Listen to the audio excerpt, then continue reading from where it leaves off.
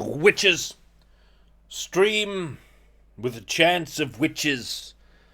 I think. I don't know. I don't know if my intended game tonight has witches, a witch, or zero witches in it at all. I can see a huge volume of Deedlit going on. Zenith Dante. Thank you. Well met. I've returned. I'm late. I'm very late today, actually. I had a little bit of trouble there. The Deedlitii. That's it. That's the Elven regiment named after Deedlit in the ages that followed the Lodos Wars, no doubt. Excuse me. I have to put the blast on. I should have done that before I started. Yep. There we go. All right. Witches. I don't know if there's any witches. It's a little bit... We're in territory that could be considered a little bit witchy. All right. I don't know if there's any witches. There may be witches. But we're in witchy territory. I should have called the stream Witchy Territory. Maybe I should have called it Witches... But Romance of the Dark is also pretty nice. Suits the picture I've chosen here. Clyde Caldwell's painting called Forbidden Embrace. All right? Forbidden Embrace. Witchy Territory. We might be in witchy territory here. Romance of the Dark. No, not a return to Witch Hunter. There's other factors afoot. Let me just check the thing. I've got to do a little side wheel here. It's normal business. I didn't even get to stream during the week. What's that? What's that all about? Eh? That's Grim Omen. But don't worry. We'll return to normal before we even know it. And then we can get back to the Dungeon Brew, actually. As we should do. As we should strive to do at all times. Back to the Dungeon Brew. As is needed. Now. Now then. Krakow. Now then. There we are. Let's power up. Let's power up. Which, I was going to power up with Nightmare in the Dark. I realise that doesn't have any witches in it either. Which one, Nightwalker? The one that just vanished is Forbidden Embrace by Clyde Caldwell. And the art on the side there. Yeah, here we are. Forbidden Embrace. There it is. Clyde Caldwell, classic of the ancient age.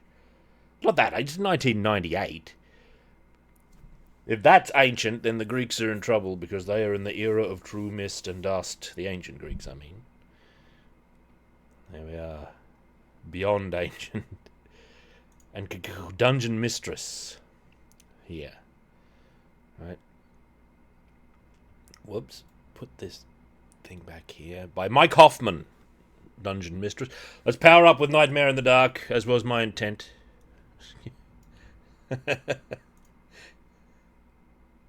We're already returned to shambalism. Nightmare in the Dark. Let's power up. Where's my controls? Here. Good. European version. Who could demand any less? I think one of the plugins is playing up. I don't know what's going on here. There we are.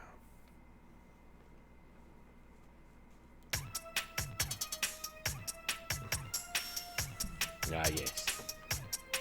This suits the mood.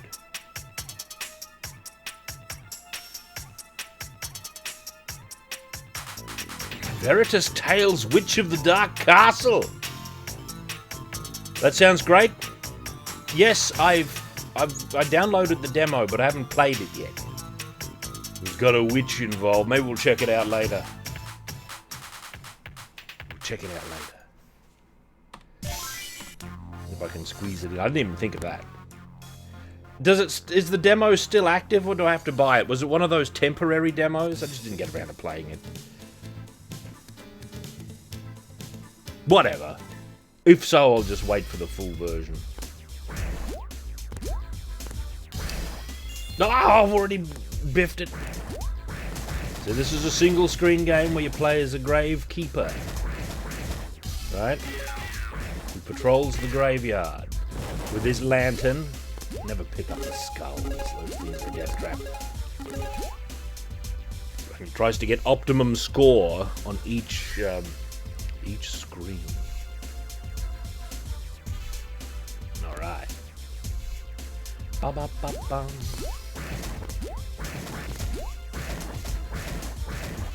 Yes, I identify with this character, by the way. My life is not so dissimilar to this in a couple of ways. Oh!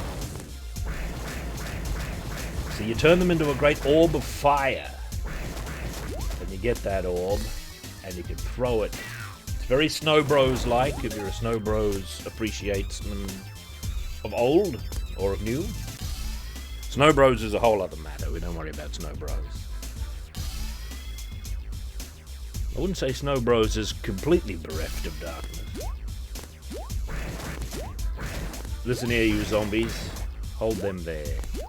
I'll get this bone master. Oh! Yep. Damn. I was hoping it would... Oh, a power-up. Good, that potion is needed. Movement speed up. That's a big deal.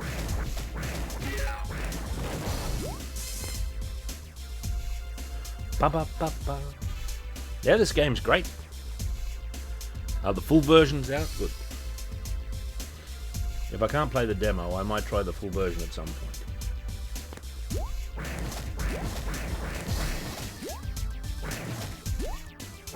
Maybe it's a little bit lone wolfy too. Well, it seems natural, actually. Now that it comes to it. Oh, the big gem. You get the big gem, which breaks into many little gems of high worth. If you clear the stage in one sweep. I've only got 2 lives left. Alright. Here's the Franken boss. Got to deal with this. What's he doing?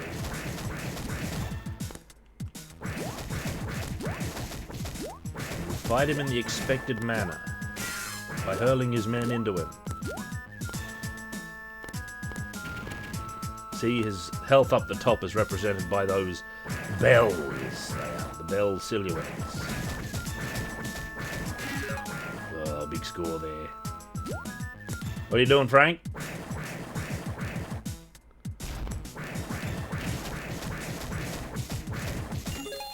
Oh, God. Not too close there. You can get closer than you might think, but don't get too close. The beef! The beef is life up, as expected. I've got big power-ups there. I've got big fire and range. Yeah, you got to break it into small gems. Granicia. Here we are. Now with the big fire, it only takes a couple of blows to turn a ghoul into flame. The ostriches will charge you, as is their nature.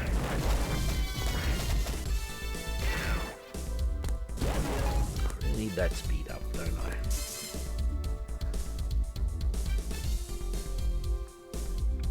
I? Knights of the Round is good. It's not my most select game, but it's a fine one.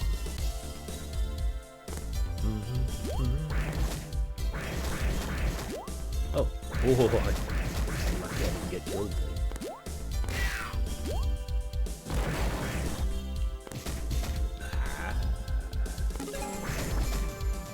So while they're while they're burning, you can travel through them with no problem. The Gravekeeper is master of the flame.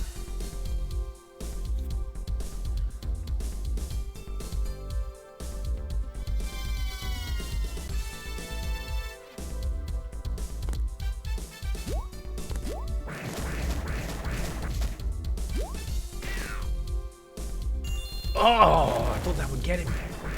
I lost my life and my powers. No, oh no. Oh, blown back.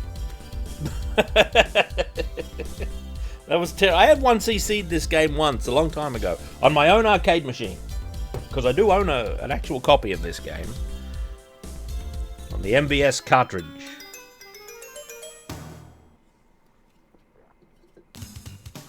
Yeah, what?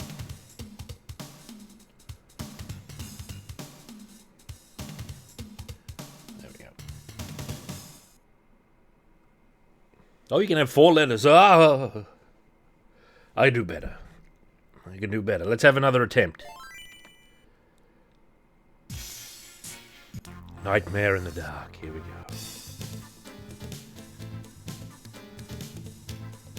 The Camion Cemetery. Right, no mistakes this time.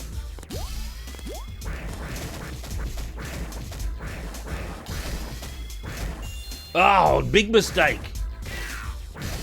I hove too close to the flame. I thought I could get them all. I thought I'd be fine. How wrong I was. Ah, the blue potion. I might wrong. I do fine. Are you fine? Ba-ba-ba-bum.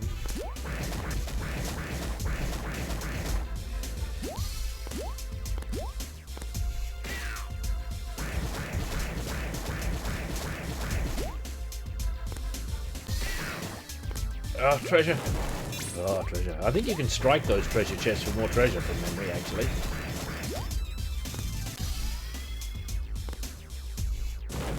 Double power up might be a bad omen, though.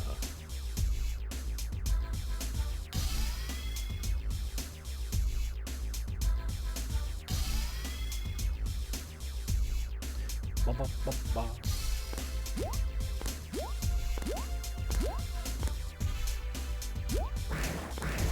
Oh, Bone Master, I see you. Look at that. Give me the jewels. Oh, they bounce quite low. Ugh. We got teleported away.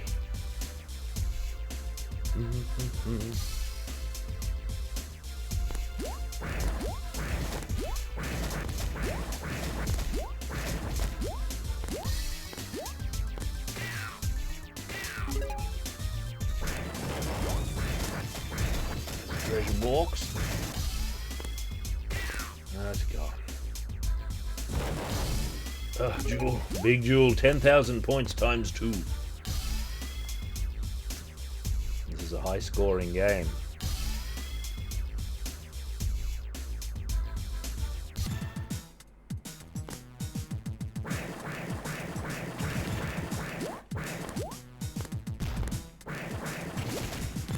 I don't like Frank's movements here. Look at him. He's crowding the corner. He was. How about a bit of that, Frank?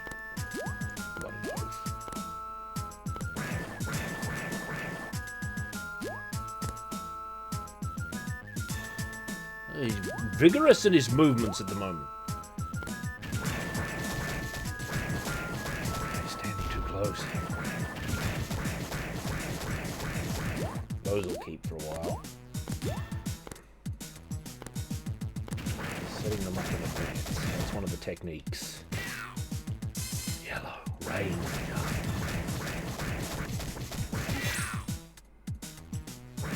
What do you think of that, Frank?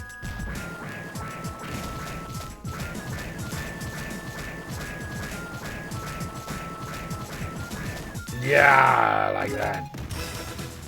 Haunch of meat. No red potion, though. Bit of a step back. Is it you, Nightwalker F11? And what do you mean by beating? Does the quest ever end?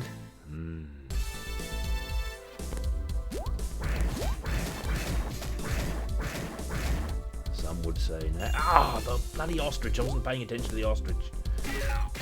Those things are a complete menace. I got a life and I lost a life. That's how it goes. Ah, the skull.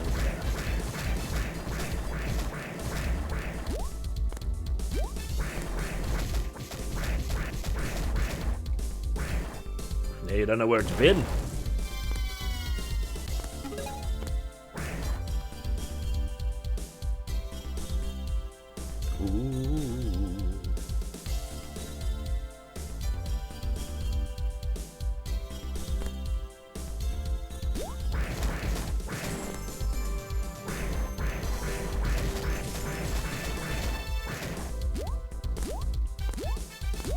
Hey, yep. potion. We need red potion.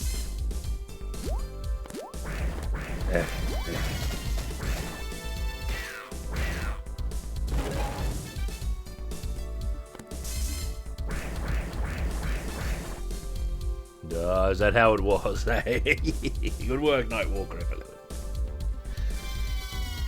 Who's your character? The barbarian, surely.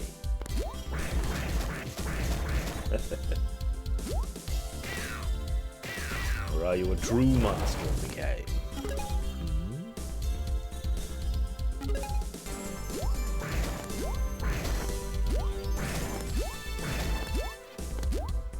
This game is great. Very pleasant style. Look at the great character design on our main character here. Look at how he holds his lantern. Very daintily with his thumb and forefinger there. That's how we do it. Look at that ghost. There's a hunchback. Oh, yeah, look! Look at the riches you can compel from a treasure chest. Sure, they vanish. Who cares?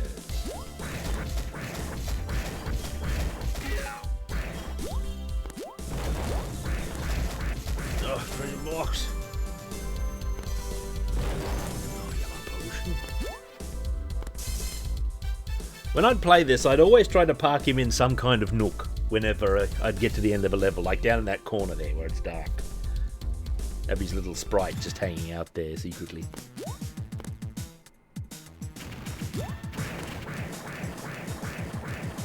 You're in charge of both. You don't get the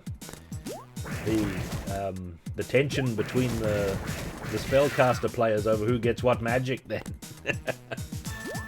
The deal making on the side. The Skullmaster. Here he comes.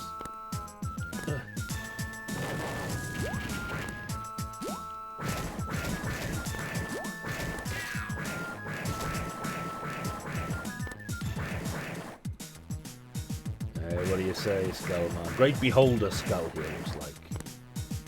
That's what it always looked like to me. Don't do it. Dealt with. Haunch of meat. Yeah, good enough, good enough.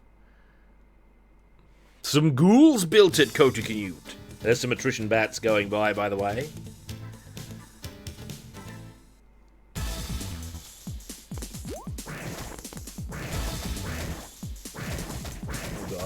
Piling up. When they start piling up, sometimes you can't see if they're on fire or not. It's one of the challenges of the game.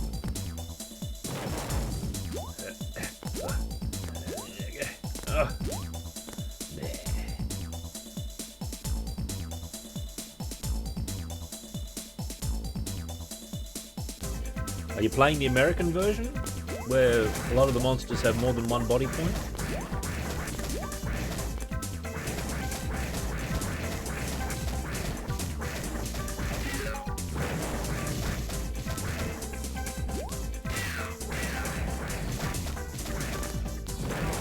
Yep. Oh, big jewel. The jewel. That's a problem, because a lot of the spells just do one body point of damage. It wasn't well thought out in that sense. I'm going up the top, so that I can destroy a lot of ghouls from... Oh god, they have projectiles, I forgot about that. Look at the tenacity of the projectile. That's a good stream name as well. Tenacity of the projectile. Now you got to work together. You got to work together. Wizard, you fine. Monsters can't attack diagonally, remember.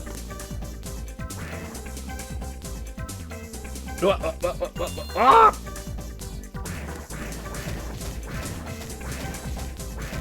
Oh, the projectile masters of the ghosts. Oh, my power-ups, they're gone. Oh, treasure.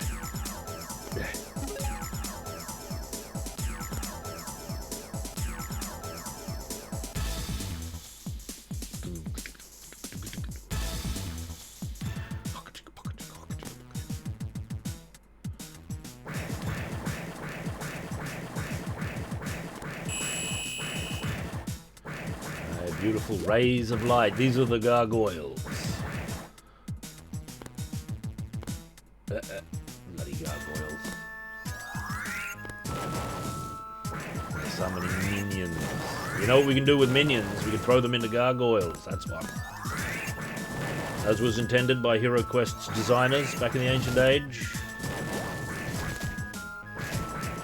Mummies. Become gargoyle. Oh, God. Missed. Oh, and it destroyed the rest of my ammunition. Oh, look at that zombie there. Those are thieves that throw their hands. Ah, bloody gargoyles. Ah, forsooth. 2 gargoyles, as often as I can spare them.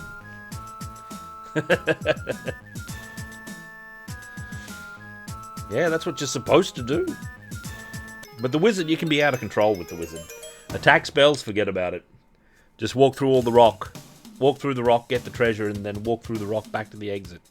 In one movement. Well, I guess you can't do it in one movement. But you can do it. You don't have to be in the same room to be effective. Remember, Fire of Wrath can strike anywhere on the board. Which is nerfed in the American version, because it only does 1 body point, right? No. We've got 4 letters. We've got... Hey, what? Hey, what? Alright, powered up.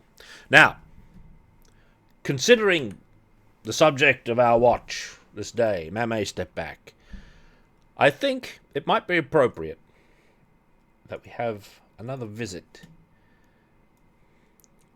Hang on there, boyo. I'm looking at my chat box. Got real tiny there for some reason. It might be time for a visit with, because we're in somewhat witchy territory. Why don't we look at, let's see if I can find it. Vampirella. What wild manner of being is a witch woman? The question is posed. I don't know. Maybe we'll find out. Look at this awesome cover art, incidentally, by Frank Frazetta here, with a characteristic Frazetta interpretation of a witch woman. Gone is the pointy hat and the long black robe of some traditions, and we return to a more pagan, like Celtic style, savager, more primordial interpretation. What wild manner of being is a witch woman? Maybe Vampirella will tell us. Yeah, this is an example of Frank Frazetta's more realistic depiction of the female form, which is often seen amongst his works. Sometimes more realistic and less idealized than his contemporaries. Compare with Boris Vallejo, who always used his wife a lot, who was a bodybuilder, Julie Bell, and other fitness folk to model for his figures. Vampirella, here we are. 3 witches, a trilogy of terror, involving the weird world of ladies who practice witchcraft. The White Witch, the Mind Witch, and the Black Witch. So last time we looked in on Vampirella, we saw some of the lower grade stuff. Well, these are much better. Okay, I'm going to show you some stories that are actually of the higher grade end. This is the more representative of the quality of Vampirella. And I expect eerie and creepy. And if you loose yourself from Warren Publishing a little bit, you can start talking about Tales from the Crypt and that sort of stuff. And we're going to look at the artwork, because we have the great pleasure of seeing a story by what's his name? Billy Graham. Oh, there he is. Billy Graham. This Frazetta's cover painting and Billy Graham's from Vampirella number 5. That's another 10 out of 10 Frank Frazetta cover, represented in the pages of, or more likely on the cover of Vampirella. Very seldom is Frazetta's work seen. Here, I'll bring it up. Very seldom. Is this going to work? If I do this, Maybe that doesn't work. Hang on. If I do this, here's number 5. Here's Frank Frazetta's awesome, like, cover art here depicting one of the tales within the primordial age. I love the leering, perverse expression on the Tyrannosaur there, by the way. It's great. Right, and Billy Graham did the artwork for the story. I forget what it's called, but we did read it once here on this very stream. Avenged by Aurora, an axe to grind. Scaly Death, that's the one. It's about 2 humans here trying to survive in the most primordial age of all. Here we are. Billy Graham's a really good comic artist, I feel. Right. Look at the dynamism of the posing here. Notice how in this scenario, however, unlike the cover, we have a less classic, a less cover-friendly creature. We've got a Triceratops instead of the Tyrannosaur, but still. Nonetheless. There we are. Now, where were we? Illustrated tales to bewitch and bedevil you. We shall see. We shall be the huge of this. Huge, by which I mean judge. Right, back to where we are here. Billy Graham. One of the more noted of the artists, the creators of the Witch trilogy. Nick Cutie. It still makes me giggle. Billy Graham, Tom Sutton, and Ernie Colon. There we are. I hate drawing comics. Look at this. My eyes have turned into camera lenses. My fingers are now paint brushes. And I'm rotting to death on my drawing board. Is the sun still yellow? Great question. Does the sun have a colour? Who knows? The Witch trilogy. Let's check it out. Prologue. In the still of the evening, a sound alien to these swamps beats across the gaseous marsh and reverberates the reeds in the windless air. It is the rhythmic beating of a heart, or perhaps several hearts. Thump, thump, thump, thump, thump. Oh, look at the aggression of the thump here. Thump, thump, thump. The source of the sound is within. Is it the lingering beat of hearts of those who once inhabited these grisly walls? Has the castle a stone heart of its own, pumping sewage through its rat-infested veins? More like attrition bat-infested veins. Or is there something alive within, a survivor of dead ages, a warm, blood-pumping creature who has reclaimed this decaying shell of a once proud edifice? Dare we enter? With an exclamation mark. It's not a question. Dare we enter? Yes, we do. Thump. The pervasive thump continues. As you can see, there is nothing alive in here, unless you count me. I have no idea what that awful sound is, but I won't let it distract me. Good old Vampirella. I was just about to read the biographies of some of my favourite people. Witches!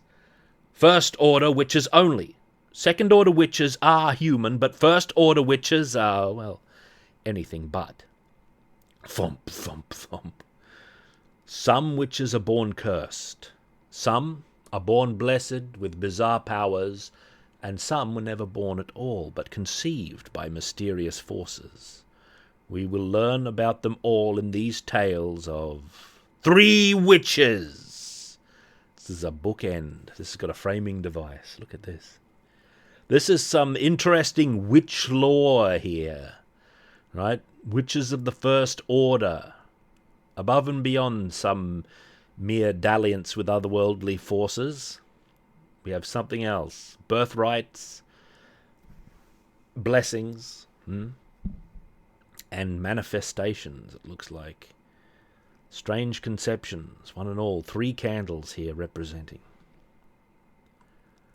How many things can you name that are white and grow in the dark? Mushrooms? Very good. What else? Nothing else? You've come to the right place, friend, because after reading this tale, you can add to your list an albino bat and the White Witch. Oi. Never again to see the autumn sun. A beautiful song, no doubt, if only we could hear it. Lyrical form here. The melodic strains of Xenia's soft, haunting voice crept through the audience like a mist, encircling each listener and holding them in whatever mood she chooses.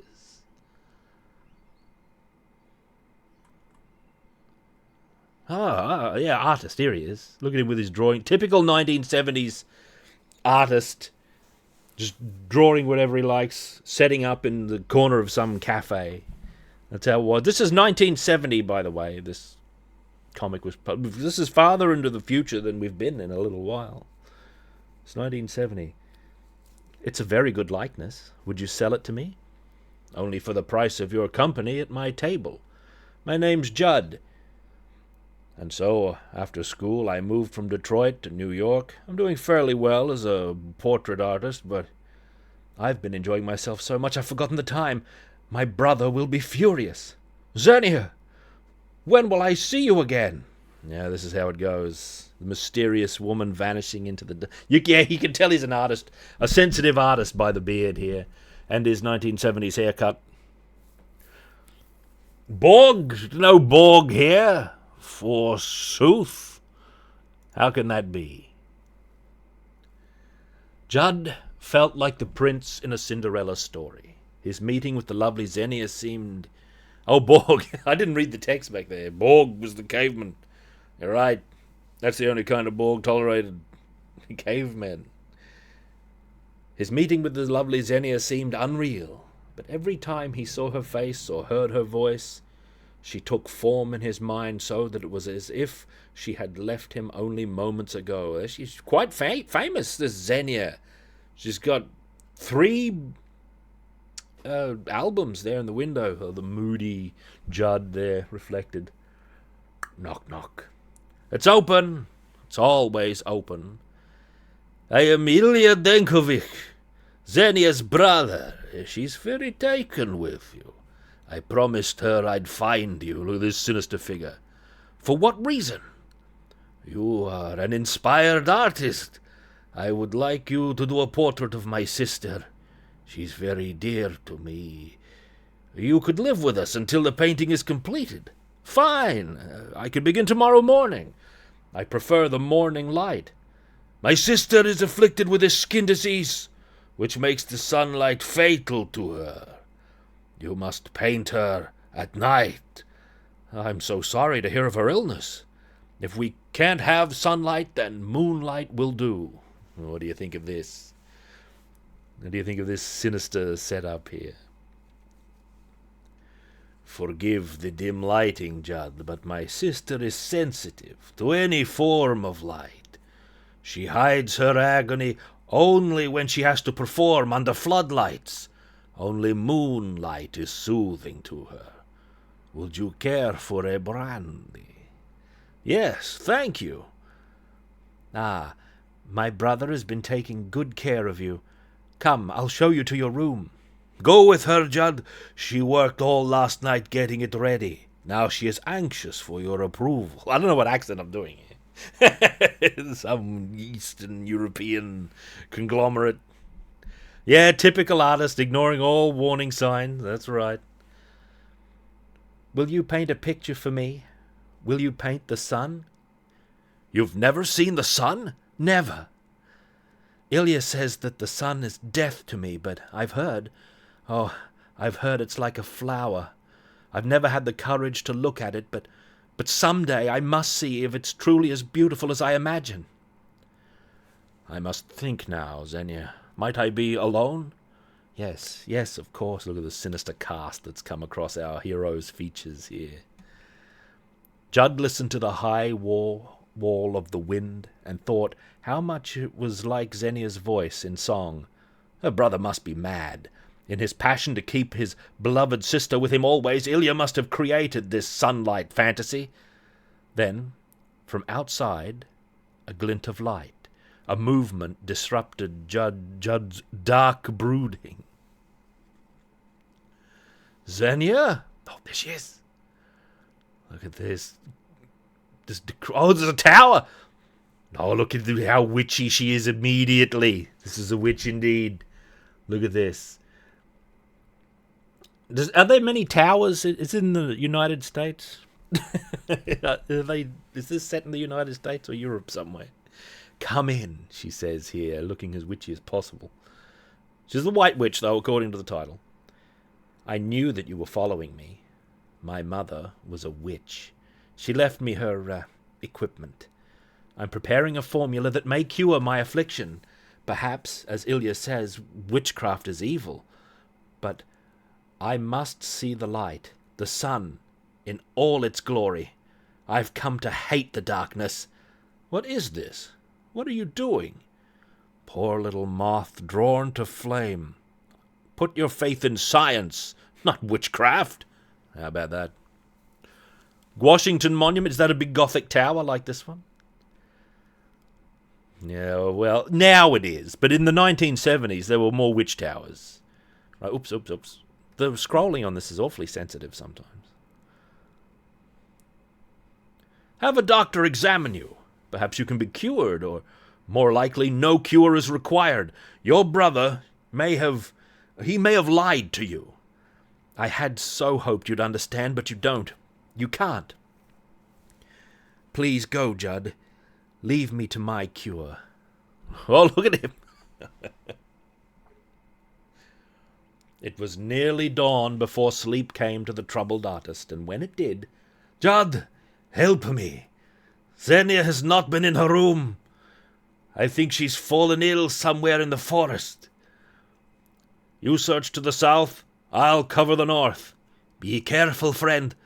It has rained recently and the woods are very muddy. For hours Judd searched in vain, fearing some terrible fate had already overtaken the precious girl. Then, my God, there she is. I've failed. Formula was too weak. To protect myself from the sun, I covered myself with the mud. Xenia, oh, Xenia, the sun will be down soon. I'll take you home. It was magnificent, so bright and warm. I must see it again one day. You will help me to see it again, won't you, Judd? Oh, my God, she's become hot. Good work, Mr. Kalman-Filter. Here we are. Thank God! I'd given up all hope. Come, bring her to her room. Can such a thing be true? How can such an illness be? There we are, carrying her in proper Gothic hero form, or obeying the form. Judd, there is a story, folk tale if you will, that I must tell you. You will excuse me if I project myself into it. It begins with my childhood, many years ago when I first came to this country from my native Russia. There was no kinder woman than my stepmother Tasha. I can't change her voice into a more Russian one now. I loved her more than my natural mother, who had died when I was an infant, and Tasha loved me as her own son. Tasha, I'm so lonely. She had always promised me a playmate, a little sister, but she passed away childless. 1 year later, I had gone to the cemetery to pay my respects when... Little white moths! There must be hundreds, thousands! They're flying to the Tower of the Graves! The Tower of the Graves! Holy smokes, every graveyard has to have a tower in it, eh?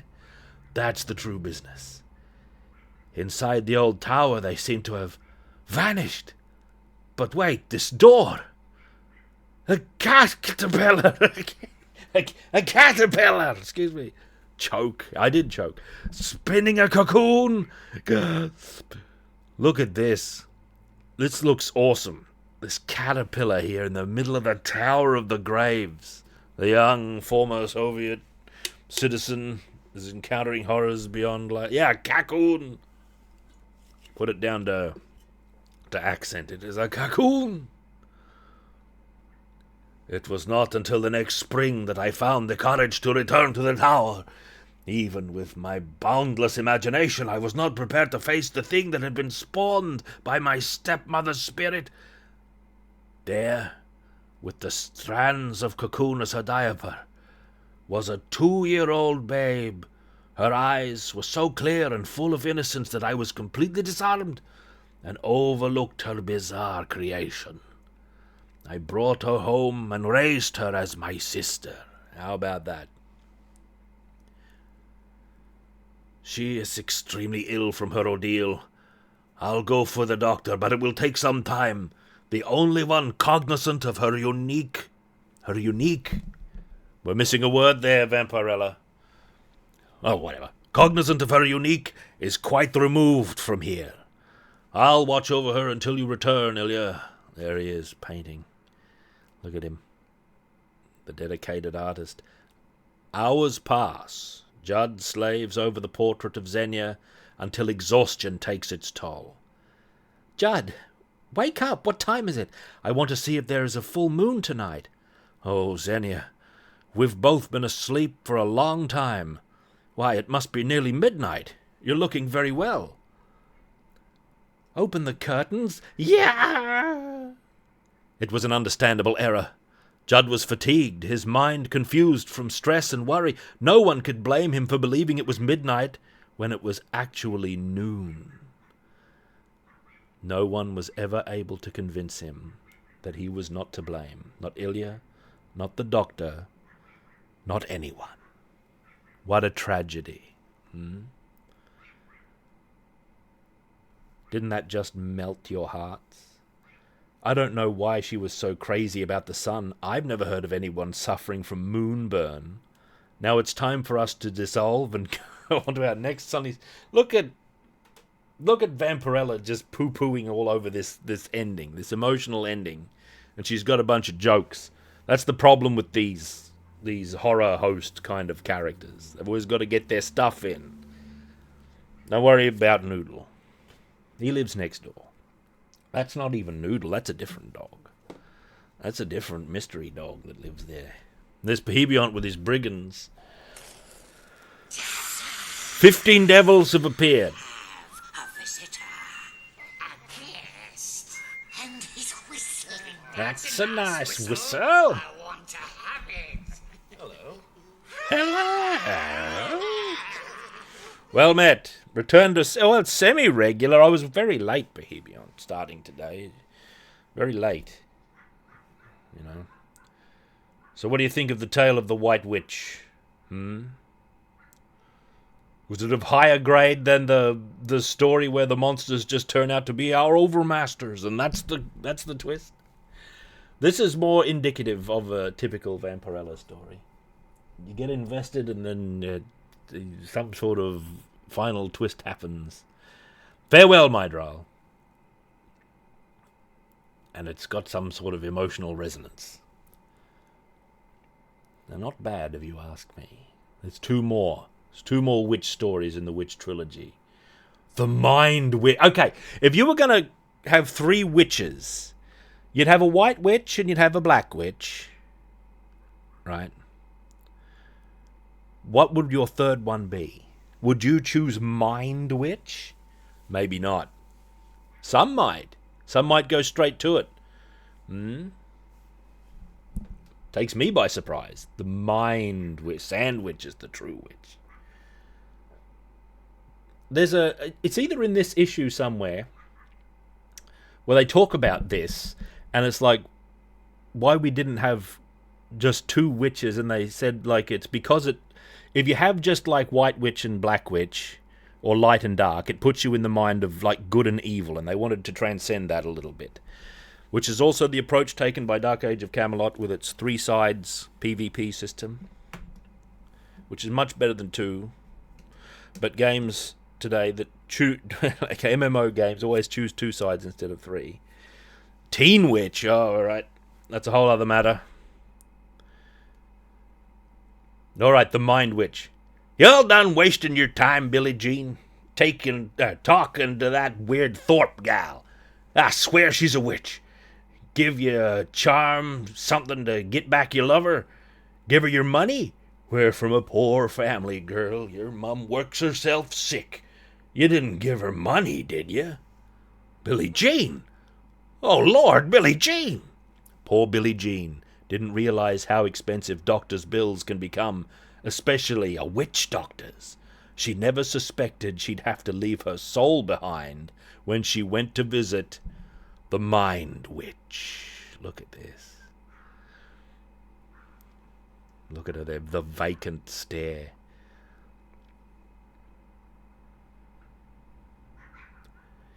Can you help her, Doc? She's my only child, and she been that way a week now, ever since she went to see Carrie Thorpe.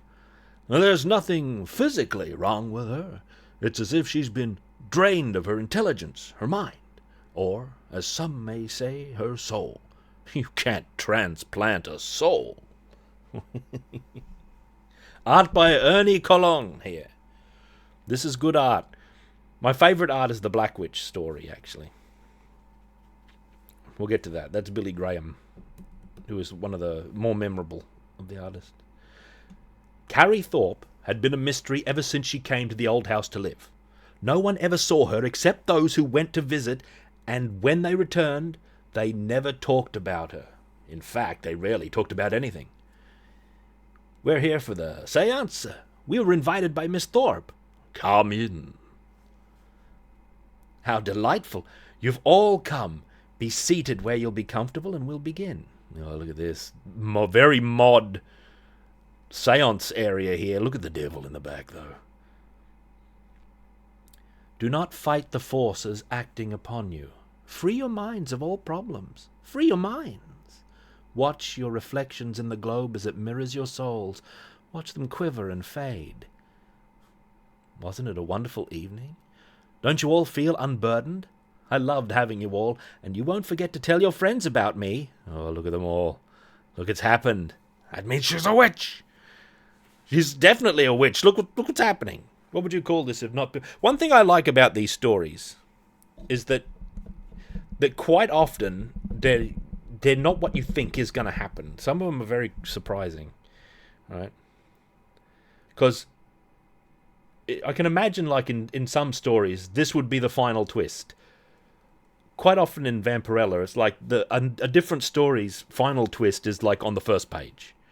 Oh, the witches taking their souls. That's the start. I'm looking for the Sandwich. There better be one, actually. Lord Sandwich. Oh my, I'm so hungry, and you all look so luscious. Whose soul shall I eat first, Mr. Carter? Julie Dover? Sam Colton? Now here's a big sweet one. Sally Kellenick. I know you'll be tastier than Mrs. Dovish. I found her to be a trifle sour. She was the town gossip, and you, Sally, are the town naughty girl. Please, please, have mercy, Miss Carrier. Ah! The scream was tiny. It carried only a few feet before being cut short. Oh, Hammond Rye, he's banned from these channels, I think. Hammond Rye, he's not allowed on Twitch anymore. Him and Dr. Grant got into some shenanigans.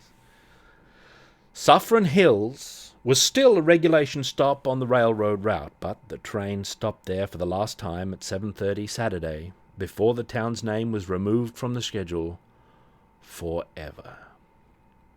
Dr. Axelrod, I'm glad you could come. When you mentioned in your letter that my patient's illness was a sort of epidemic around here, I had to come. Do you think they're working... Do you think they're work... That should be they. Do you think they work even more efficiently than before? As if by... they do their work... Sorry, I've read that completely wrong. They do their work even more efficiently than before. As if by instinct alone. They simply obey. The crime and accident rate is 0. And they're like machines. How much of the town is affected? We're the only ones aren't. How about that? Featuring Hoagie. Doctor, how would you like to be a spy? It could be dangerous. You have a right to know that. I could lose my mind, couldn't I? However, I'm intrigued with the idea of meeting the mysterious Carrie Thorpe. What do I have to do? Dr. Axelrod gained a new degree. He was now a master of occult science, and he called on Carrie Thorpe using that title only. Look at the grandiosity of this door here. I'd be worried about this door because that means a real big dude's going to come out at the end of the level and you'll have to fight him. Miss? Oh, this is the... Miss? Is this Carrie Thorpe's residence? Miss, I said, oh, there's a beast! Suddenly, back, mindless abomination! Do not dare harm my guest. Yeah. Look at this beast. It's quite savage. The evening wind displayed Carrie's raven tresses as her inhuman ladies-in-waiting attended to their mistress. Dr. Axelrod, how good of you to request an audience with me. Please excuse my pets. I have only recently sent for them, and they are not used to the surroundings. Look at this witchiness going on here. It's all about levels, Jerry. Look at the levels, and then you just lounge on the top level. Kramer was right. Look, this is a very Frizzatarian lizard monster. Not at all dissimilar to the one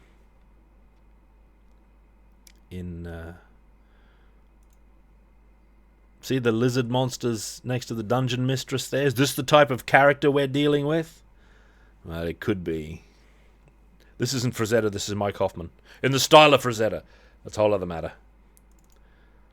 Let's return to the tale at hand. I suppose your pets are used to a much warmer climate. Speaking of warm climates, Saber Aimu has appeared with 21 devils. Yes. And he's whistling. That's a nice whistle. I want to have it. Hello. Hello. Meow to yourself. That's a nice whistle. I hear you like a game of cards. Meow. What happened? I suppose your pets are used to a much warmer climate. As Carrie moved closer to him, John was aware of warmth and energy radiating from the beautiful witch. My pets are not from hell, Doctor, nor am I. Come, have a cup of cappuccino with me and I will explain. As I told you on the phone, I am writing a book on contemporary witchcraft, and I feel you deserve an entire chapter.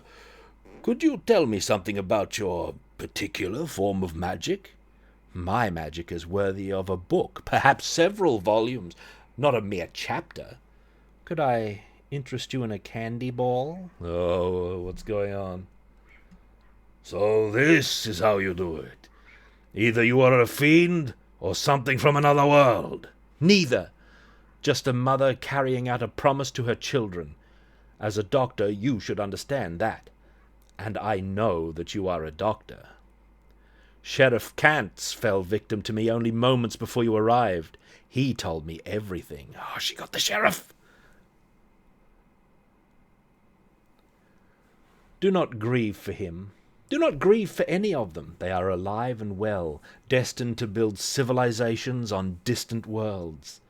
Some of my worlds are barren fragments, stone-dry, windless planets of perpetual cold or heat. Some have atmospheres of such ferocity that they deny all life forms. Only a few of my worlds produce life. They are mindless brutes, but they are life, animal life. These children so pleased me that I promised them minds. In 1,000 years, I will have enough minds to populate most of my planets. Look at these writhing devils here. Who are you? I am Galaxy M31, from the constellation Andromeda. You don't believe a galaxy has a life of its own? The feelings and power to do what I have done? Oh, I believe it. I also believe you have the conceit to disrupt an entire star system to follow your own selfish ends. Oh, what's happening? Even as he speaks, a metamorphosis moves over the doctor like a wave.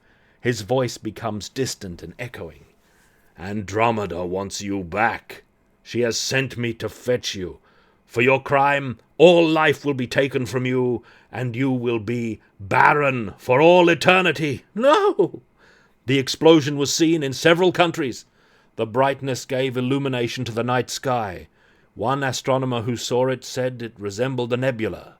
A starburst. A wizard business, according to Schottenjäger. The last word of our drama has not been spoken. It has yet to be heard by the giant ear pressed against outer space, the observatory at New Mexico. Within the central control area, 2 men have been repairing the electrical system. They are unaware of the strange explosion at Suffern Hills. 2 years ago, Galaxy M32 disappears without a rumble or reason. Now we're picking up signals from her again. There's got to be something in the circuits. I'm picking up an unusual signal. Lord, doesn't anything make sense anymore? What did you hear? I'm saying this now because I just heard it, and maybe I'll deny it a week from now, but it was the most pitiful wail of misery I ever heard. After that mindless little tale, I wonder when you wish upon a star, does it wish back on you? Now I know what they mean when they say, the night has 1,000 eyes. That's a twist. That's interesting, man. She turns out to be a galaxy. She's a manifestation of a galaxy on Earth. And the Doctor is the same. These cosmic events always playing out their dramas in small American towns like Suffern Hills. Yeah. How about that? That's some cosmic horror with a non-Lovecraftian flavor, non-Cthulhian flavor for a change. Certainly Lovecraftian. All right, time for the true witch. Actually, give me a second. Excuse me, I'll be right back. I need a drink. I've neglected the level of drink in this setting. Why did she have a devil statue? Oh, good question. That's a good question. Excuse me a moment. Hang on. How come this is under... Why? I don't know why I've got it set up like that. Yeah, have a different screen.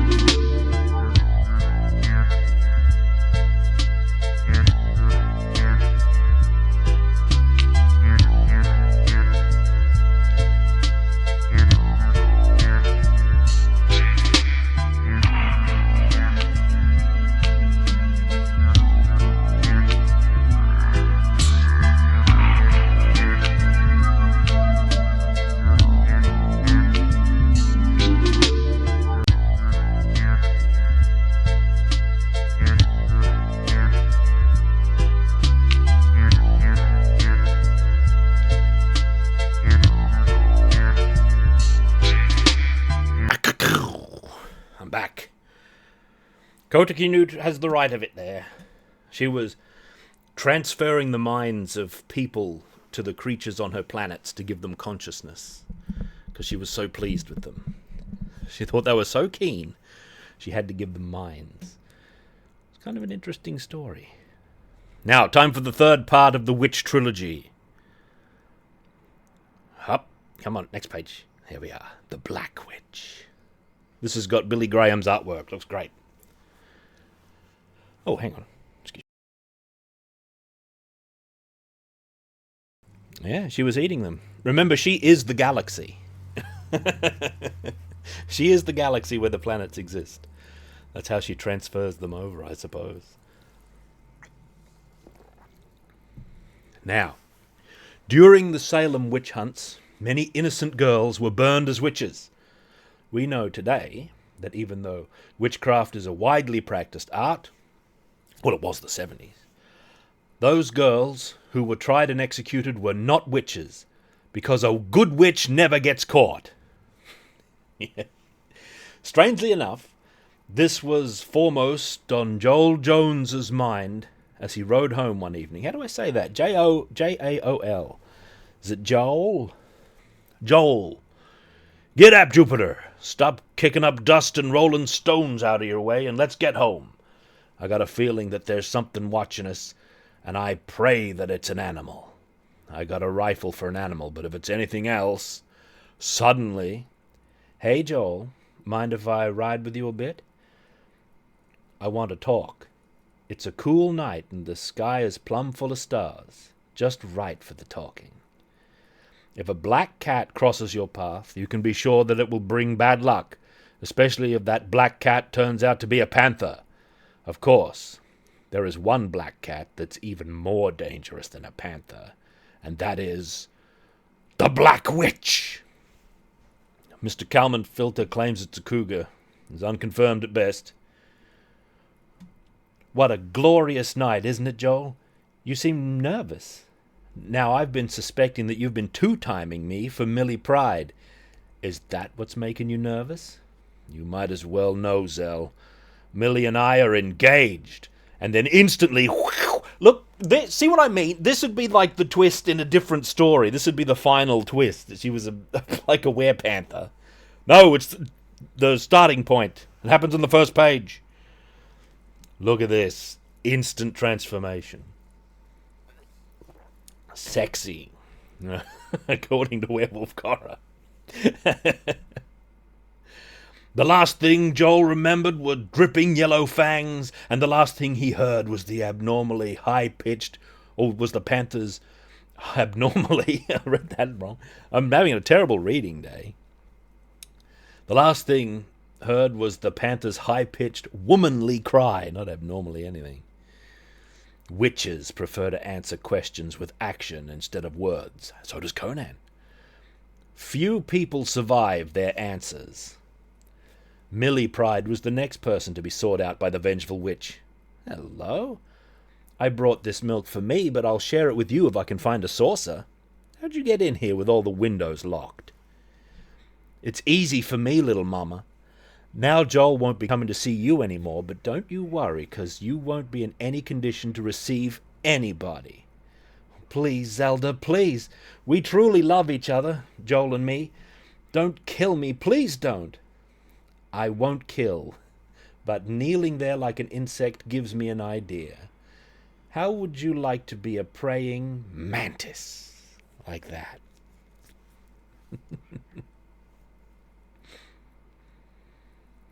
In a deserted section of the village, a bizarre cult began its nocturnal mass. Lord, here's a devil statue! I wonder if there's a devil statue in each of these, actually. O Prince of Darkness, I, Zora, sacred priestess of witches, do demand that you watch over the blessed exploits of our sister and queen, your high priestess Zelda. Look at this coven of witches. Look at the haunting figures in the background here. Is this how it's done? Are they in a tower? Do not concern yourself, sisters. I have succeeded.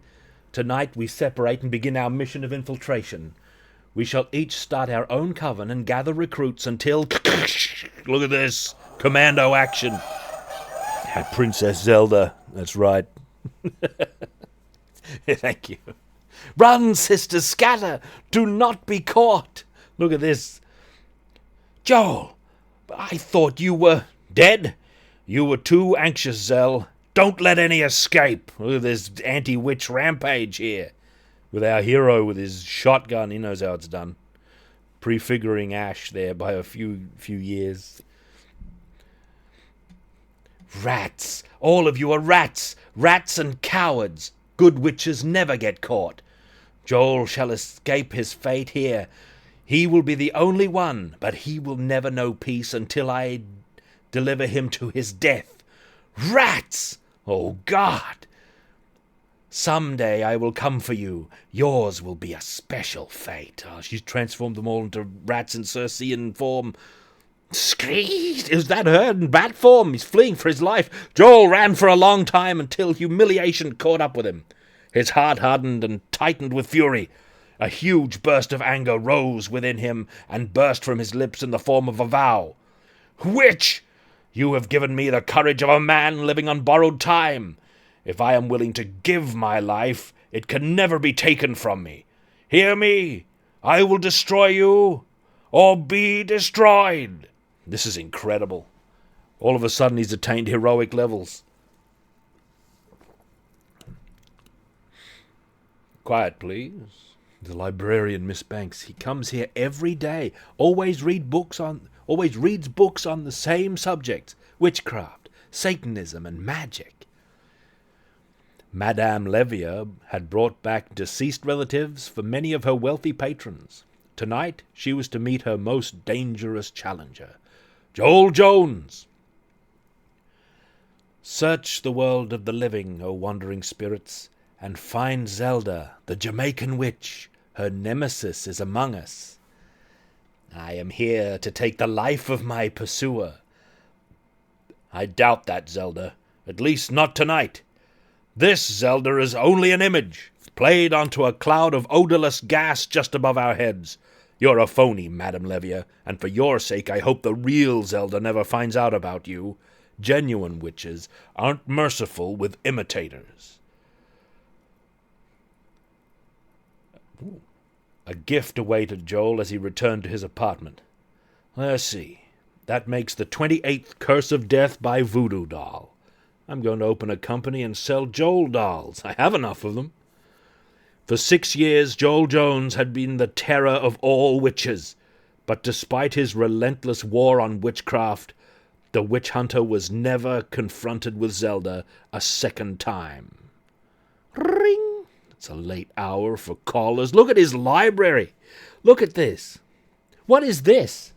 Deadly Black Flakes? Wolfbane?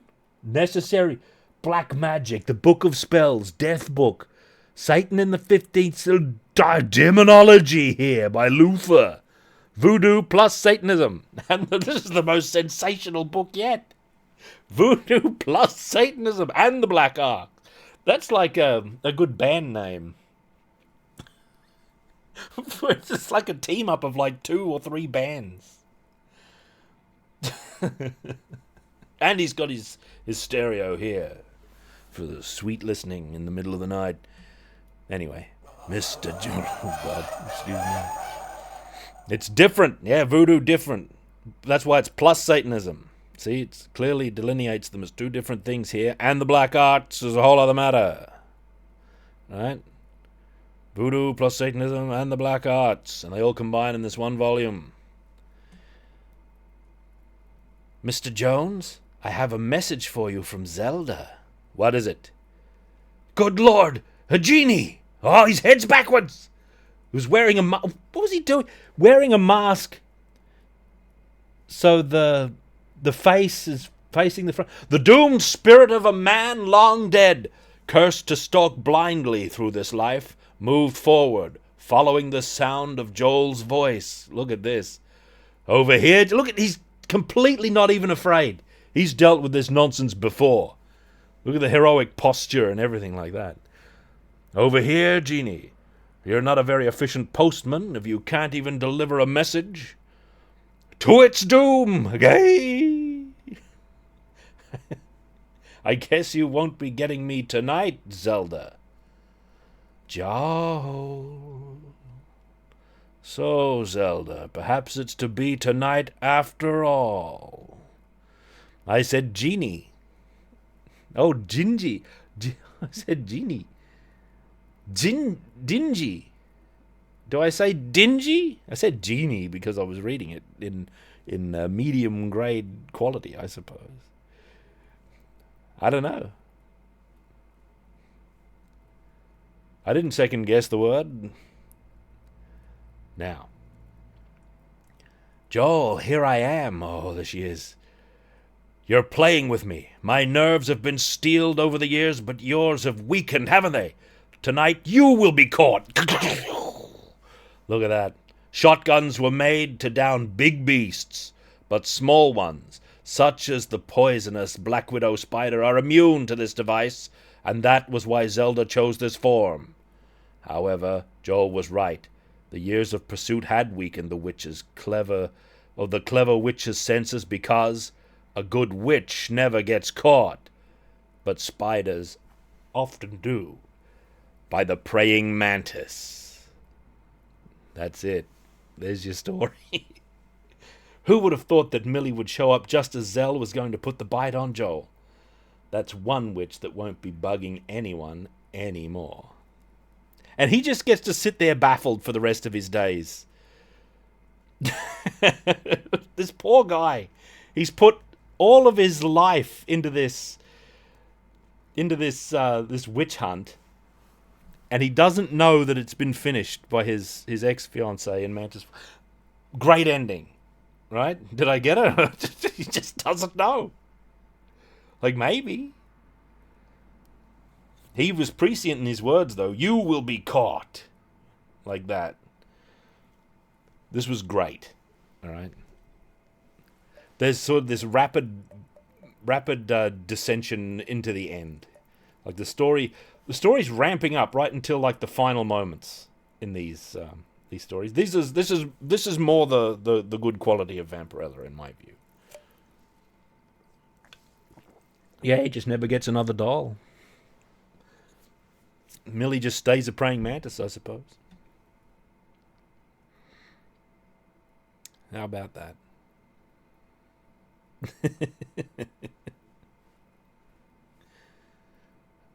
Phew. Oh, the epilogue. Phew, those girls certainly led way out lives. I know that witchcraft has the power to corrupt, but that's pure wipeout. They say that a First Order witch may be defeated but never destroyed. Oh, her soul will live on, waiting to take form when word of her is spoken, but I want... There's that sound again. Thump, thump. Ouch, that's hot wax. Thump, thump, thump, thump, thump. Oh, the witches are manifesting. Even the Andromeda Galaxy here. At least there's no doubt about those girls being witches of the First Order. My First Order right now is to get away from them. Get as far away from them as possible. See you in the next tale. And that's the trilogy. Why is the Andromeda Galaxy here? She's existing for eternity, deprived of life. She has to be a collection of barren planets. I guess she's not the Andromeda. She's a galaxy in Andromeda. The praying mantis must have been destroyed. This witch gets to live on forever, however. The Black Witch Zelda. Pretty good stuff. Then the Plague of the Wolf. Immediate other story. The Plague of the Wolf. Alright, that's enough. Plague of the Wolf doesn't... Yeah, 6 years later, you're right. Super Mantis. Yeah, that's what's going on. Maybe it's a Mantis descendant, right? Although she says it's Millie here. I don't know. She must have gotten it... Wow, we need like an alternative telling of the tale from the Mantis's point of view. So that we can see the spider hunting training going on.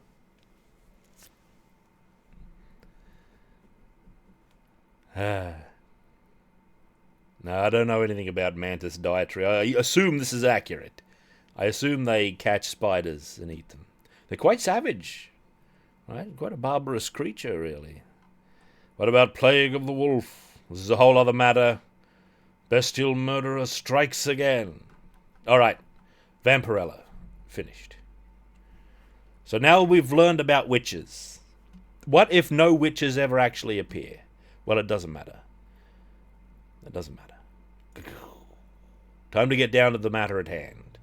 Because I was recommended a game in the interim through the week by one Geistertans.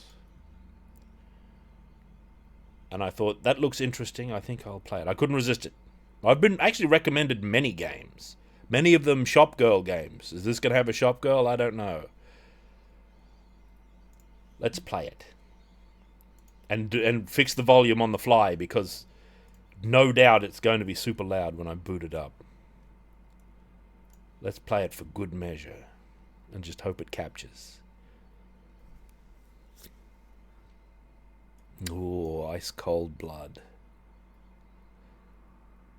Here we are. Oh, it's mouse driven, by the way. Mouse driven. So this is called... Actually, let me get the mouse in. First of all. Oh, there we are. So this is actually a Game Boy game. This runs on the Game Boy. That's from 2019 or 2017 or 2021 or... Curse of Speed 3, there we go. And it's called Bat Isabella. Let's play it.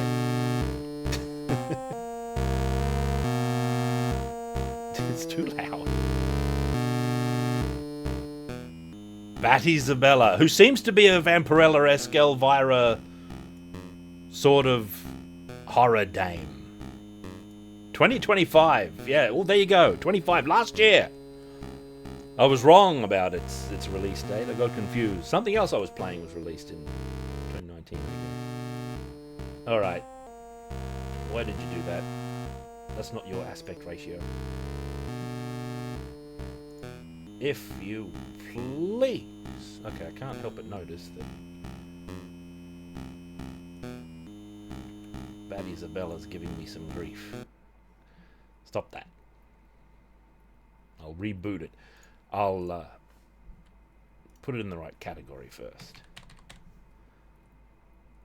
Bat Isabella. 297 followers. That is a lot. That is a lot.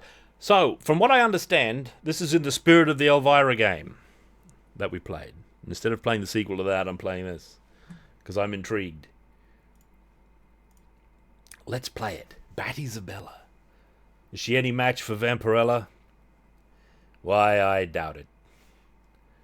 What I need is my chat box to be next to the screen so that I can...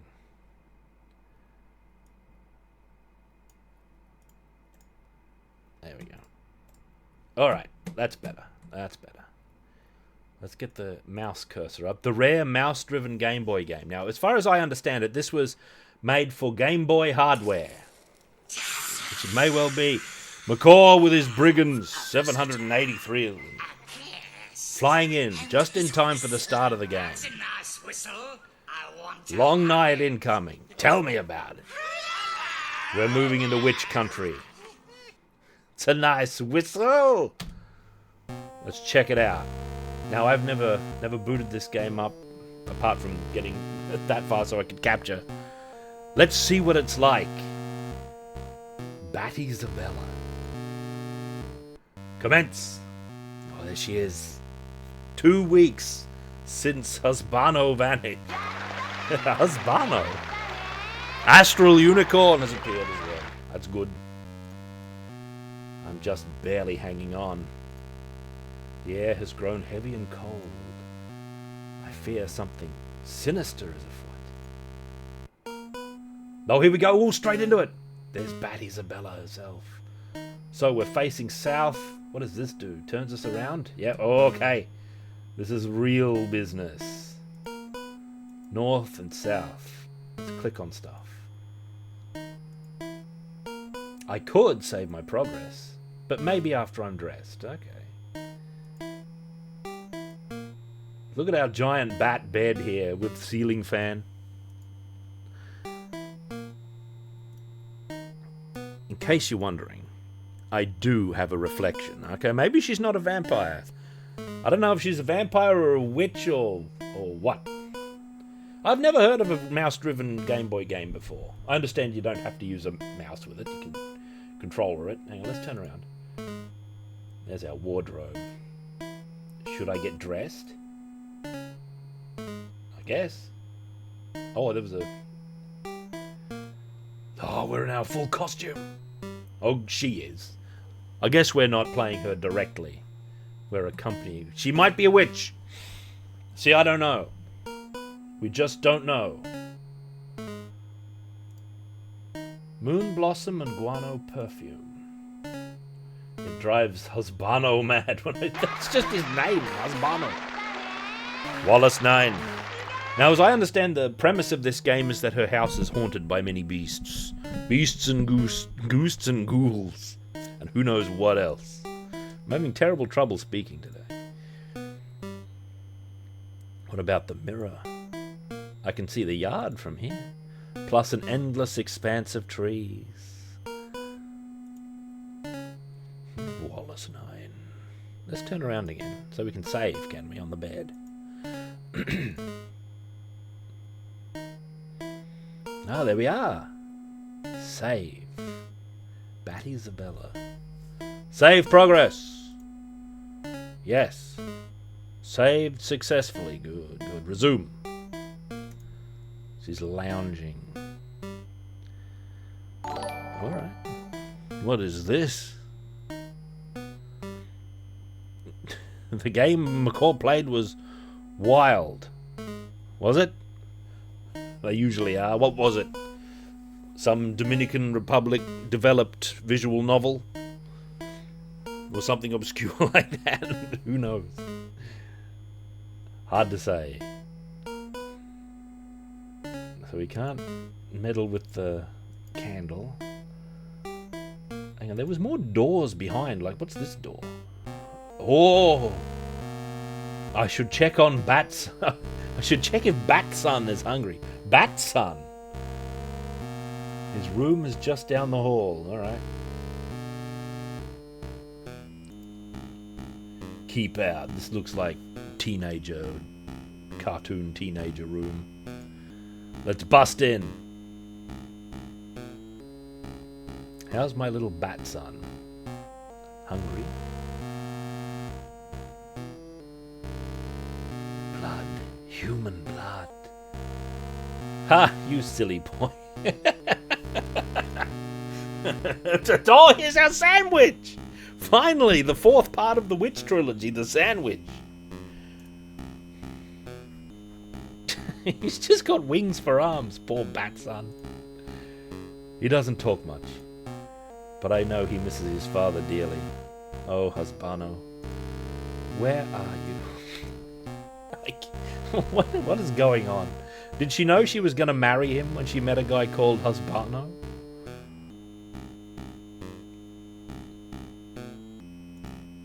Ouch, jeez.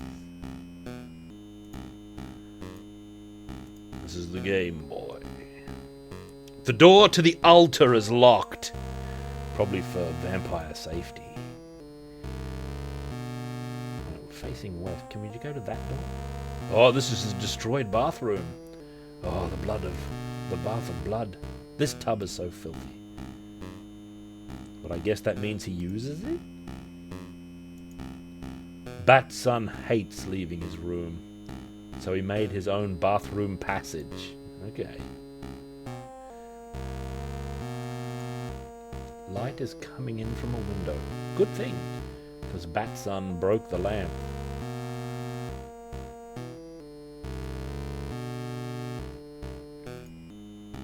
Alright, now we're here. What's this door? That's our room. Okay, it was not exactly first person. We're adopting like intriguing angles.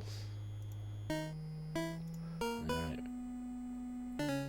Husbano. Is Husbano gonna be the final boss, I wonder? What have we... Ah, downstairs. Look at this. Isn't this The Simpsons, like, foyer? Isn't this what it's like? The stairs that go straight up there, the blank wall and the arch?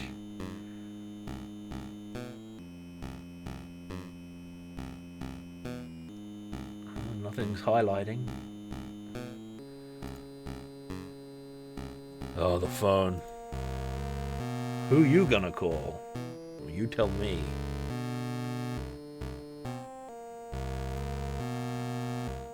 I'm sure I lost the remote in the couch, but there's no point to check right now. Are you sure? The remote to what? You don't have a TV? He-Man! Yeah. A painting of a lonely gravestone. Ah, what style. I'm sure I lost... I'm aware. Turn. Oh, there's the TV. What a radiation king it is. Oh, Castle Cherish. 1378. What's this? Thought there was a sailboat on top of the telly. Lost the remote as usual. And the power button is busted. Okay, so we came in from there. I thought the perspective trick meant we came in from there, but I guess it doesn't match. Here's the kitchen. Can you guess what cereal is in here? Oh, 3 layers of dots. Bat cereal.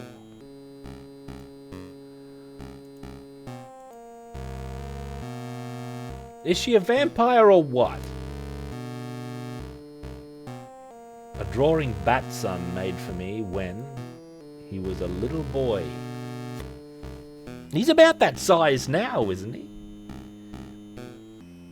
I think this Batson might be a problem.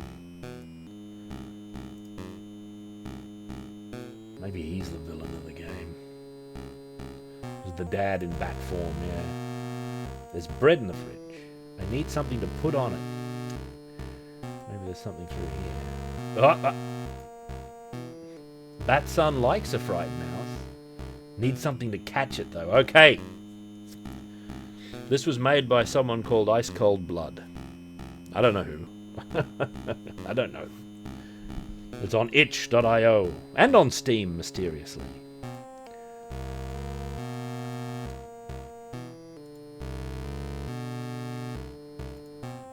This leads to the backyard, but I should look after Batson. Okay, so our first little job is to... Where am I? This depicts a stern older lady. Now we're back here. Ah.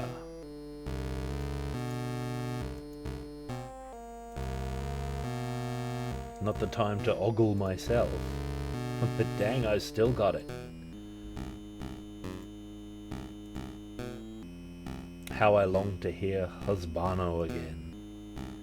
Flapping and squeaking. He is the bat! I guess her husband did fly out, Kota, can you? Just left the window open and lost him. That's how it goes in romance sometimes. Ah, so we can just go back there. That's a whole other area. What if I turn from here? Oh, the perspective is a little strange. Like, we've got the portrait for a... Hopefully that's not a different portrait. It seems to be the same. Ooh! Something shining. A box of mouse traps is in here. Should I take one? Yes. I'm going to catch a mouse for Batson. Here's the other shoe, by the way.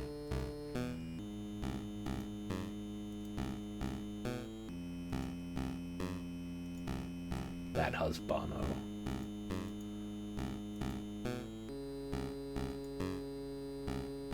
There should be an inventory screen.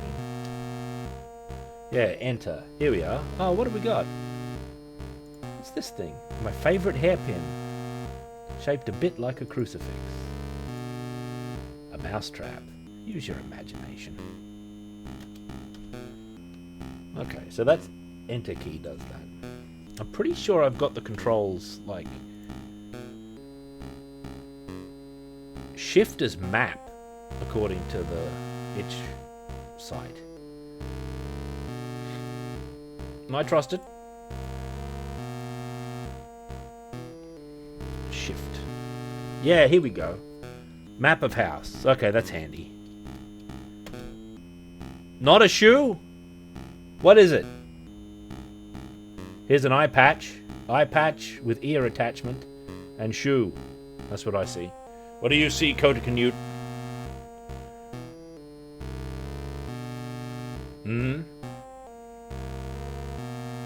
A bra. A bit low brow.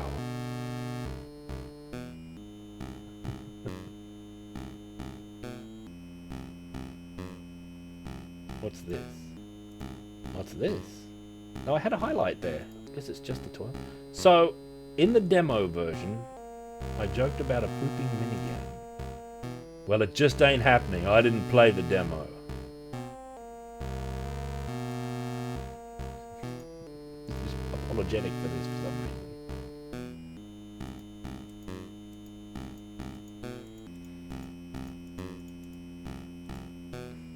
Nothing else to do here. What's over here? The mouse.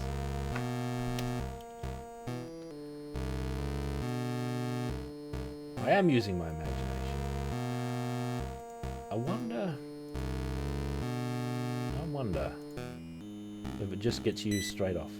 I caught a mouse with the mouse trap. Look at that. Now if I look in my inventory, there should be a mouse. Ah, look at him. A dead mouse. Not very tasty as it is. We've got to make sandwich. Oh, this is a new perspective on the kitchen. I cooked the mouse in the deep fryer. Alright.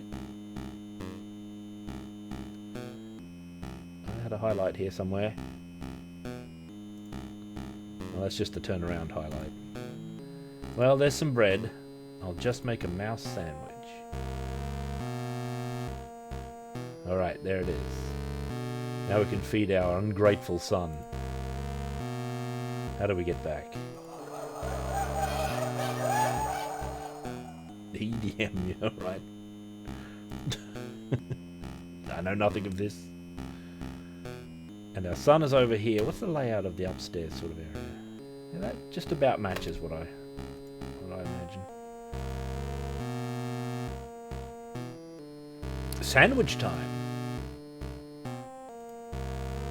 Food lives in the walls.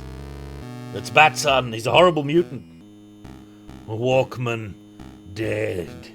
Walkman? Dead? Oh no, batteries. Uh-huh. Basement. Downstairs. Basement? No, damn. Basement. I see. So we go beyond the... and through that door. Oh, there's a ghoul! The heck is that thing? Don't tell me we have ghosts. Now there's a ghoul there. Yes, I'll take the Alter key. What is this ghoul doing? The hairpin has no effect. We've got to get out of here. There's a ghoul blocking the stairs. There might be battle in this game. Let's go to the altar and get like some blessed weapon. Potentially a flail.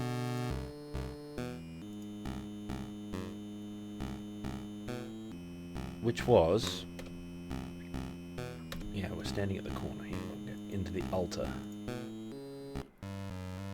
Yeah, I think she took down... oh, look at our altar. Oh, God. There's an inverted cross. The cross of St. Peter. How religious. Thrill 33. Well met. Oh, no. It's a pentagram. Relax. Sheesh. A statue of Queen Cherish Chioptera. The perfect human bat offspring. Okay. That they may yet walk this world, take my blessing Eradicate the souls of those felled by my hand. It looks like my hairpin could fit in her abdomen, so we're going to get it blessed. Yes, do the thing. The hairpin emits a strange glow. So the hairpin's our weapon, right? Whoops. This. Look at it. A wandering light. It fades over time. Oh, God. So we've got to power it up. Let's go back to the ghoul. Oh, hello. This is the very room Batson was born. Glyphs necessary for his survival had to be carved into the wall. Alright. History books on the region. A great castle once stood here, ruled by a race of bat people. I don't believe a word of this. We gotta get those batteries. That's what's at stake.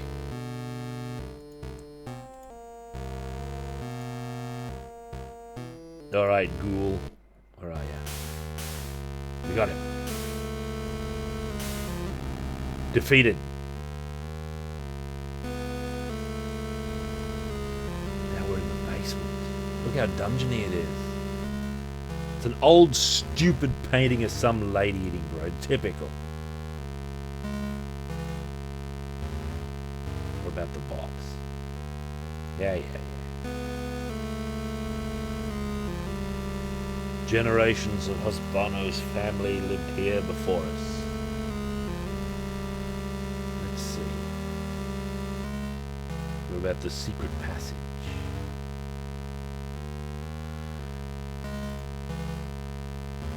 Wherever this used to lead was sealed off a long time ago.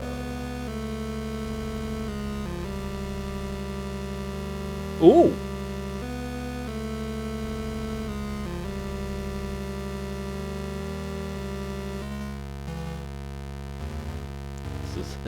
That might be what's going on, I don't know.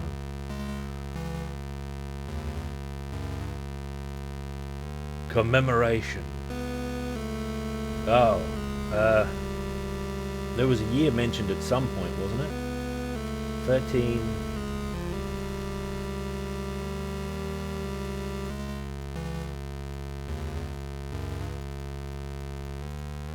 maybe 73. Oh, there we go. 1376. I knew it was 1370 something. Tomato of Souls, slightly late. I got it.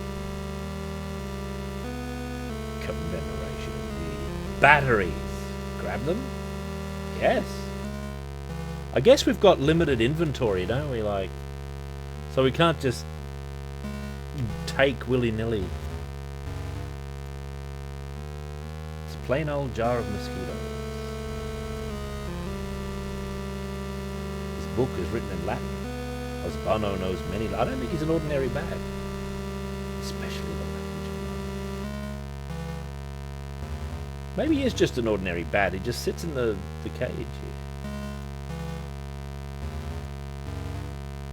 I'm aware. I'm aware. All right, batteries obtained. Let's get out of here.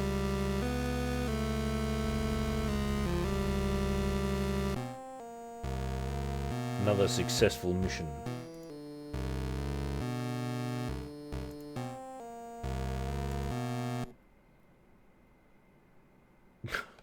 He's gone. You sure can kill a ghost. All you need is steel. Batson is missing now. Holy moly. Oh, there's a mega ghoul here.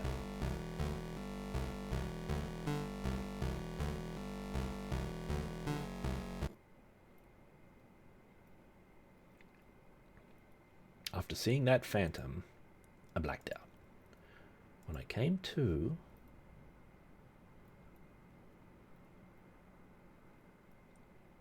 sheesh, where the heck am I? We're in a dungeon.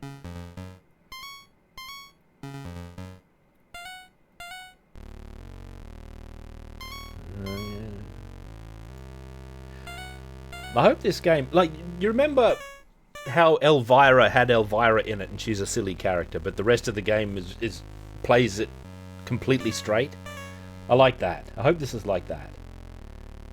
Kind of like a Vampirella story where Vampirella's a little bit of a clown, but the stories are often serious. Is that what happened, Cora? We'll consider it law. Portcullis. No way I can open that. Well, we'll see. I guess you can't turn into a bat. Who am I? I'm just the player, I guess. There was a premise in Elvira. Yeah, this is Town Guard. Locked her up. Hey, girl.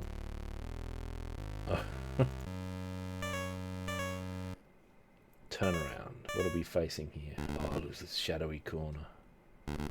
I'm her conscience. The brick seems loose. Can't do much with the bare hands. Can't do much with bare hands. We've got our hairpin. Oh, Dungeon B5. This might turn into a dungeon game. We've got our hairpin. Like, the blessedness is gone.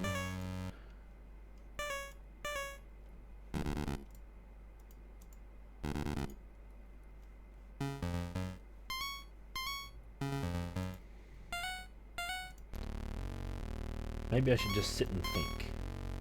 Of course. Ouch. Hey, something poked my butt. There's Earundel. 19 months of... Yeah, thank you. Well met, Earundel.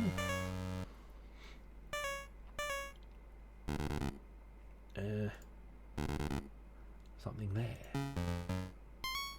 Take it? We don't even know what it is. Or whatever it is, we've got it now. Oh, is it the key? No, it's a branding iron. I'm sort of into it. Control yourself, Batterella. What's her name? Batty Isabella. No, thank you. Summoning Chloe here into this realm. Werewolf Cora. Thank you. Some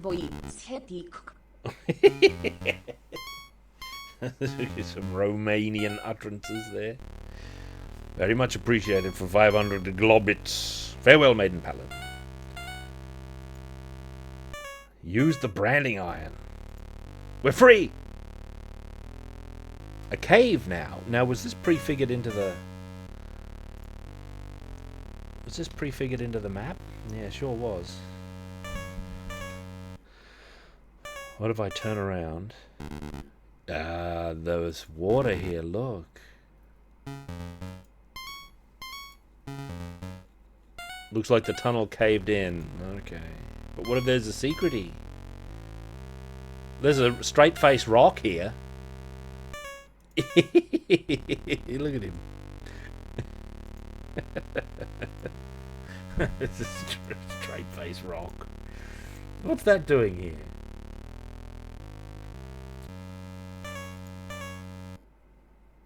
No, we came from there. We walked from here. I'm guessing that's just the turnaround bar. Batty Isabella. Let me just have a quick look where we are. Yes. A fork in the road. Ah! There's a beast! The hairpin has no effect. Go back. There was a beast. There's a beast. Oh, we can just go past it?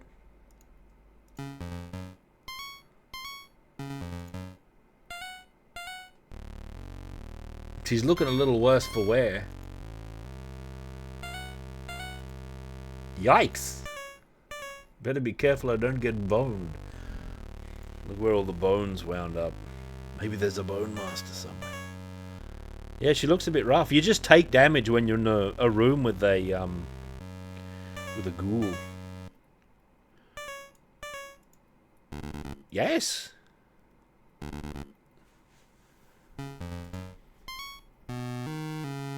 Oh, we're out of the dungeon. But what was beyond the ghoul?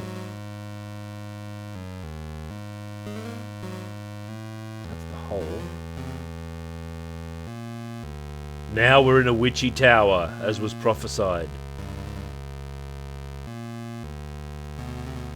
Dance, little flame, dance. There's a ghoul here! Ignore it. We're in a torture chamber. There's a crucifix.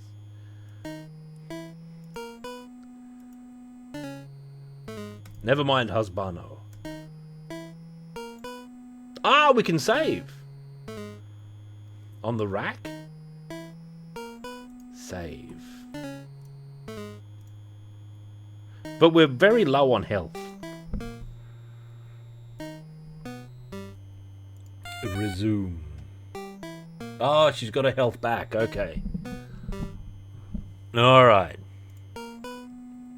Oh, now a true weapon. Yes!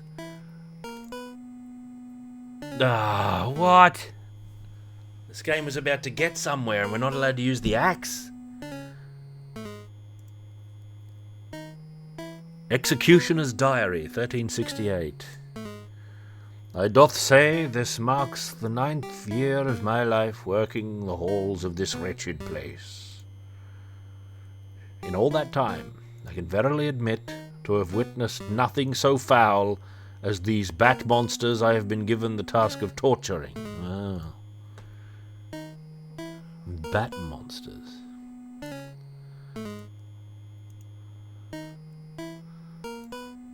There's a ghoul there.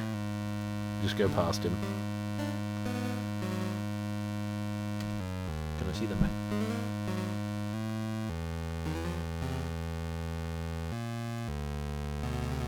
Oh, there's an even more wretched ghoul.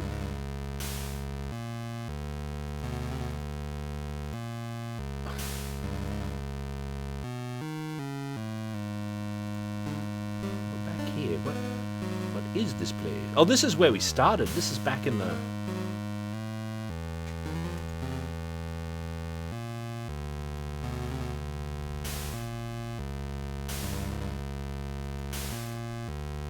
We'll just take some attrition and we'll go back down.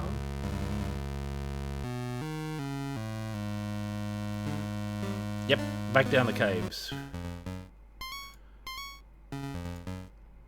The ghouls are going to be a problem. That's a ghoul. That's a ghoul. We'll just move on before he damages me.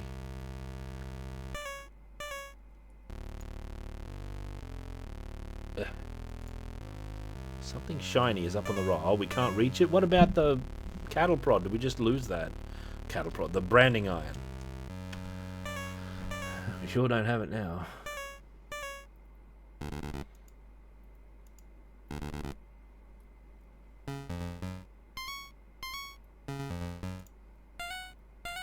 I don't know how low health this is. Back before it hurts me. Board.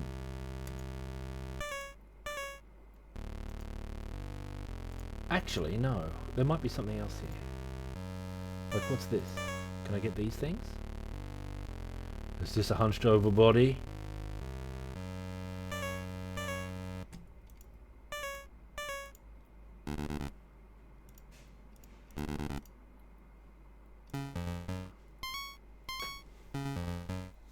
Yeah, she's got a battle damaged portrait.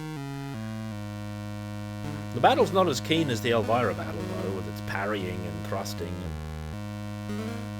and the magic sword and all that stuff. So what if I go up? Actually, we should go in here. Oh, death! Oh, Batty is dead. You don't get much, Load. Resume. Alright, we're not far out there, so we can go back up. She does remind me of, like, cartoon Lydia with a sort of upper top thing cartoon Lydia wore, if I remember correctly. I guess I didn't see much Beetlejuice cartoon. Right, so here's another more mysterious chamber. Look at the ultramarine symbol on the door there. That's an omen. I don't know what that orb is exactly.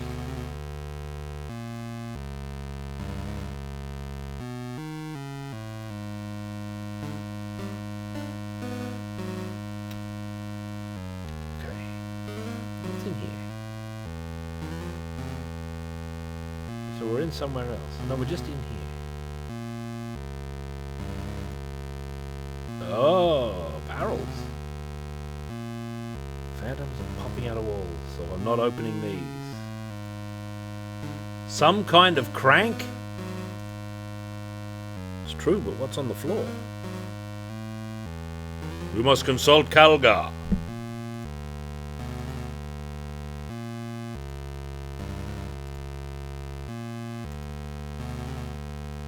You didn't have to hang out with Elvira the whole time either.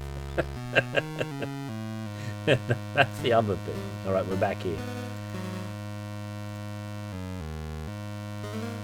Now, where... That wasn't the Calgar door I just went through. Oh, here's Calgar himself. Let's look at his journal. Most of this is illegible, but I can pick out some section. Weeks since the demons arrived. The guardsman said, with terror in his eyes, they fancied to call our home Castle Cherry. Yeah, this is a very casual, everyday life for this girl here. Skeleton of a young woman left here to rot. What about her headpiece?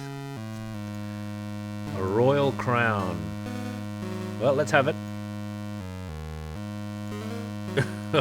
I guess we can't take the crown. Is that like a Scarlet Witch headpiece, maybe? She's left here to rot, eh?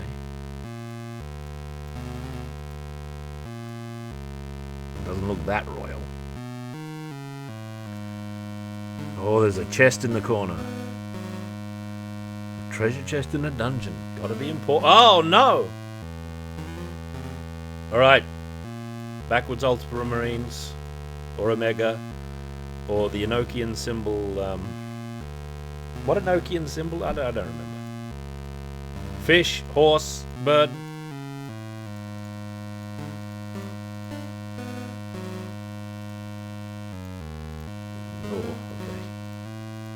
We will learn of this elsewhere. We're not going to attrition through that one.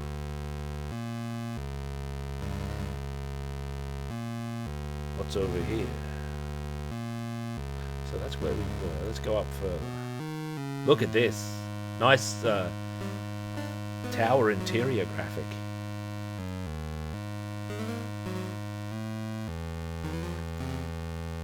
Use the crank! Well, well. This guy had it going on. I thought this'd be another blessing statue. Where are we map-wise?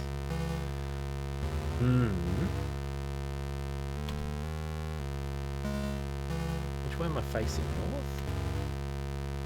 We just came from there. There's a question mark yonder.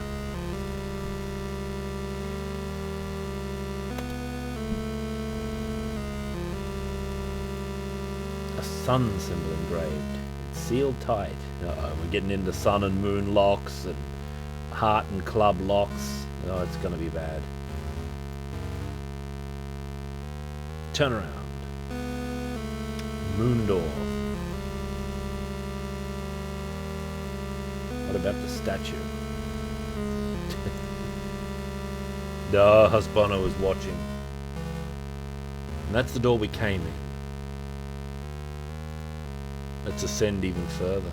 What if this releases a boulder? No, it opens the door, never mind.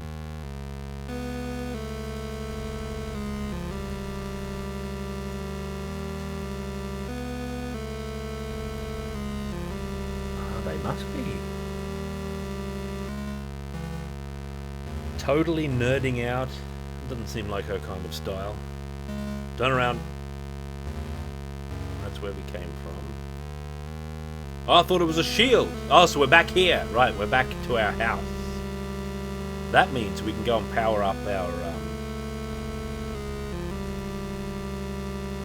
jar of mosquitoes. We can go power up our hairpin, and then we can go and fight all the ghouls.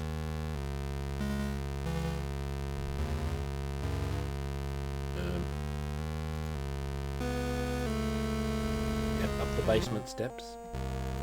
Turn. There's a ghoul. We gotta get to... There's a ghoul! They're just attrition obstacles.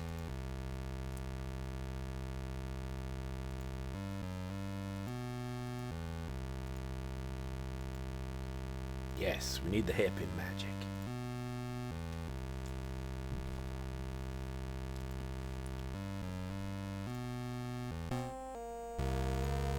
Alright, ghoul.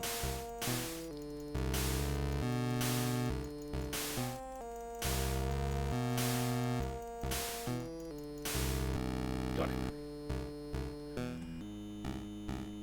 So it's, you just hit them repeatedly, eh?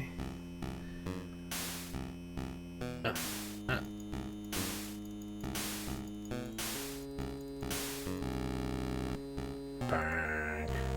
Oh, let's save.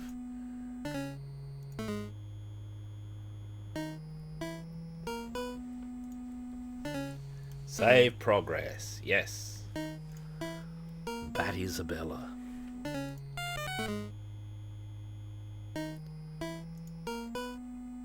Yeah, we might need to use the phone, you're right. I'm aware, I'm aware. I already did that. Resume. Can we look in the mirror? The doorknob is broken? Doorknob to what? There's a whole other room there. So, that's another mystery. I forgot to check that out. Alright. Let's find and defeat the ghouls. Maybe we can go to the backyard as well. Is my hairpin... My hairpin's not empowered anymore. Maybe the ghouls are incidental.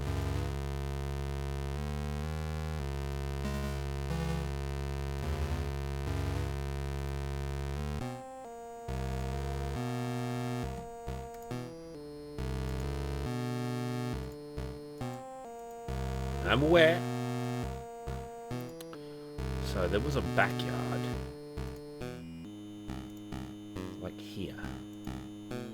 Yes, new realm. The tree.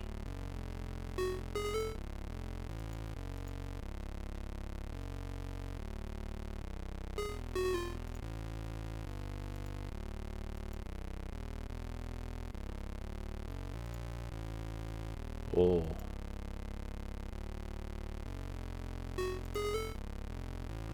Batson got his head stuck once. Right in this hole. I'm starting to think Batson is an oaf. Oh, good.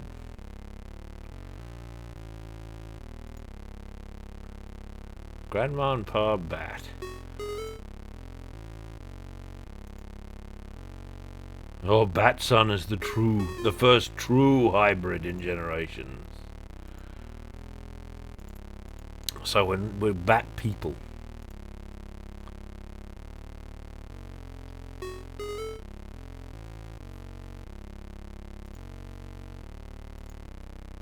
Very remote, oh I see.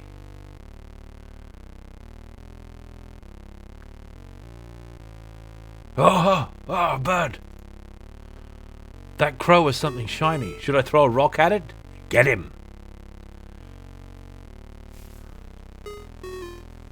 Did we get it? Yeah. Uh-oh. I hope this doesn't mean that in certain screens you have to wait for something to happen. That's the key to the shed. Sure, we'll take it. Now where's the shed?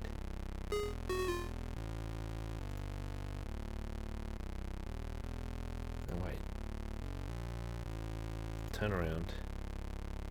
That's the house, surely. Can we go around the side? No, that's the tree.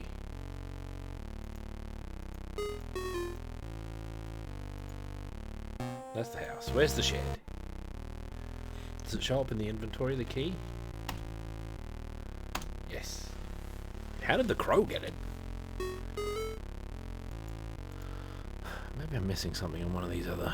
Like, it should be in the backyard somewhere, right?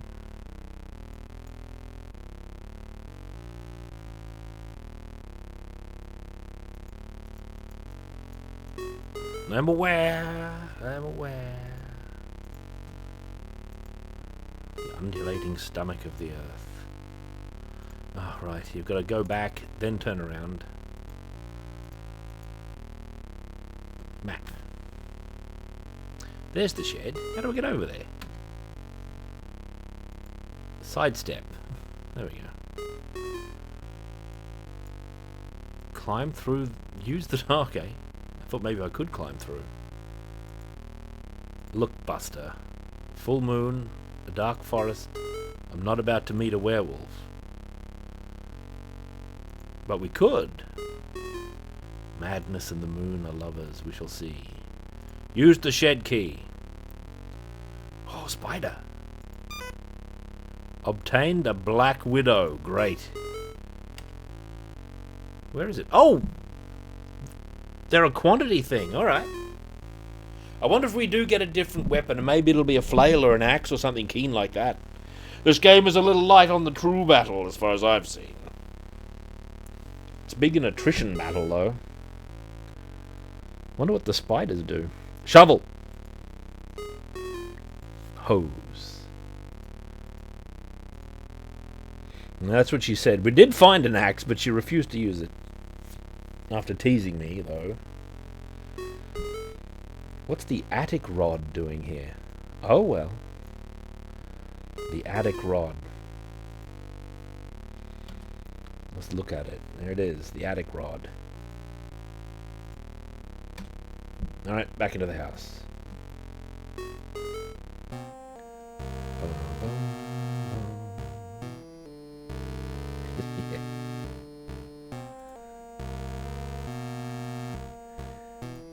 The attic rod. There better not be a bunch of beasts up here.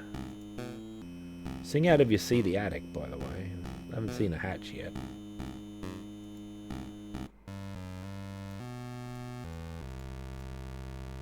We've got to get our hairpin blessed by this otherworldly monstrosity here. So this spirit slew a bunch of people, and now their angered ghosts are wandering my land. Seems like a problem has been passed on. Mice? It just says mice.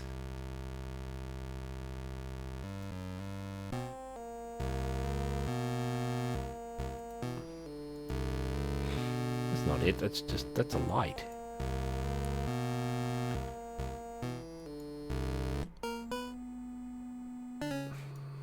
The doorknob is broken.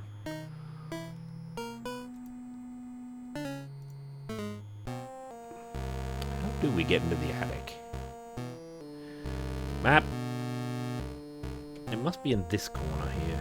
Can we go to the corner? Oh yeah, there we go. What is this? Inside the linen closet is towels. The attic rod.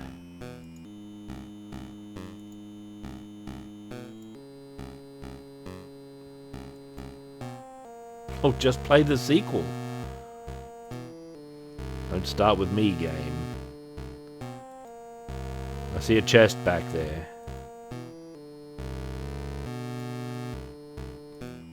A recent horse.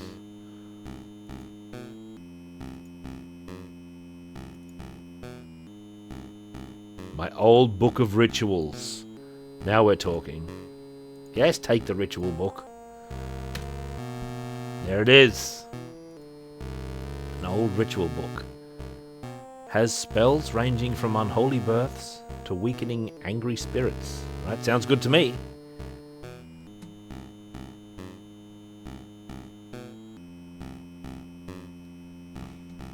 Now what do we do? We'll go to our ritual chamber, I guess. And thereby banish all spirits. Come on, rituals.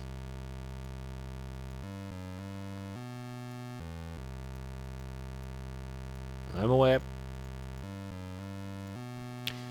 I don't know if the hairpin remains blessed for, like, real time or a number of moves or what. Hang on, did I check that drawer?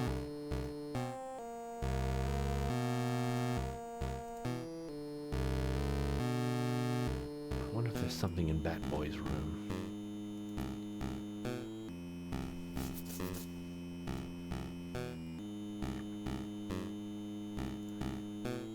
We can't. It's a cutscene chamber. We can't explore it any further.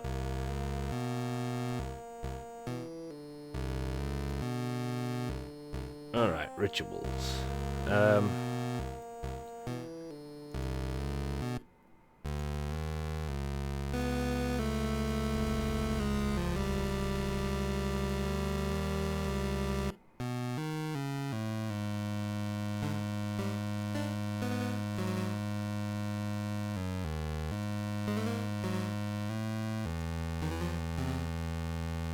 Wait, where am I?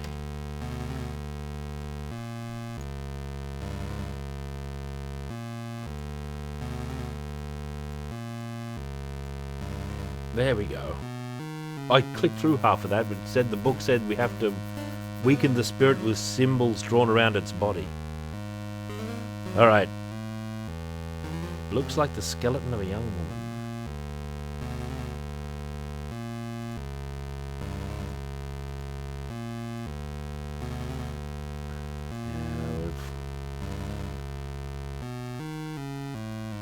So what did we manage to accomplish with this?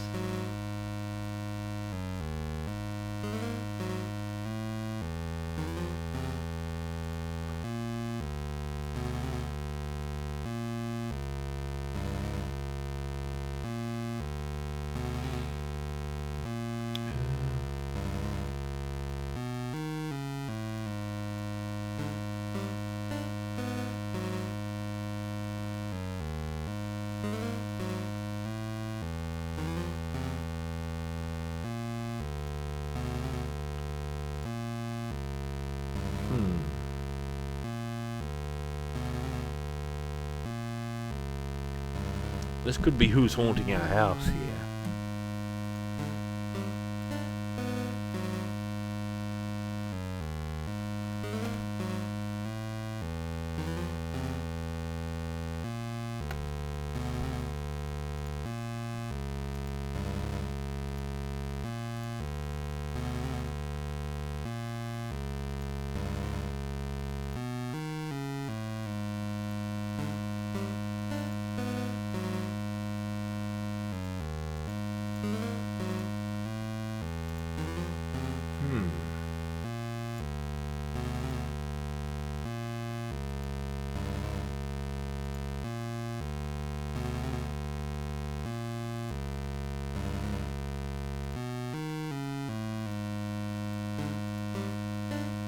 Oh, that's where I just was. Back.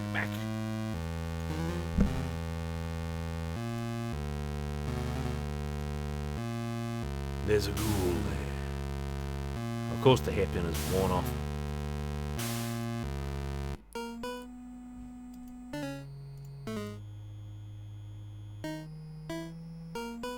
Save.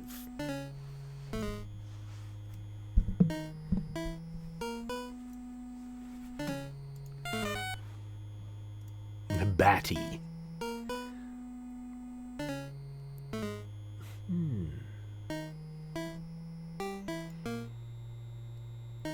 There's the axe that we can't use.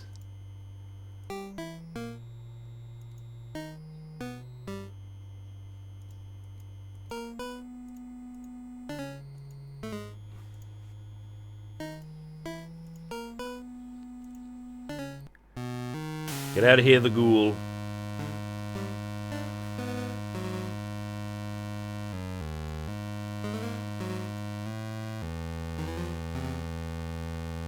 What's that scrolling? I can't get this spike. Or that thing. I've done part of a ritual. The ritual book is gone, right?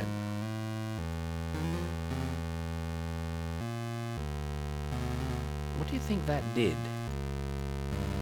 Could it be that it opened some of the doors up in the round chamber?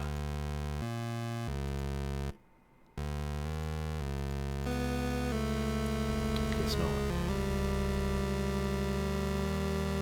There's a devil here.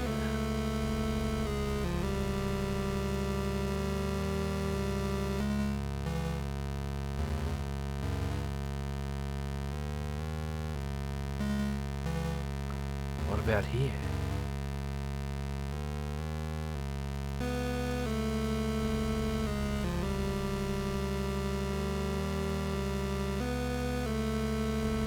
Oh, what's this? Some cheesecake in a chest?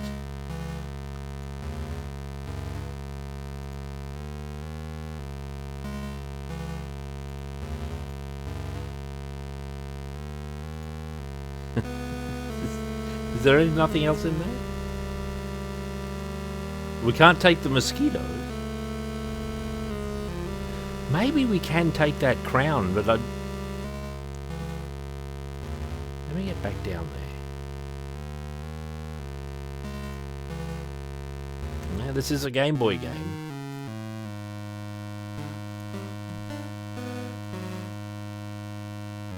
It's in Calgar's chamber. Now we want the crown of Calgar.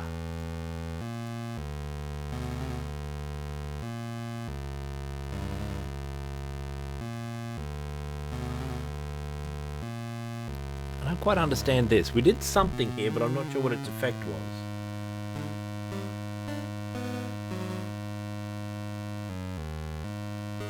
Damn, maybe the key is in the text I skipped through. Because I didn't expect that to actually do anything in this area.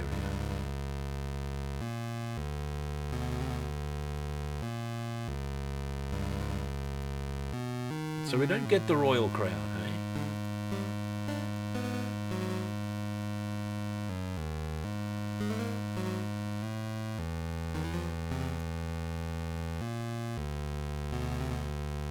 I guess this is the puzzle, but I haven't seen anything resembling the symbols on this so far. Man and serpent. Wait, what are these? Castle, horse, bird, star, man, and the Enoki, and a bunch of other stuff.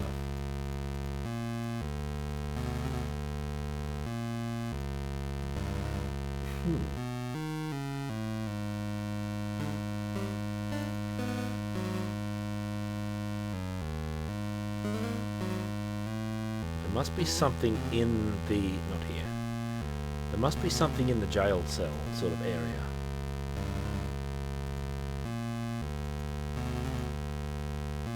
Let's back down.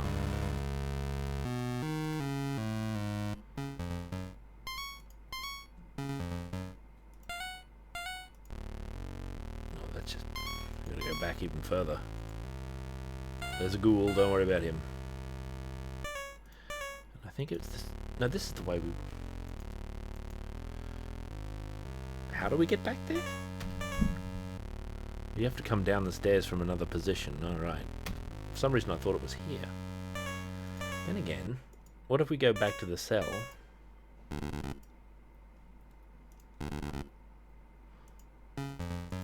What if there's a secrety in here still?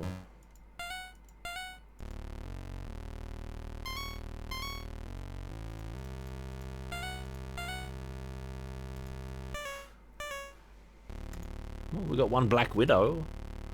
Hang on. Turn. Maybe the house ghost isn't there? Maybe.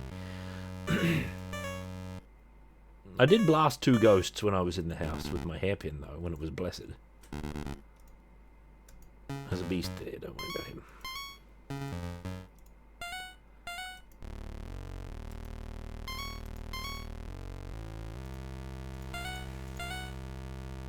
Do it.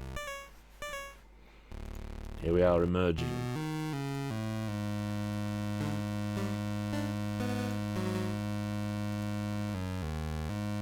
There's a ghoul. We go this way. This leads to a ghoul chamber. But there's... Wait, go back. I don't know how much attrition I'm going to have to take.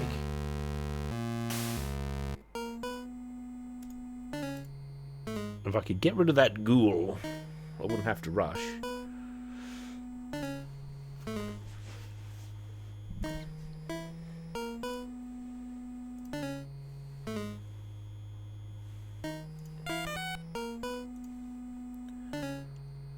Once you slay a ghoul, it doesn't seem to come back.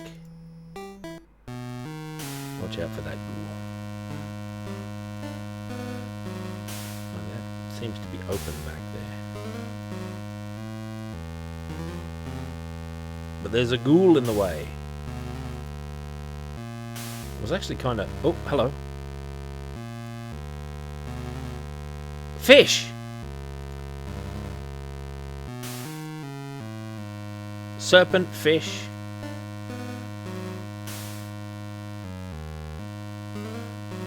Nothing.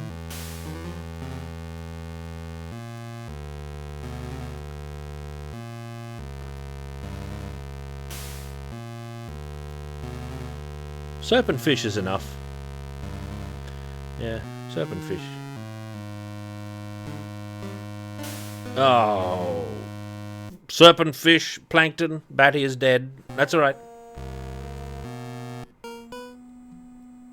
Resume. Batty rises from the rack once more, glistening in the dim light. No, I didn't mean to. Resume. Yeah, we got ghouled on the way out. I hope we find like a permanent weapon so I can just fight the ghouls. Now, where was where was the chest? It's up in Calgar's chamber. Do not be charmed by Batty Isabella, Rocky Raccoon. She is a treacherous varmint. This isn't right either. Hang on. Go up further. Calgar's chamber. Could be that her spirit blocks the chest if you try to do serpent fish. If you figure that out beforehand. Serpent. Fish. Horse. Bird. Star. Man. Calgar. Bat. Dagger. There we go. There's a crest in the chest. Take it? Yes. Surely you jest. The sun emblem. See, look at the mega progress we're making now. We had a little hitch in the road there, and now maximum. Now back down, back down. Let's save. Took a little bit of attrition. Now we can lounge sensually on the rack. Save.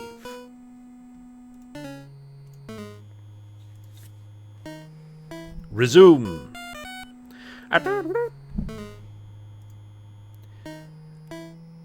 The Batterella. Yeah, this is a Game Boy game. It's a modern one. You can also get it on Steam. But I understand it was made to Game Boy specifications. And there is a Game Boy version that you can buy on cartridge. I don't know if it's still available, but it exists. It's out there. Right, to the top of the tower. Shut up, ghoul. Oh, this is the wrong place. Never mind that ghoul.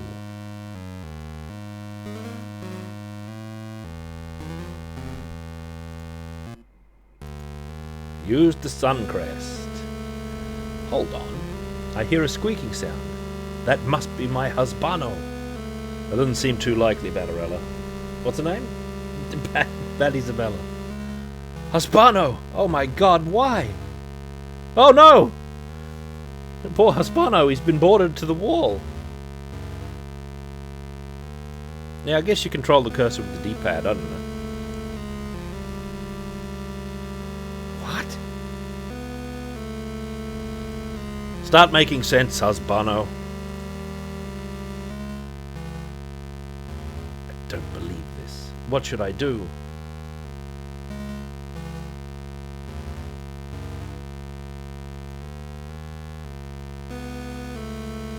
None of this makes any sense, but I'll do it. I'll save you. So she's got the solution to the game now, and we have to figure it out on our own. Is that what's going on? What he said about spirits guiding me through the TV. Oh, okay. What did he mean by that? I guess that's Husbano's cell. I'm going to rescue you. You're damn right. Ooh, look at this place. Let me have a look at the map for this. Oh, we're in question mark country. This is going to be a Lost Woods style labyrinth, is it?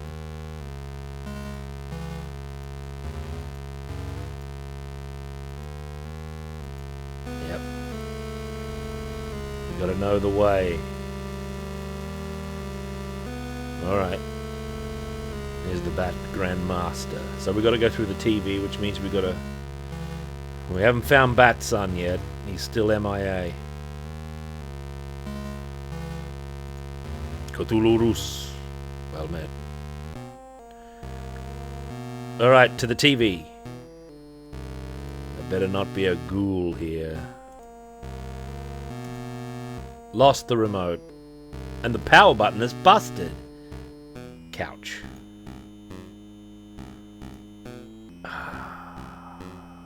Spirits are going to guide us, are they?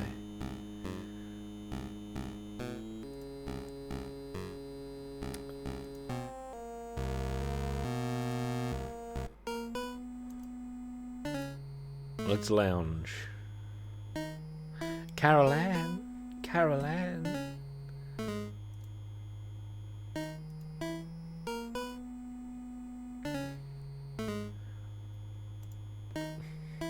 I'm quite a fan of Zelda Rubinstein, actually.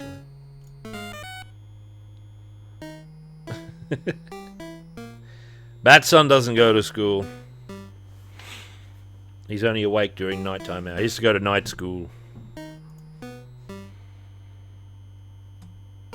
I'll have to take a little break soon. I'm getting very hungry for some reason.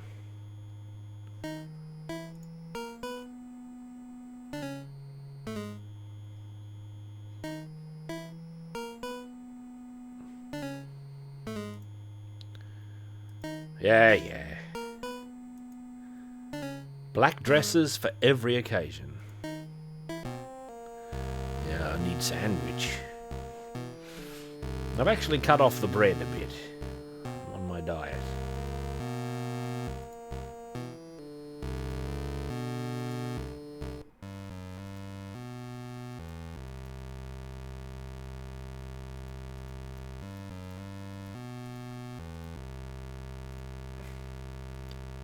Do you think I can get to the ghouls in the lower quarters before my hairpin loses its magic?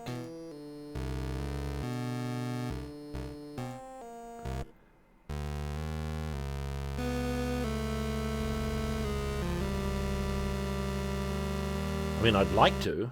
Is it still magic? Still magic.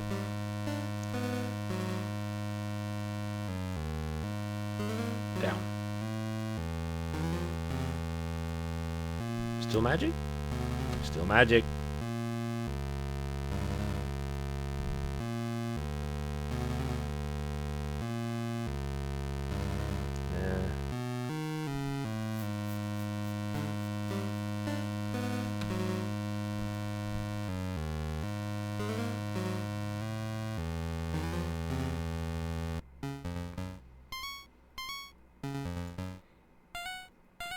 I still have burger.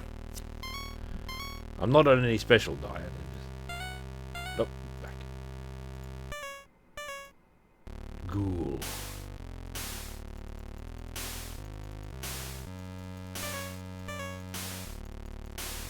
Ghoul destroyed.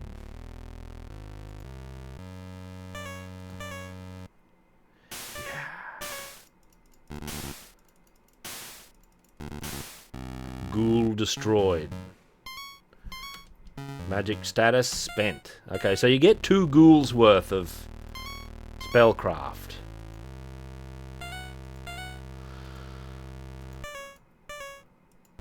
They seem to stay dead. See, this we can't reach.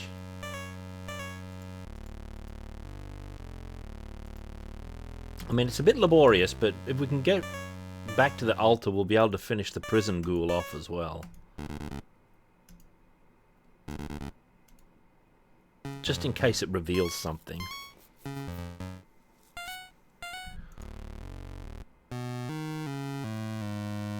I'm having burger tonight. In fact, I'm having big burger. Mandatory big burger. Yeah, this is an Elvirian game. One I'd really like is a proper, either a fan game or an official, like, adventure game of this style with Vampirella in it. I really like Vampirella. Like, I'd take Vampirella over Elvira. She's not as lowbrow as Elvira.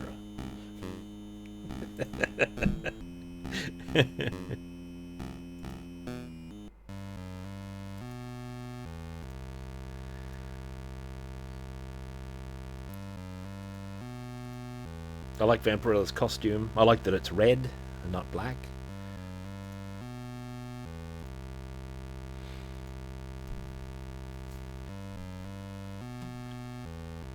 You wouldn't play as Vampirella. I like the Elvira. I know we're not playing as Batty here, but we're practically playing as Batty. We'll take the role of the cursor. I mean, I like Elvira just fine.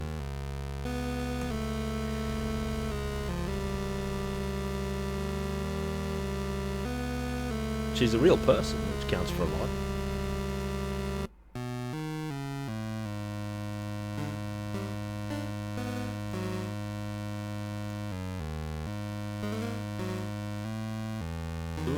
Where are we? What leads to the...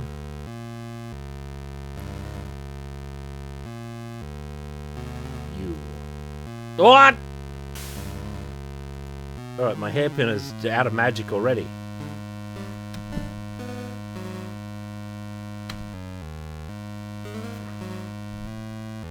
Yeah, like, I've got no taste for modern Vampirella. I like 1960s and 1970s Vampirella. Alright, that might be a pipe dream.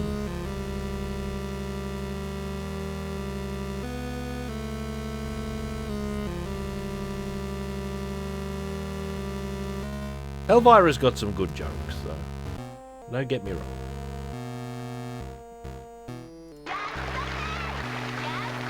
Iridian has appeared.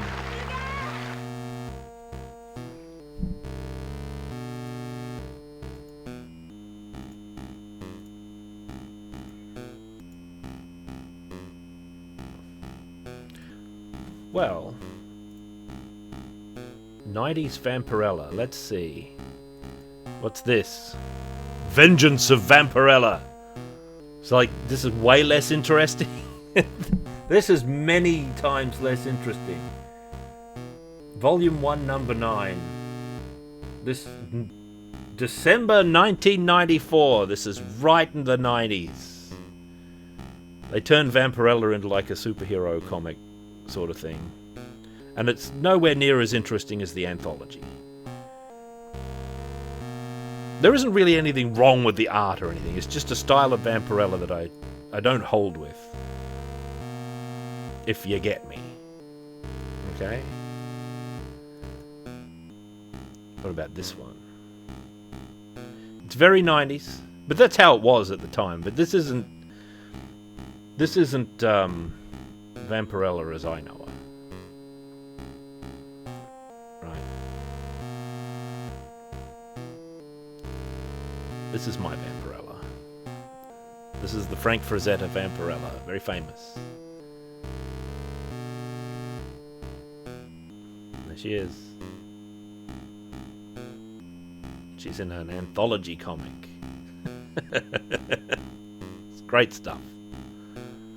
The 90s version, not as good. I'd have this Vampirella. Sort of playful, not serious. Very much in the vein of Elvira. who is very much, let's be like, Elvira is very much in the vein of Vampirella, really, and Vampira, the horror host thing, which is a thing in comics and in television as well. Yeah, the different degrees of popular. Like, I don't think 90s Vampirella is... Like, I haven't read this. Like, I can't exactly say it's bad. It's just not really my bag. It's probably good! Right? I've got a big collection of Lady Death collector's cards. I like those. Well, she's got wing. I thought she had, like, obscure pauldrons there for a second.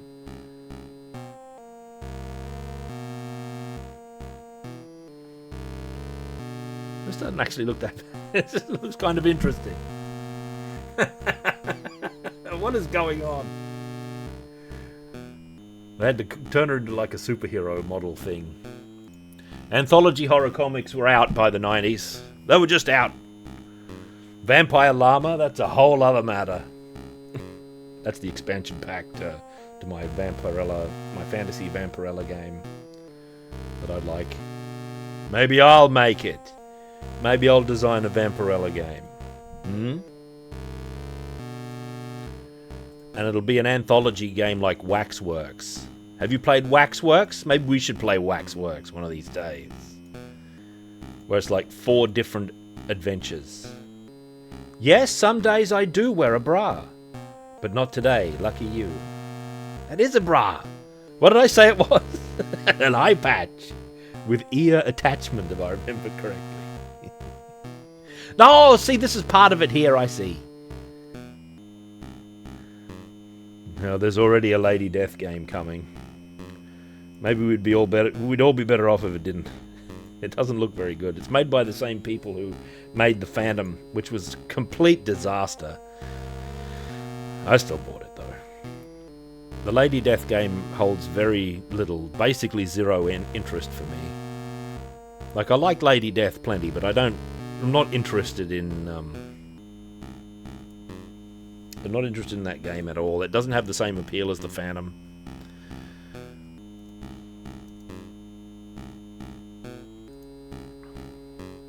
What am I doing? I've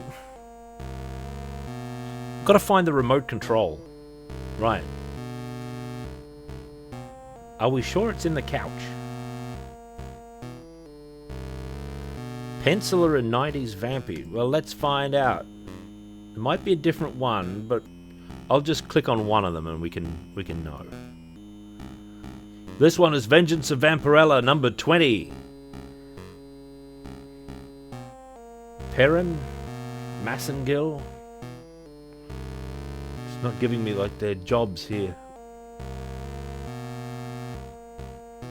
Look at all the credits.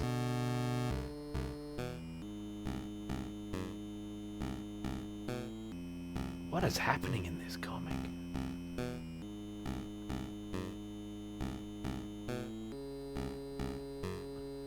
I don't know, it might be good. It's not what I want out of Vampirella. It's a whole other thing. Ooh.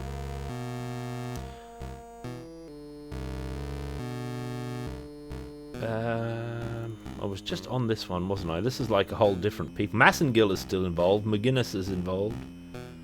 We've got Xena on the cover art. This is a little easier to read.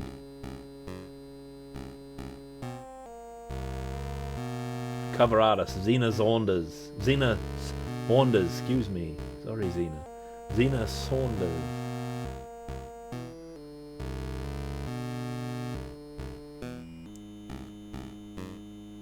Oh, here we are. Script, pencils. McGuinness is on pencils in this.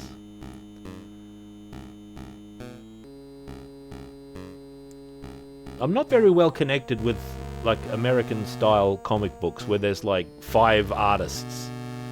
Like I've said a few times, I'm really only used to 2000 AD where there's one artist. There's one writer, there's one artist and a letterer. And that's it. You get 3 people working on your comic, except for very rare occasions. Now, the remote. I could search the couch 10 times and... Okay. Does that mean I have to do this 10 times?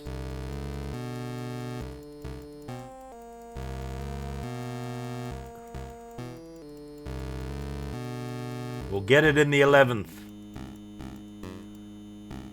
Ah! Good. The 11th time's the charm. Not really the time for TV, but can't hurt. Can't hurt.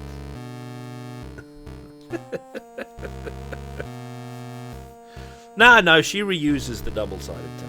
She only gets changed once a week anyway because she's a vampire. Is she a vampire? I don't know.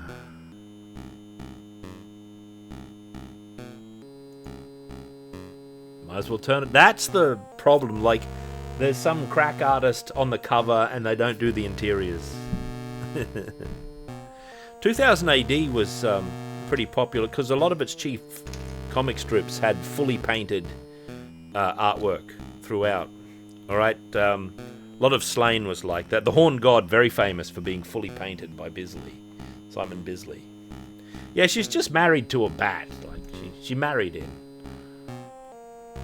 Alright, now we've got to tune in. Oh, that way.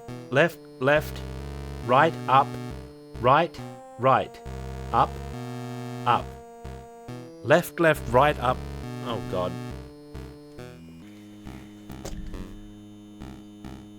I'll get it on the next slide. I've got my notebook here.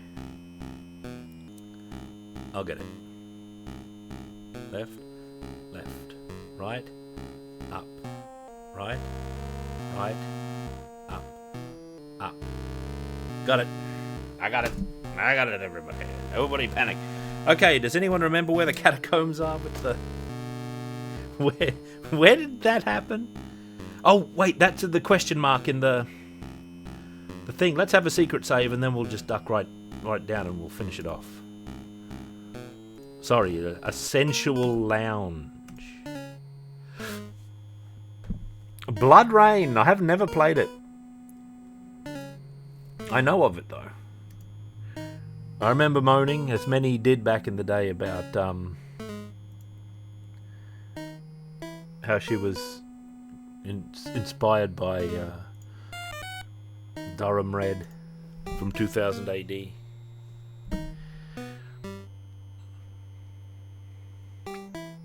Alright, let's get out of here.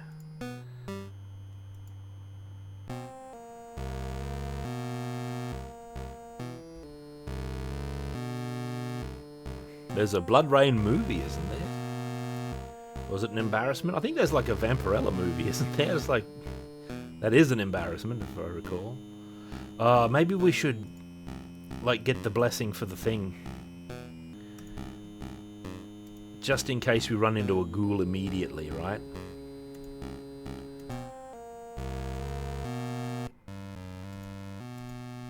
Move a ball. Oy.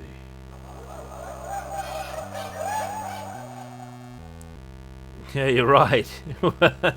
We don't have the batteries anymore. The world is a vampire on his Walkman. That's a... Is that a Smashing Pumpkins song?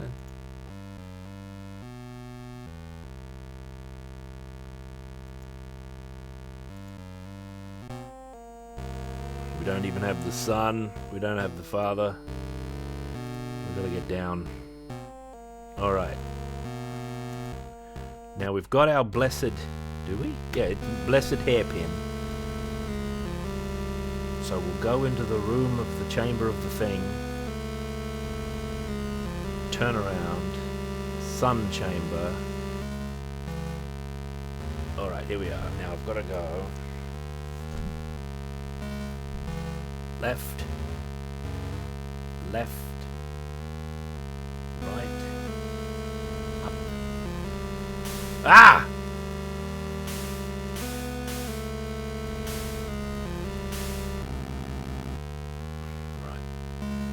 Right. Up.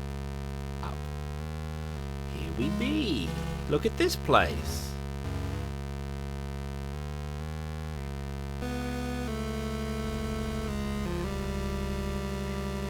Contraption of some kind. Of course, turn it, obviously. Ah, so the water level might be high enough to reach whatever thing was in the cave.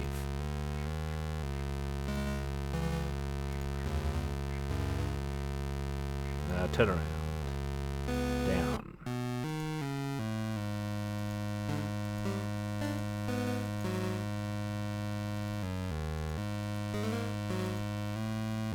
Have we lost our blessed... You bet we have.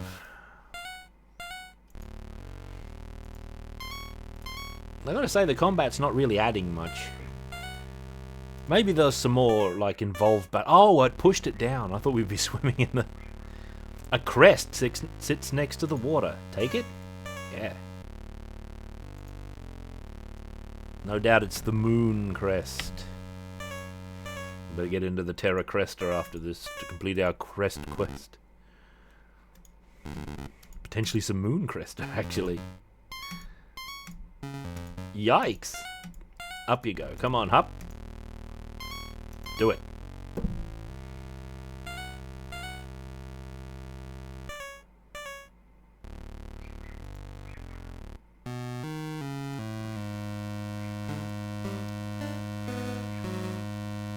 Where's the savey? Here it is. Let's have a secret save.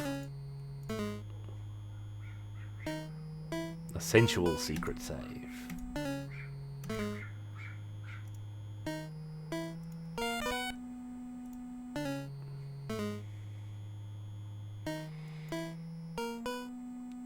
Rat in a cage is the world as a van. Ah, ghoul! That's one I haven't killed. Or did I? Don't worry about Noodle. He lives next door. That's also not Noodle, that's a different dog. Noodle lives in a different part of the land now, so we don't see him very much. 2 puppy dogs have taken his place. Another cell. I have a bad feeling about this. Is Batson gonna be in there? Is that Batson? Looks like him. Batson, no.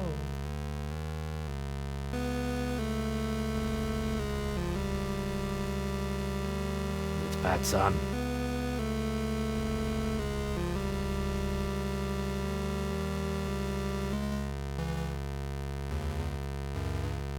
You and your dad. Alright, we've got our overall objective here. What if you have to defeat every ghoul? Oh, I feel a powerful presence. Oh, what?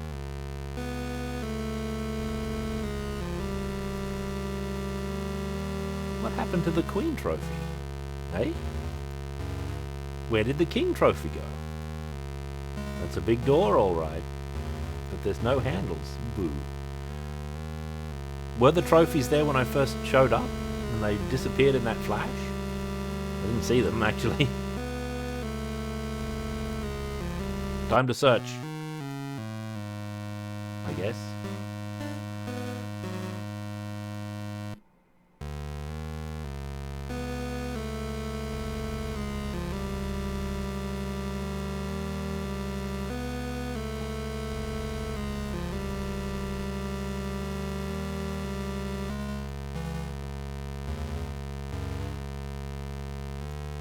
What if it's in the cheesecake chest? Oh.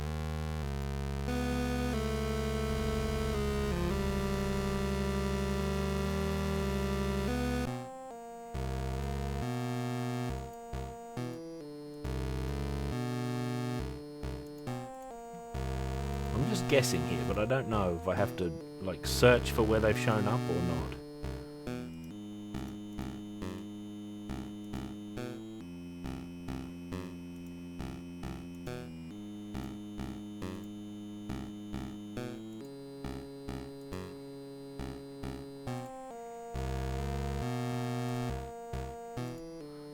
We shall see.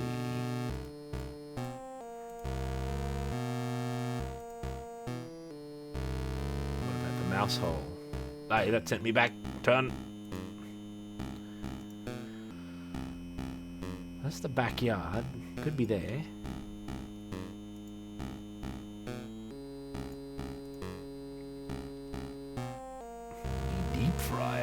Looks like a pressure cooker to me.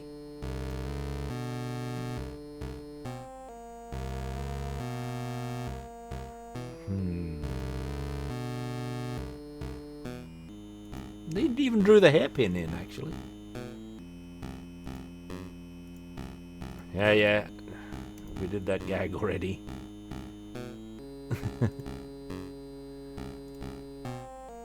There's the telly. We've solved the telly. Turn the telly off.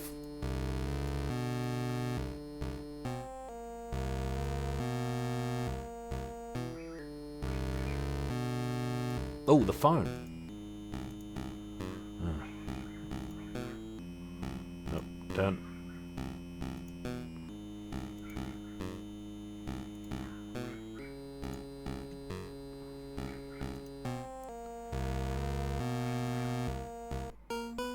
Let's save.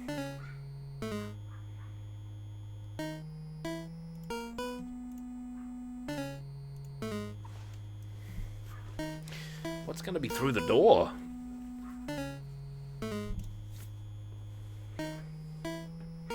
What if the ghouls have got it? Like if I have to fight the ghouls and they drop the thing.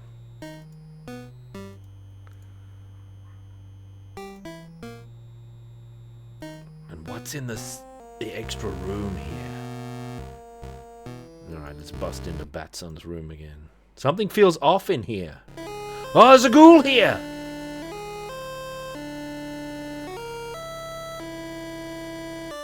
Is that a game over?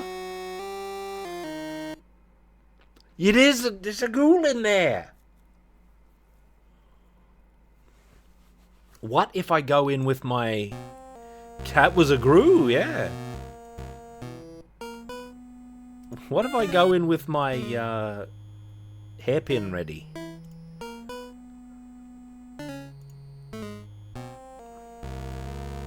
Because we can charge it just down the hall, right? You have to go through this whole routine, though. The patron saint of the half-bats. Man-bat. Batman would handle this. These ghouls, don't you know what this means? They are our overmasters. That's my least favourite Vampirella story. It makes 0 sense. I'm bringing it up. Hang on. I've got to moan about it. Here it is. It's in this issue. It was made purely to justify using this character design, which is really good. So, it's not that one. It's this one. Right? These hippies leave the planet. Right? To get away from the cruel overmasters. And the overmasters fund it. And they get to this planet. And oh, howl in the night. Then all these strange creatures attack, including the space babe sky bikers, or whatever they might be. But also tentacles. Right? This troll here. Series of goblins.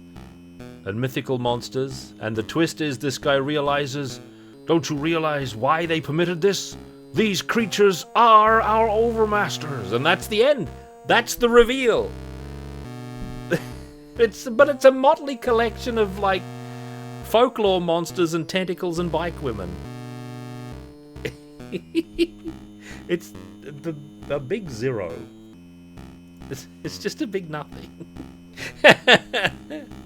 He comes up with his theory, and we take it as fact. They can't all be bangers. No, they can't all be the vampire boat and stuff like that. The overmasters. Alright, I've got my hairpin, unless real... It must be real time.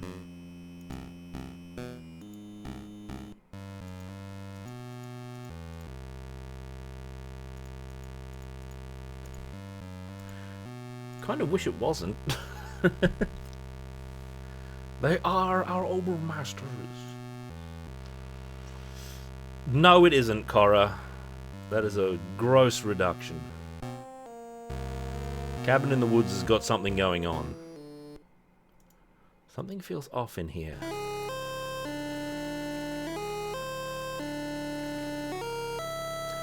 Maybe this is just a death room now. However...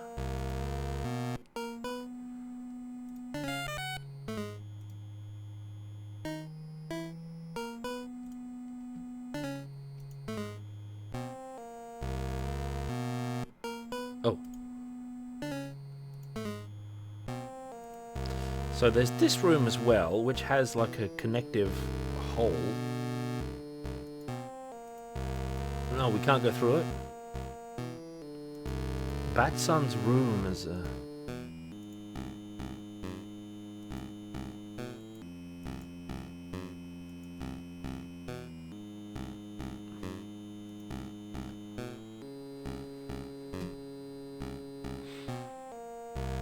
There needs to be something more. Like, it's not just the creatures are our overmasters. It's not connected to anything else.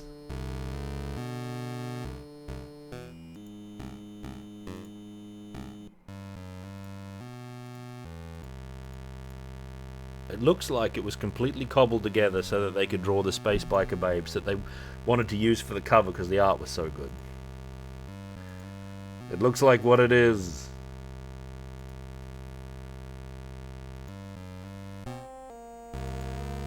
Alright.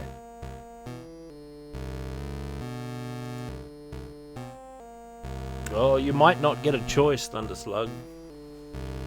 They seem like trophy takers to me, but you might get lucky.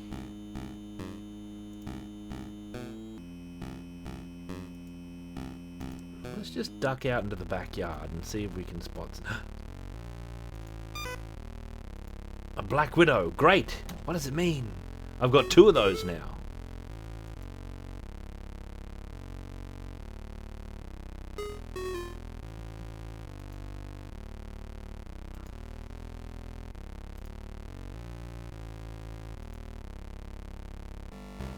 Oh, what is this?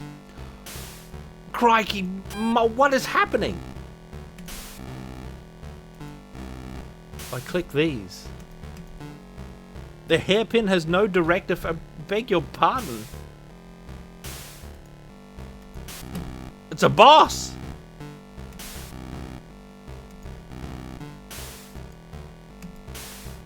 I guess I died. There's this lich just hanging out in the backyard now. It's the Overmaster. Not as good as the Black Witch story, which had a good surprising ending. Load. Alright, now we've got something happening now. He's very quick. What do you... Like, the mouse is kind of slow and not very accurate, so that's going to be tough. There's 2 things happening there as well. There's like sparkles and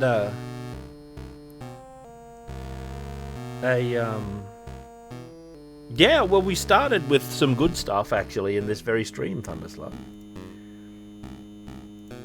I can share another one if you like. There's one that I made mention of the first time I ever showed Vampirella in my stream that we didn't actually read. Because I found it really interesting.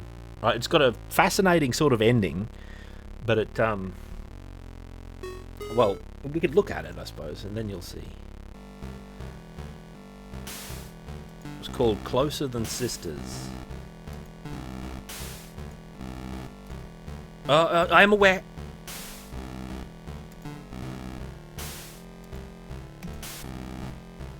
Am I clicking the right thing? I don't have to click both of them, do I? Ah. No, I didn't already do it. I showed it and I said, well, I'm not going to read this. I think I said that you don't have to...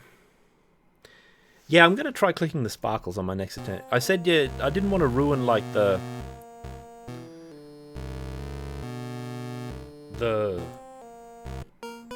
story of it, like, because it'd be better read, but I guess we could look at it, like, what does it matter? I'm building it up too much, actually. It's not as good as I'm making it sound.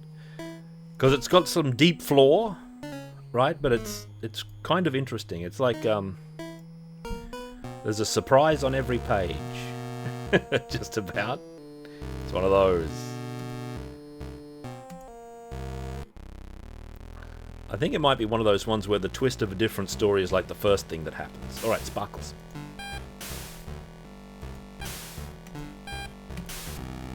I don't think Sparkles do anything. It seems to make it switch quicker. Stop telling me that.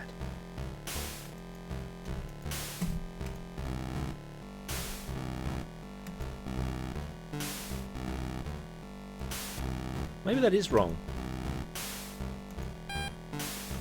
Like, is that a good noise?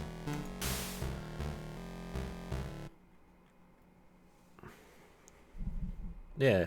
By surprise, I mean your eyebrows kind of go, oh. Alright. Let's just do it. Closer Than Sisters. What volume was it in? It's in this one. This one with this awesome Jones and Bode cover here of a dinosaur riding girl. This is the one that also has For the Love of Frankenstein, which might be the best story I've seen in Vampirella, actually. For the Love of Frankenstein is really good. But I didn't remember that existed. I was talking about the other one. Where is it? Here, Closer Than Sisters. This one it's very memorable, even if it's flawed and probably not as good as it could be.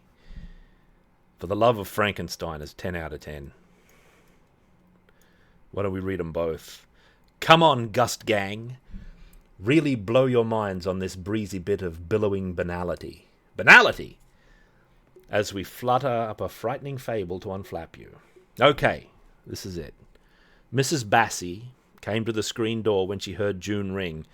June was the answer to a problem she and her husband had pondered for many nights, and so she was extremely pleased to see the young girl. Good afternoon, Mrs. Bassey. I'm June Highland, the governess for Olivegard, which is a name I've never come across outside this, by the way, Olivegard. Of course, June, won't you come in? And over here we've got, the wind was a good playmate today. It shifted the sand gently for little Olivegard and told her of Miss Highland's arrival. It also whispered that Olivegard was to be especially nice to her and obey her always, because the two of them were going to be very close. In fact, they would soon become... Sorry, I got the giggles. They would soon become closer than sisters. Look at this. You will find that Olivegard has become a lonely, brooding child. This is understandable considering that she is the only survivor of an automobile accident that took the lives of her mother and father. We are hoping that you will be able to change that. Olivegard, I didn't hear you come in. This is your new governess, Miss Highland. The wind has told me of your coming. I know. Please call me June. See, this is immediately, it's like, it's not, well, that's a strange thing for a girl to say. Like, this, the wind has told me of your coming. She says, I know. So the mystery is like immediate, right? It's good. I know. Please call me June. Whoops. A bright orange sun drops into the waves of a sea that has lost its midday vigor. Mr. Bassey has returned from work. She's a treasure, Jim. They liked each other immediately. Why, they even look alike. They look alike. Do you recall that Olivegard once had an older sister who ran away from home when she was a child? They say she was killed in China, but her body has never been found. Sisters? Jim, do you suppose that June suspects anything? If you mean about the accident, for her sake, I hope not. Don't worry. We'll have the entire weekend to find out exactly who she is, and what she knows. Let's get some sleep. Silently, the night covers the beach, and like a tiny apparition, Olivegard steals through the house. Clutched in her small white fingers, a lean weapon in search of a heart to murder. There's no anger in her innocent face. She is unaware of her horrible deed. Huh? Olivegard, don't! Smack! Like that. She tried to kill me. She was standing there with that knife. I'll take her to her room, Mrs. Bassey. She won't bother you again tonight. She was only sleepwalking. I don't know about this. She knows we're after Olivgard's inheritance. They're trying to murder us. We're smarter than they are, dear. Oh, my dear. Tomorrow, while I'm in town, take the little one for a swim. Make sure she doesn't come back. The breezes were soft and steady that day, coming from inland instead of from the ocean. The seagulls circled, waiting the act the wind had told them was going to happen. June, dear, I think you all use some lemonade. Why don't you make some for us? Of course. Look at this idyllic beach scene. The waves are so beautiful by the jetties, but be careful you don't slip on the seaweed. The wet pail slips from Olivgard's fingers. Yee! Onto the sharp rocks. Oh, my God. Suddenly the wind rose and brought Mrs. Bassie's death cry to June's waiting ears.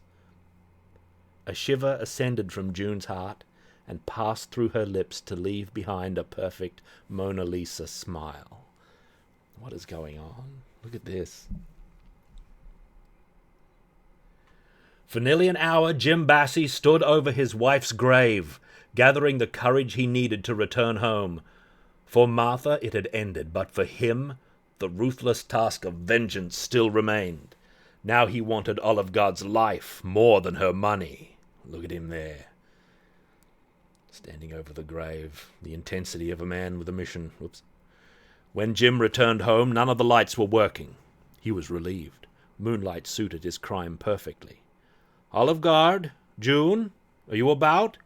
Upstairs, Uncle Jim. I'm coming upstairs to tuck you in. The lamp misses Jim by inches. Look at this. In the dim light, Jim mistakes a rolling beach ball for his running niece and empties his revolver into it. Like that. No more bullets, Uncle Jim? Olivgard's laughter echoed throughout the room. Jim's eyes searched instead the rustling of the curtain. I came back for you, my darling niece, but first I must attend to your sister. There she is. He's knocked her out cold. Jim dug 2 graves that night, but only one was destined to be used. It needs to be deeper. Fuck! First, there was awareness. Then awareness of darkness. Slowly, he began to feel the damp sand packed tightly around his body, and he realized he could not move. As his vision cleared, Jim saw the moonlight reflecting from the pools of sand, close to his face. Much too close. Oh, my God, no! No! Good evening, Uncle Jim. Uncle Jim? Then you are Olivgard's sister. Oh, we're much closer than that, Uncle Jim. You see, I am Olivgard. I come from 10 years yet, and a very poor future for me. You and Aunt Martha murdered my parents to get my inheritance, but I've corrected all that now. But how is it possible? I've been able to contact the wind. It brought me through time to this place. The wind and I are old friends, Uncle Jim. See how it brings in the tide for me? Goodbye, Uncle Jim. Did I just swear? I don't think so. It can't be possible. And the tide came in, splashing its death into the screams of Jim Bassie's mouth.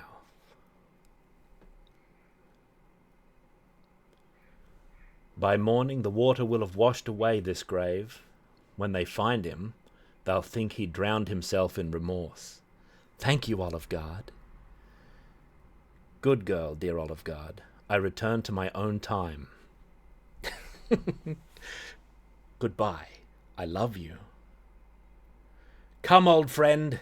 It is I, Olivgard, Witch of the Winds. Take me on one last journey before you are gone.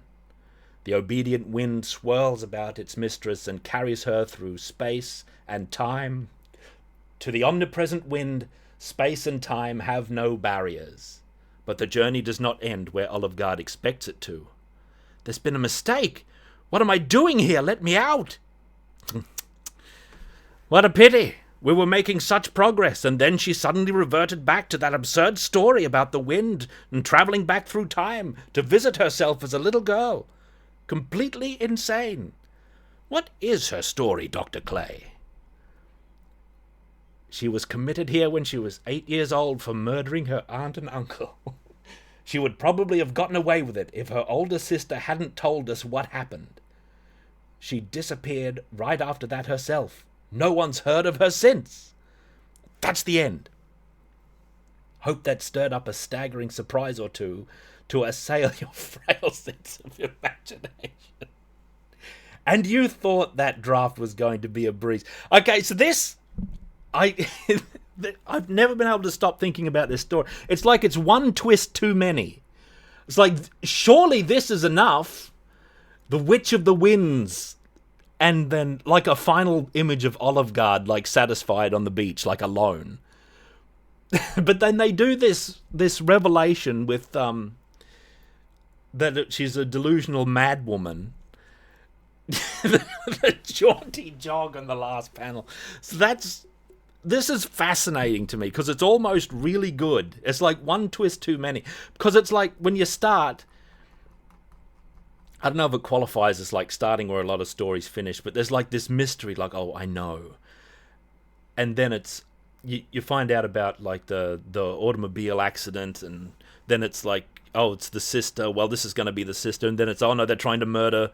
And like, there's an interesting plot going on, right? This is intriguing, and then it sets up these opposing sides here with the aunt and uncle, and the what you think is the older sister and Olivegard, and the murders happen here. Like, is this an accident or not? Or is it just? But well, that's the thing where we'll like this presumably, right? Because remember, if you take the resolution seriously, this is. The whole story is like the fantasy of the little girl grown up, trying to reconcile her cries. So like it's one twist too many. They went too far. They went too far, man. You know. Thok, there it is. Look at that. See, this was good. This is like little Olivegard knocking him out with the shovel, which is pretty interesting. And then she says she's from the future. She goes to she comes from a poor future for her. Who knows what that might entail in this scenario? And she's the Witch of the Winds, and she goes back. Just knowing that she's a time-traveling witch, I think would have been like the superior ending, without having to untwist it. You know? Like, is this a twist, or did she just get transported? Is this time-traveling Witch of the Winds in the future that she gave herself? Is that what's happening? That seems to be like maybe what they're going for as well. Because the older sister disappeared right after that, but the older sister gave her away here in this. Like, if without that part, it'd be more satisfyingly mysterious. Oh well. Yeah, you can cut the whole final page. This would have been a fine ending. But I also like Witch of the Winds. And I think not having this and having Olivegard alone on the beach, you know, with the waves washing over where the uncle was buried and that sort of thing. The older sister is dead. She died in China, according to which seems like an arbitrary... Anyway, a much better story. Moonshine. Moonshine's pretty good. This is For the Love of Frankenstein, right? This story rules. I love this one. The Love of Frank. Let's read it. There's a little secret my adopted uncle and cousin are trying to hush up. They'd have us believe all the Frankenstein were men. Look into my eyes, devilish darlings, and I'll tell the tale of a lady monster maker who died for the love of Frankenstein. This is the business. The laboratory had been built with the fortune the Frankensteins left the Kroleks, their only heirs, and the last Dr. Krolek used the money to carry on the research.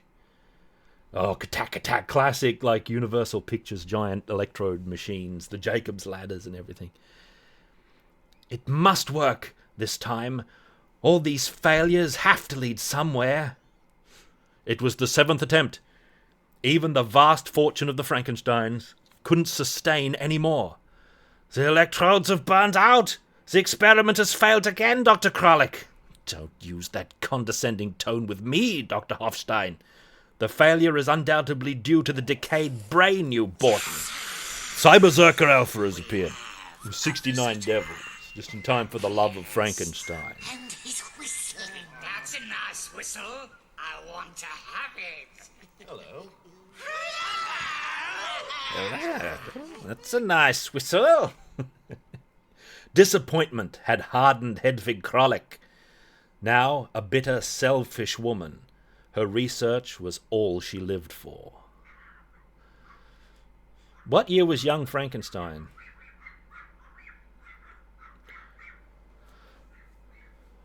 Because I can almost guarantee this is earlier. 74. This was 1969, which is way earlier than Young Frankenstein. It's not even close. We went too far. That's Moonshine. Don't worry about Moonshine. Love of Frankenstein. Here we go. Dr. Kralik, I mean Hedvig, why do you continue with these experiments? They can lead to your destruction, my dear. Eric, do not call me your dear. All personal involvement we might have had has been long since ended. I cannot tolerate your physical appearance any longer. Eric remembered, as medical student, she had loved him for the power and the grace of his agile mind, but now she saw only his flaws. I know what you think of me now, Hedvig, but please listen. I am only trying to help.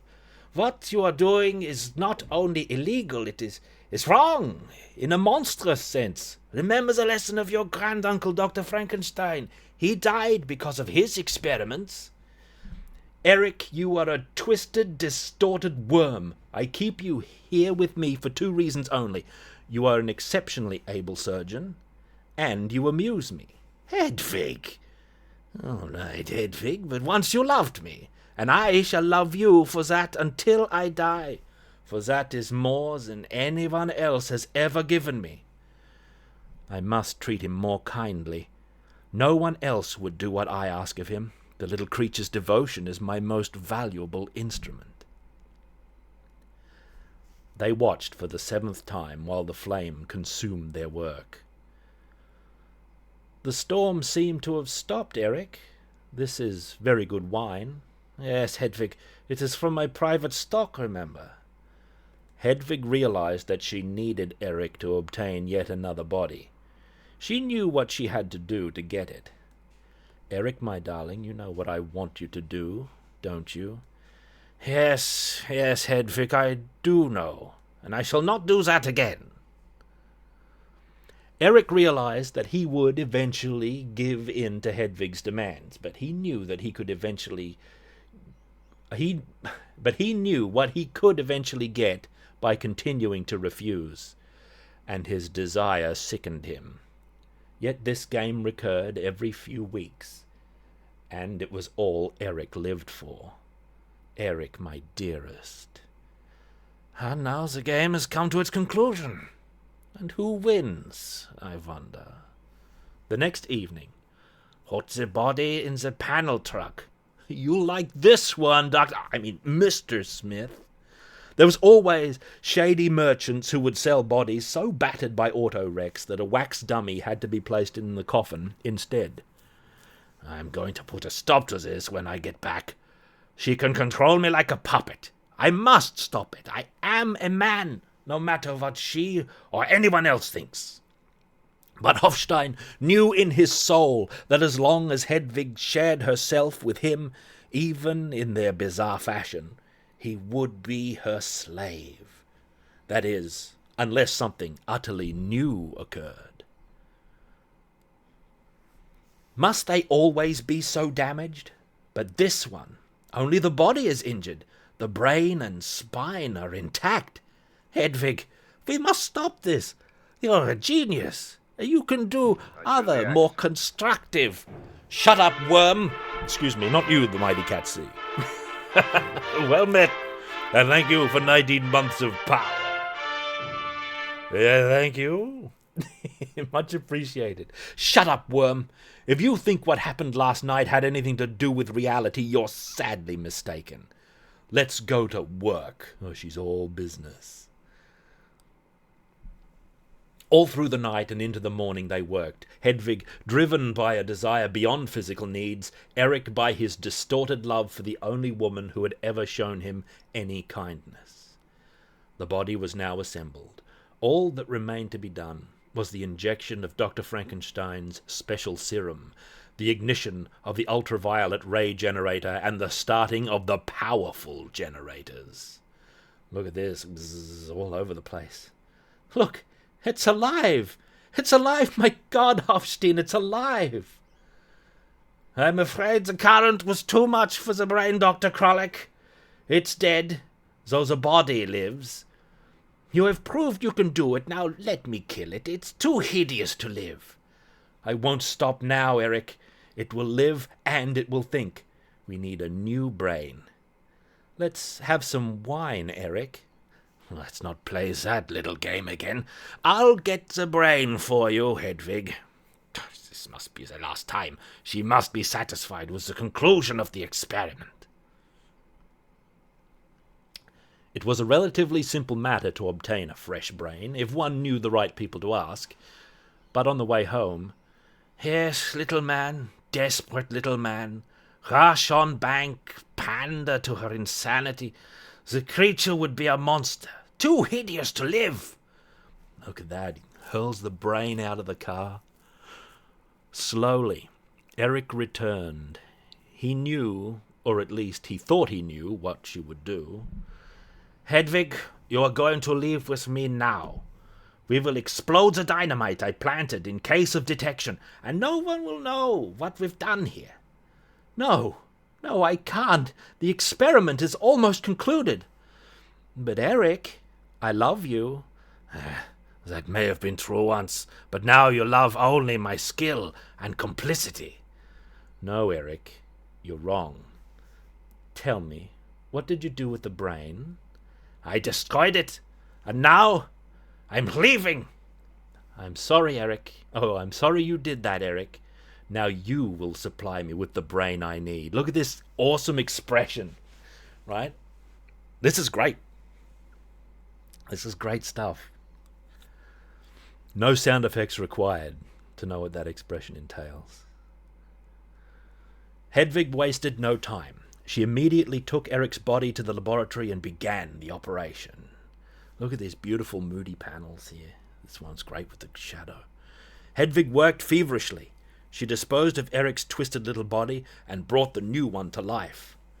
Hedvig, why did you do this thing?" "I have given you a new, strong body, Erik. A beautiful body. One I assembled for you. A beautiful body." "No, Hedvig, I'm hideous. More hideous than I was before." "I love you. I love you. I love you." "Dear Lord, Hedvig, don't you realize what you've done? I hate you. I have always hated you. I stayed with you, I know now, only out of a twisted desire to humiliate myself, to make my love as distorted as my body." "No, Erik, don't hurt me. I love you. I love you. You're hurting. Stop. Ah!" "Why, Hedvig, you love me. This is your lover talking." Look at this awesome panel. Erik's misplaced mind had gone. He thought only of revenge. Revenge on Hedvig Krolek, the only person who had meant anything to him, and the person who had killed him. "Hedvig, you're so beautiful, so dead. I said I'd love you until I died, and you killed me. Now you're dead, but I know what to do with dead things. Goodbye, Hedvig, my lovely." Crackle. Erik was not too insane to know where the explosives were. He threw the switch that started the fuse. And that's it. Poor old Erik went all to pieces just when Hedvig started getting hot flashes for him. I guess we can't flame him, can we?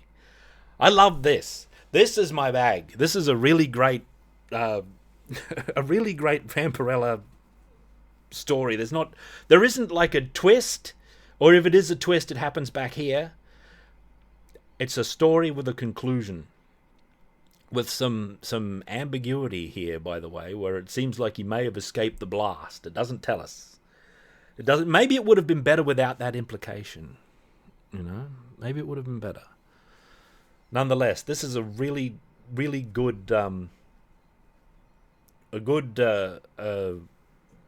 would you call it? Like a Frankenstein spin-off sort of story. You couldn't do very much better. It would make a good, like, horror movie. It would be in keeping with the late Universal and mid-period Hammer. They shouldn't have shown that this, maybe. But then again, it leaves a door open. This might have been entirely the artist going off book, by the way. Who was the artist for this one? That also would have been a good ending. Him crawling into the flames with her. That also would have ruled. Jack Sparling. And I'm not fully familiar with a lot of artists in comics back during this period, but I know some. Bill Warren himself.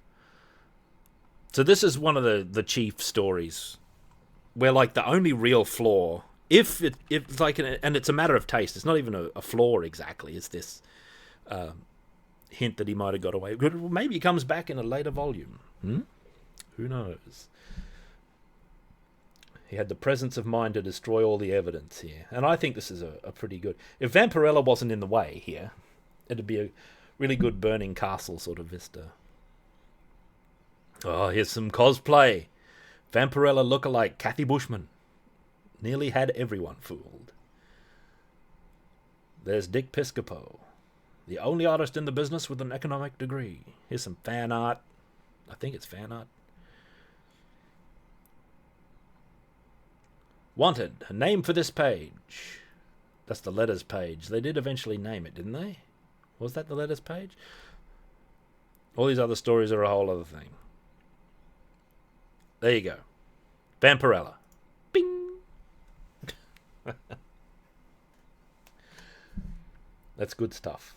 And there's other good stories. Like there's other stories that are of a comparable caliber with For the Love of Frankenstein, no doubt. But that's the one that was there because we happened to be in the same issue as Closer Than Sisters, which is an interesting, if somewhat flawed. Both have the quote-unquote flaw in, like, the final moments. Right, since I'm at the right time, I think I'll take a little bit of a break. Yeah, burger break time, Mr. Kalmanfilter. I shall return, and then we'll continue our journey with Batty Isabella, and we'll take down that boss. I think I have to hit the... I don't know exactly what's going on, but I think if I hit the blasts, I'm, like, parrying its attack, and I think if I hit the sparkles, I'm hitting it, maybe. I'm not actually sure.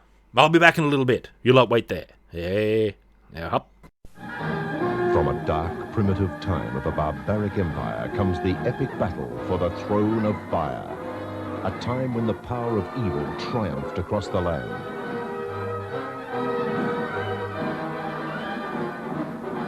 A time of uncontrollable demonic forces. A time of the sword and sorcery. A towering spectacle of merciless warlords, fearless warriors, lusting women, and awesome conflicts. The Throne of Fire.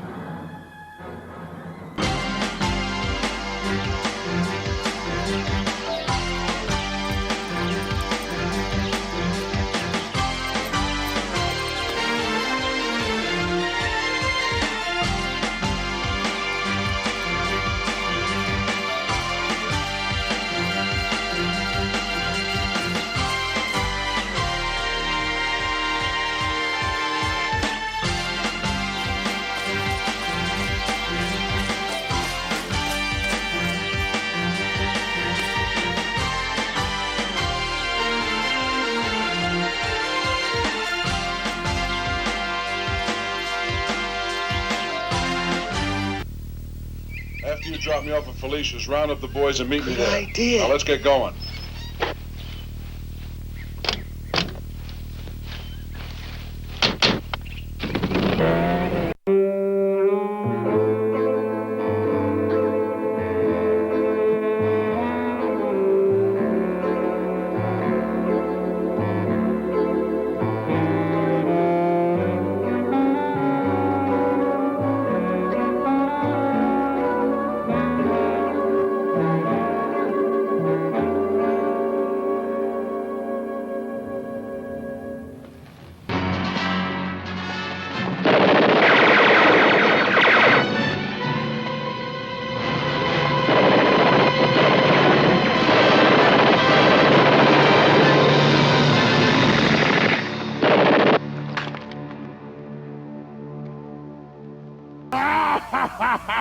I'll give him one of these, and I'll give him one of those, and one of these, and I'll give him one of those, and I'll choke him like this. All right, I'll choke him like this, and I'll give him... Oh, yeah. I believe you, but we gotta know, who are you? Who are you, actually? Who are you?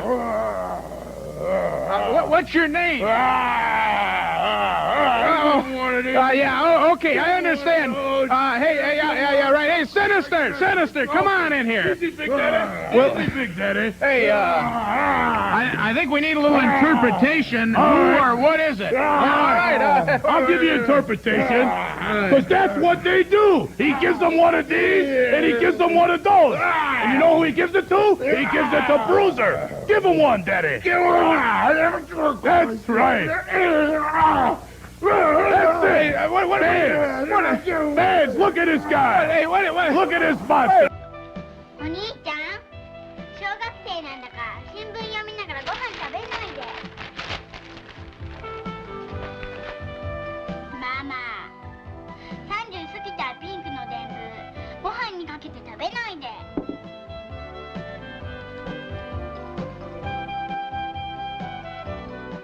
お姉ちゃん、高校生なんだから居眠りしながらご飯食べないで。静かに。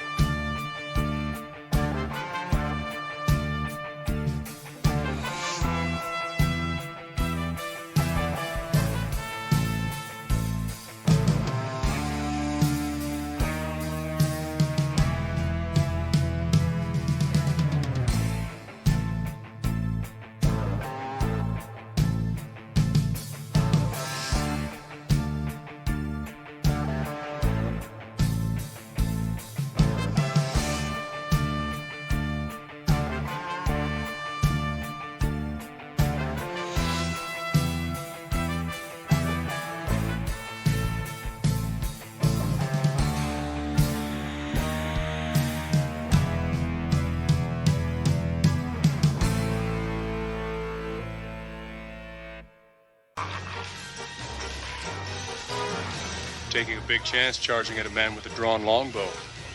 Must have heard about my reputation for fair play. Can't believe everything you hear.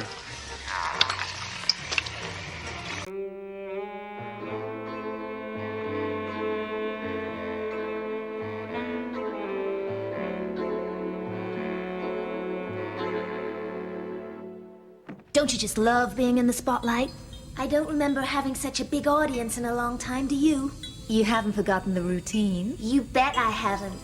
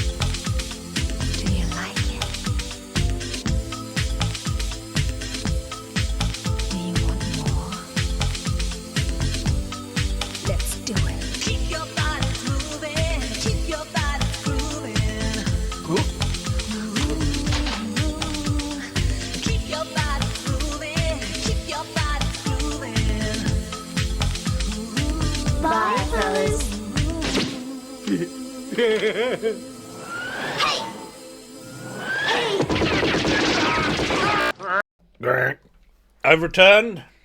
Those Puma twins got in the way. Let's return to our journey.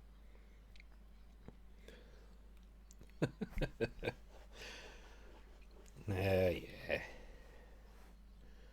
I had to get some nourishment. All right. Now, control speed. I don't know what you do. Like, how do you fight the boss on speed 1?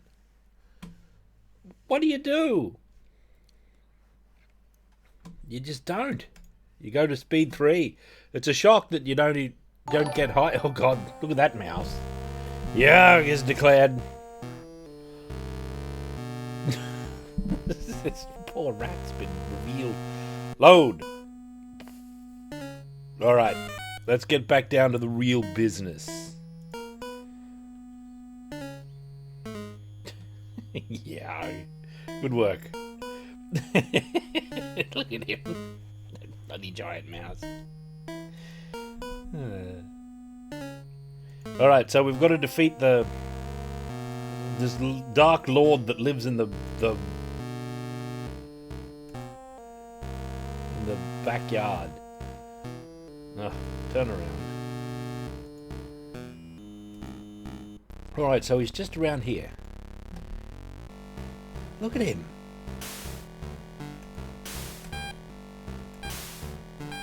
Maybe the speed adjusts itself.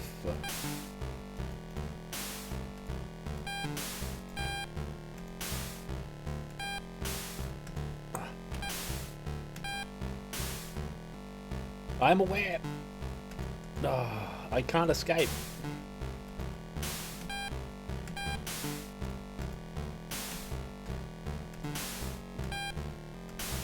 Oh, the mouse control's a bit rickety.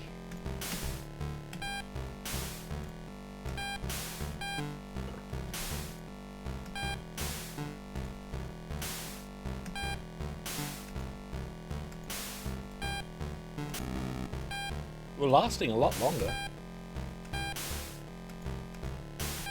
This must be what you're actually supposed to do.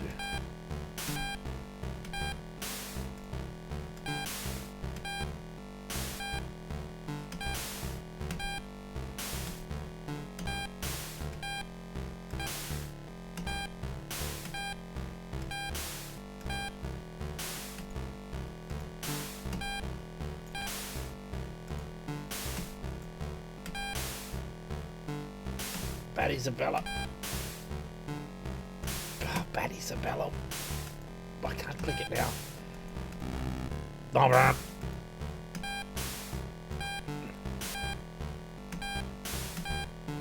Why is there a Witch King hiding in the backyard of all places?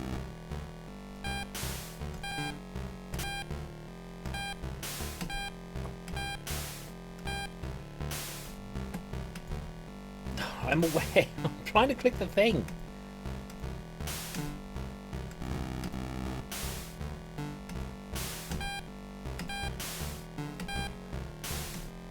How long is this going to go for? Oh, God.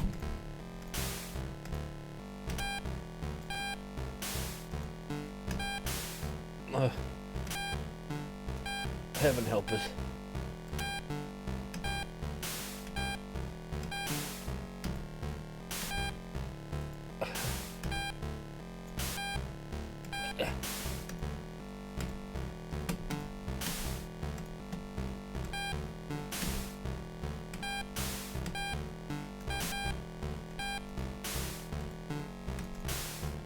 Maybe I meant to hit it many times. The sparkles heal. I'm glad about that. And maybe that hurts him. And I'm just taking periodic damage.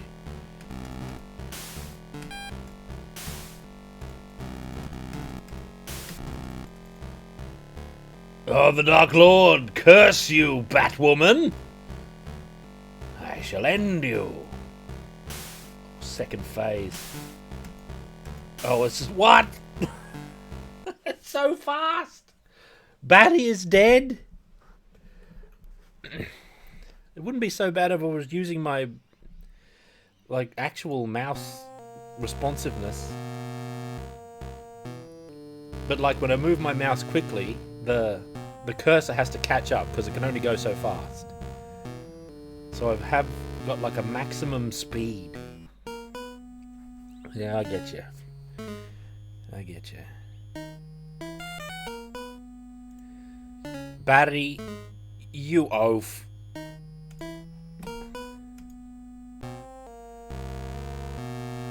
It's a multi-stage battle there, man.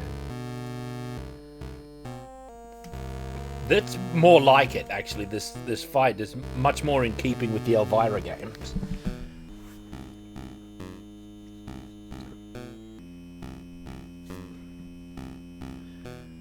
Holy moly. How do you get to have your regular mouse responsiveness?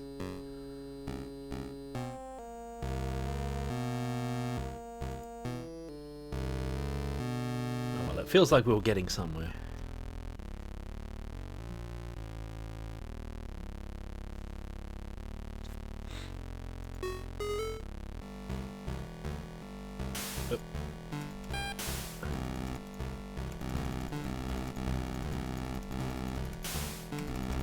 Looks like you can get many blows in. Yeah, you can get many blows in.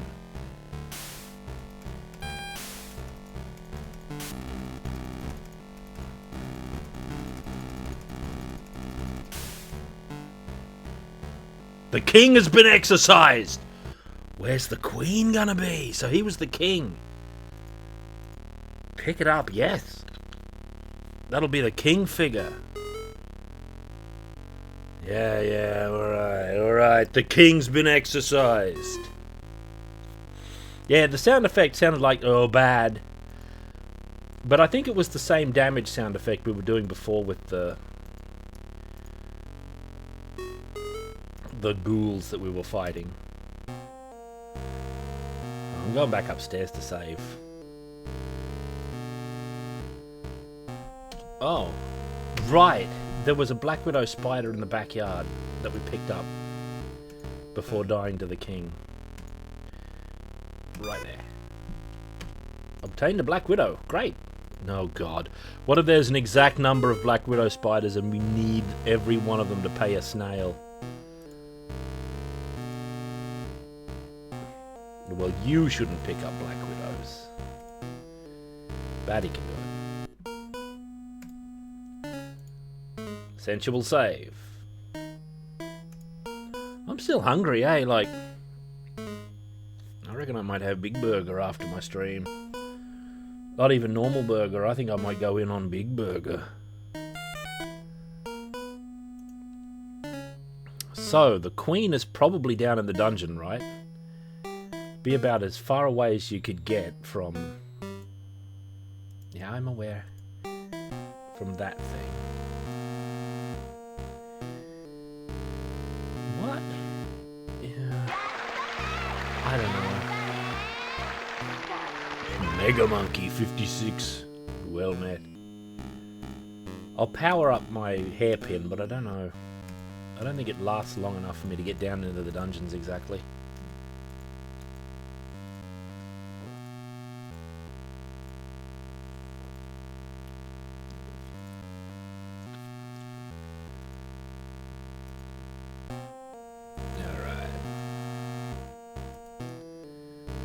Well, the queen's going to be the royal spirit in the tower. I had assumed it was blocking the chest, but I guess that might not be the case. I thought I might have just lucked into the correct order, but maybe not. Now, what room is she in? Here, Calgar's room. Alright, royal queen. Let's have it.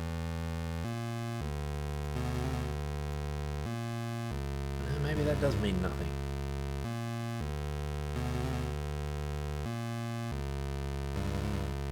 Yeah, second game. I'd probably go in for a second game of this.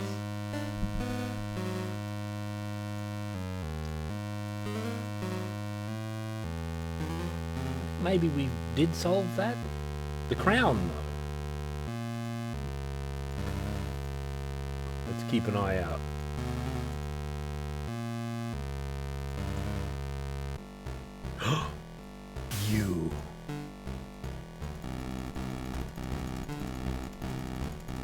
The Queen.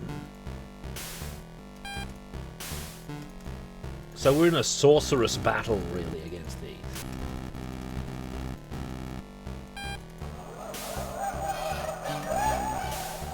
Thank you. Oh, God. Goth baddies. I'm the good guy here. Uh-oh.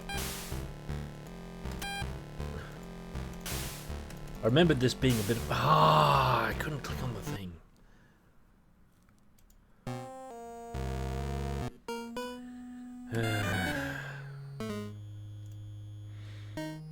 Oh, Bard, what? Did some slang happen? I don't know nothing about. I'm going back to the basement. Slang happened? Disregard. That's my policy. The music sounds like a John Norman game. Or Paul Norman. Who what? He always mess up his name. Where's the save chamber here, Battarella? If I save a little closer, it might be better. Oh, there's a ghoul there, but don't worry about him.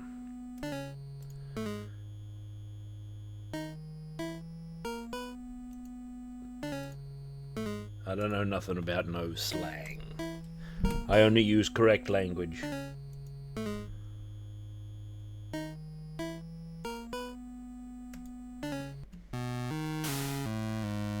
Just took a hit on the way out of the room, that's normal. Common practice, it's called. Alright.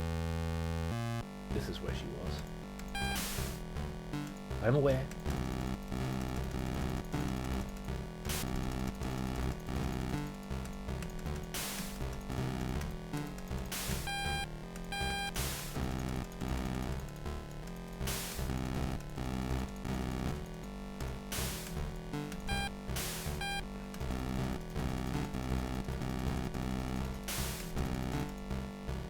Oh, the Queen, she's weakened.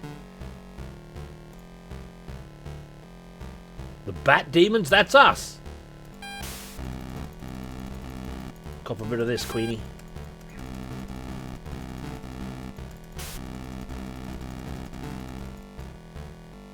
The Queen has been exorcised.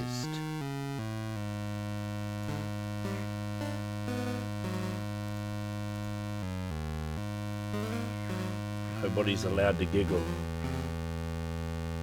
The old Batty's about. You can have her. The awesome phone. I'm a Vampirella man, personally. Batty Isabella. What an oaf character.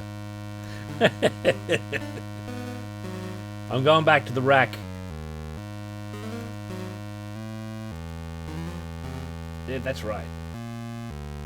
I'm aware.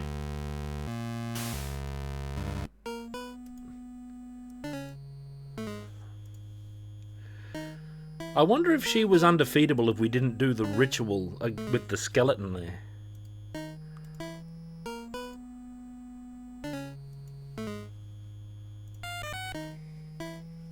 I should have looked for like Cheesecake Bat Isabella art that I could make a start screen out of. That would have been better.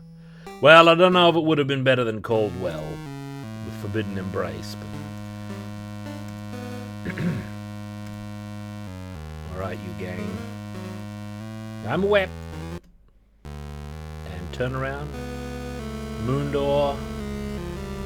We've got both pieces. Yeah, good. The trophy has been returned. Set the return.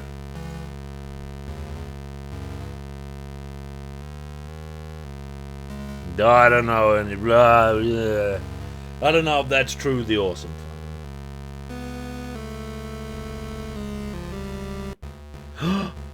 Filthy fiend! I shall avenge my fallen kingdom. I know what to do with fallen kingdoms. Just click on them repeatedly. This is a stand in front of it and attack repeatedly. Oh no, I clicked outside the window.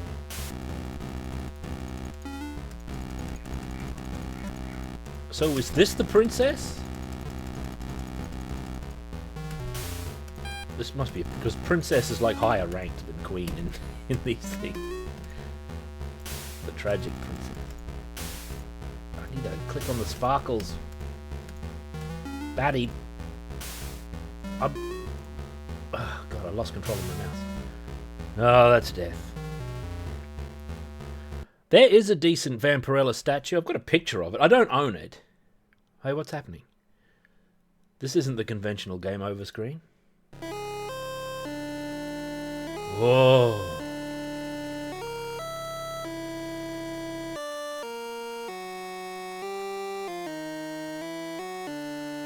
I don't know if bad end.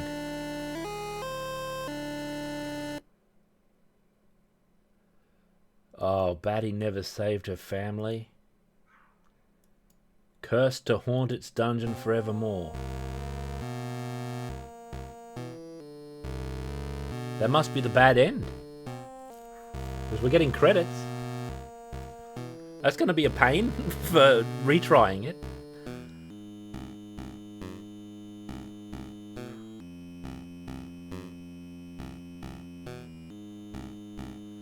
Bad Isabella. What an oaf.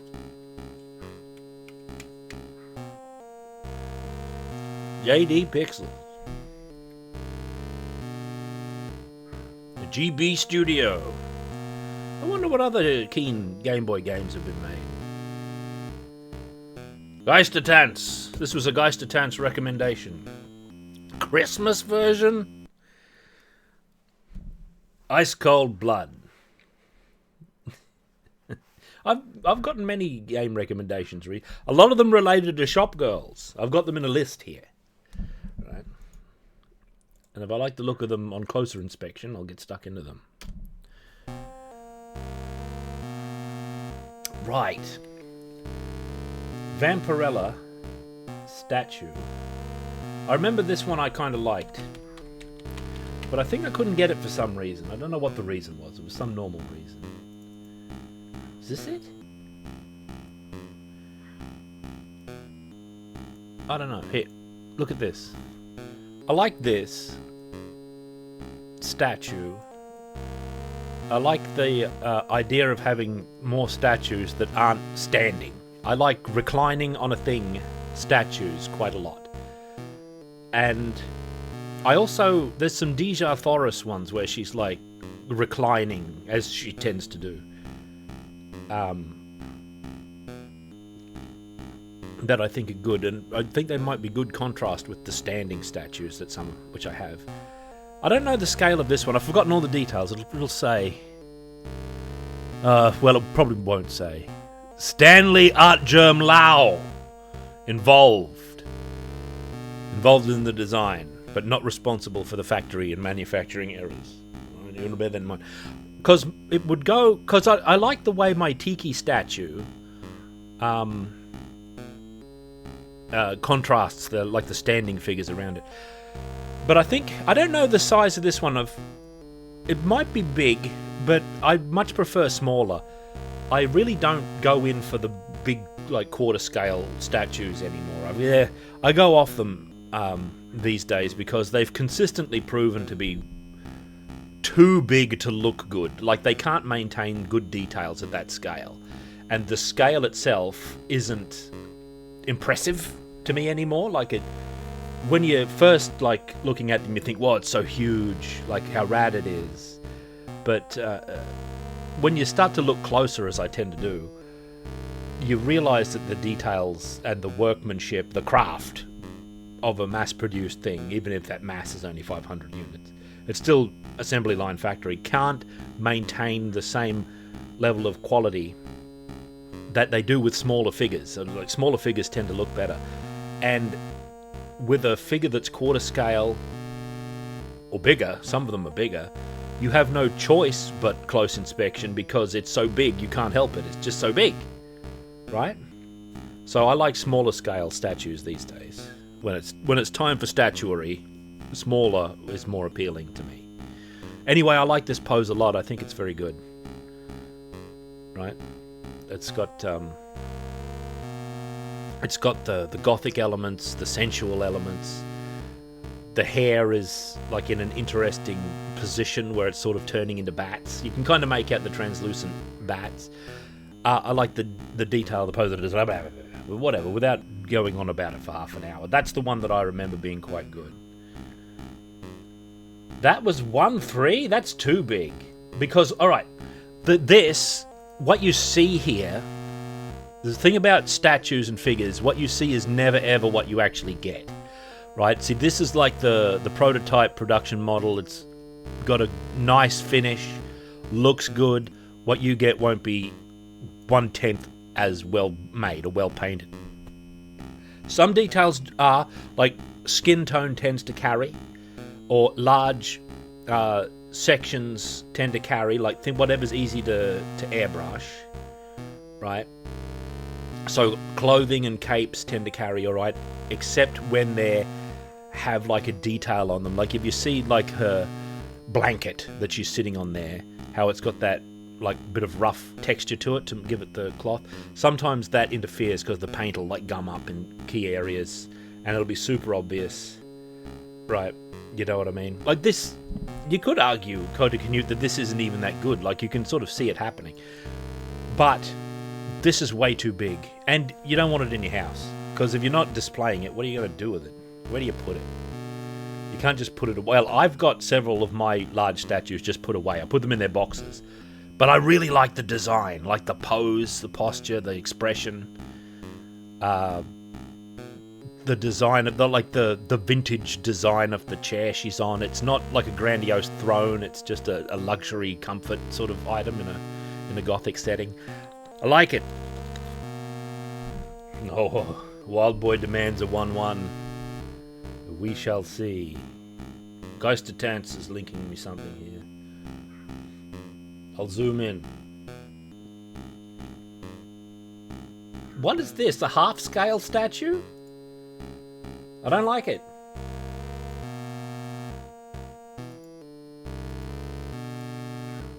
Look how expensive it is.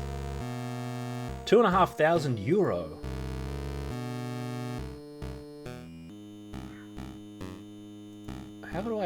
How can I...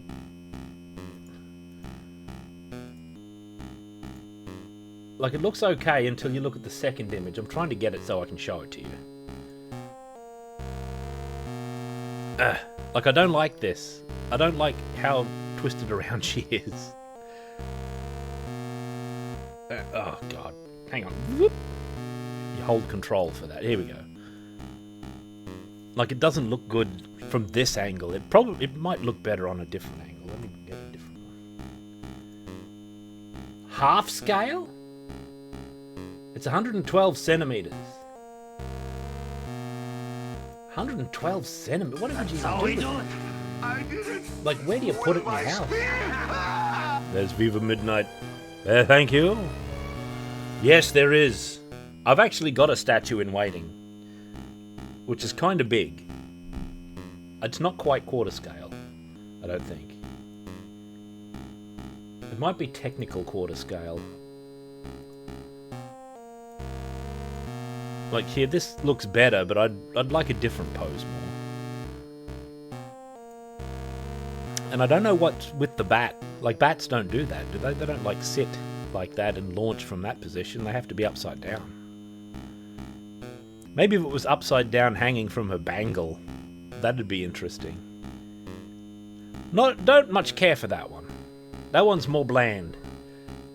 It's too bland for that kind of price as well. €2,500. And I don't even know what euro's worth. I just plain old don't know. Yeah, poor kiddo's only 150 centimeters tall.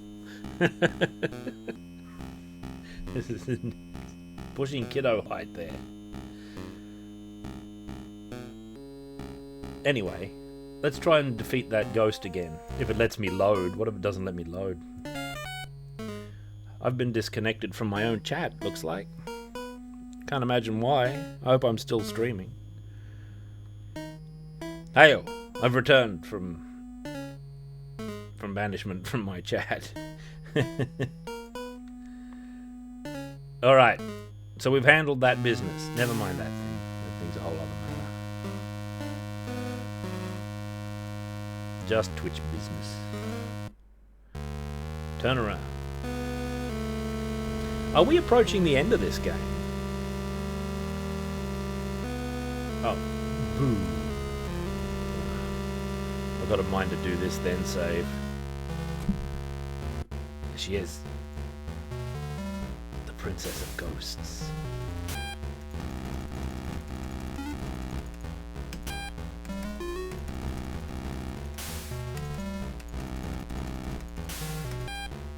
How many phases is she gonna have?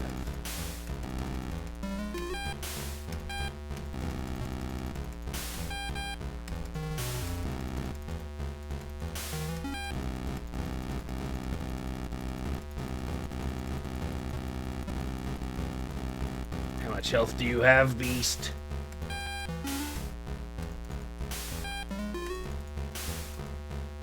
I know.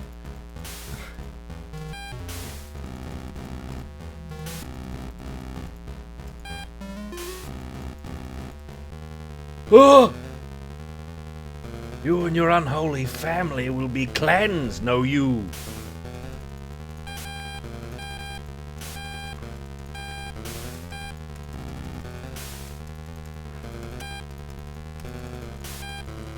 I'll cleanse you.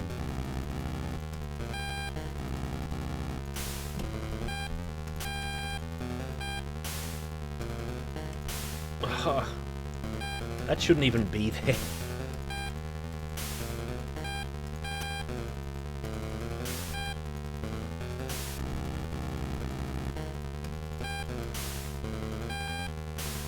The weak point is like a target of opportunity, I feel.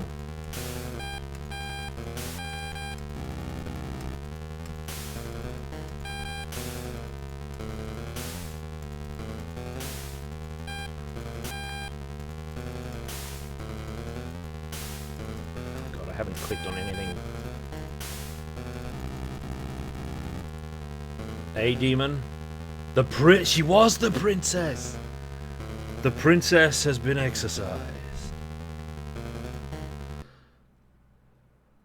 Once upon a time, there was a fair princess. An honorable king and queen watched over her until one day, a horrible race of godless creatures came to destroy the kingdom. They killed the king and queen and made slaves of the people that begged for their lives. The princess was left to rot, as we saw, strung up in the dungeon of her castle, now the lair of those terrible bat people. We are the villains. Boo-hoo, what a sad backstory. Either way, honey, it's my game, and you took my family. Okay. Good riddance. Normal riddance. Poor princess. I need a princess game. Hey, look at our land vehicle. Well, I got my boys back. Not to mention, I put an end to all those pesky phantoms. Finally, a little Alita Battle Angel premium life-size statue. I'll get to it, Lion. We need a longer period of time than what's left of this stream to get into that action, I think. A little peace and quiet. Oh, the batteries got back in the Walkman. That's keen. Despite his mother saving him from evil spirits, Bat Son is still the same reclusive teenager as before. But at least he's in a cell of his own choosing. Bloody husband over there. I like how he's just a bat. He's not even a vampire. Of course, I'm finally back with Husbano, the bat of my dreams.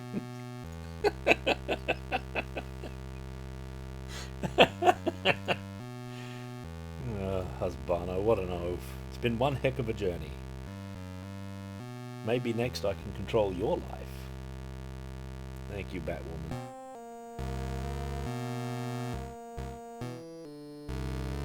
But what about the Black Widows? Yeah, this is on Steam, Secret Squirrel, if you wish. I I've got to investigate this Alita statue. Let me just have this play out. This game was oaf. But still, I liked it. I don't think the sequel's on Steam. I'll have to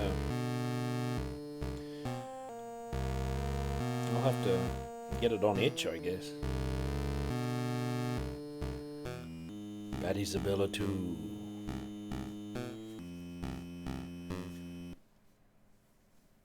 Did I win?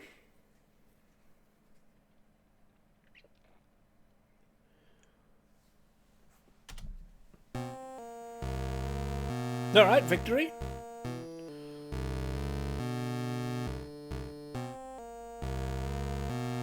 No problem.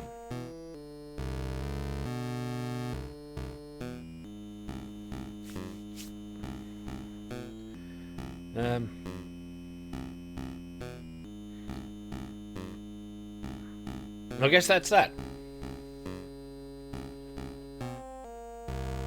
King's Bounty? Yeah, King's Bounty. I know of it.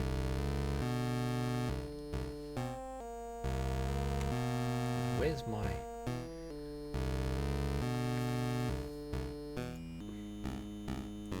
life-size statue.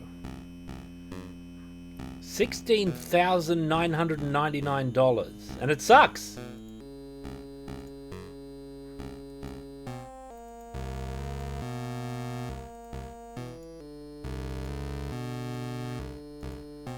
It's not even good. How tall is it? Low inventory. There's only one left. Let me show you this. This is too big. This is too big and too expensive. It's life-size Alita statue. But she's not even like full form. She's in casual clothes.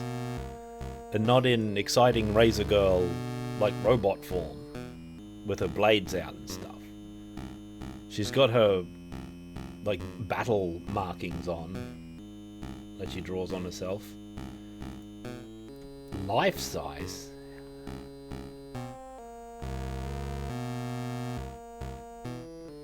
Yeah, it's the movie one, which is the ultimate point.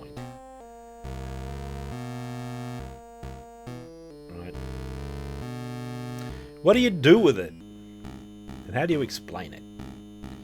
What it's really for is for being in rooms that have a lot of that kind of thing in it. You know, a lot of props and statues of, like, I've seen like a lot of life-size Predators and Terminators and things like that. You'd put it in a room that had a lot of these. But I think its main purpose, or its most common purpose, is probably to be in the showrooms of, like, shops that sell that sort of thing. Not for anyone to actually buy, but just to be there. It's technically for sale, but it's, no one's going to buy it, usually. Like, there was, like, a life-size Predator in a Toy World that I went to. It was around here. What year was that? It was a long time ago, anyway. But, like, a lot of other stuff was in there, and they sold toys. But it had a lot of this stuff in there. Well, maybe not a lot, but it had this kind of thing. There's also life-size Han Solo frozen in carbonite, if you want that sort of thing. What should we do now? We finished Bad Isabella. What's our next job? Be gone. What's our... Surely we've got some time left in the stream. What are we going to play? Dragon's Crown? What are we going to play? Some arcade game? Are we going to play Guardgrave? I bought this game Guardgrave. I booted it up and I said I'll play this eventually. Why don't I play it right now? It's at least on some kind of, with the semi-gothic or semi-gothic theme. Pool of Radiance. Alright. Pool of Radiance is a bit long for tail end of stream, though, isn't it? I don't remember how to play Dragons of Flame.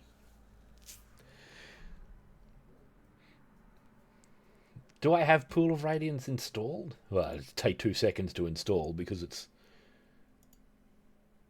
Pool of Radiance. Here it is.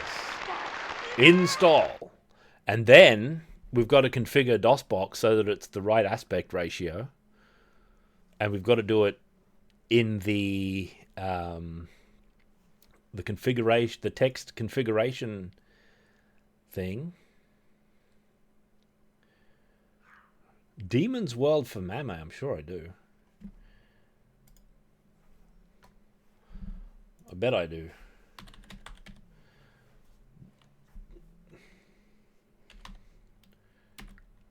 Although, it's not exactly for Mame. Demon's World! Let's play it. Stoats, thank you. I did it with my spear. 30 months of power, Stoats. Very much appreciated. So what's the mystery of this game? I've played it once or twice, I think. Yeah, the mystery stream. We're still in semi-mystery because streams during the week aren't guaranteed. I can't put them in certain times or anything. I didn't even have a stream in the middle of the week this week. I just oafed until today. Let me play this whilst Pool of Radiance is installed.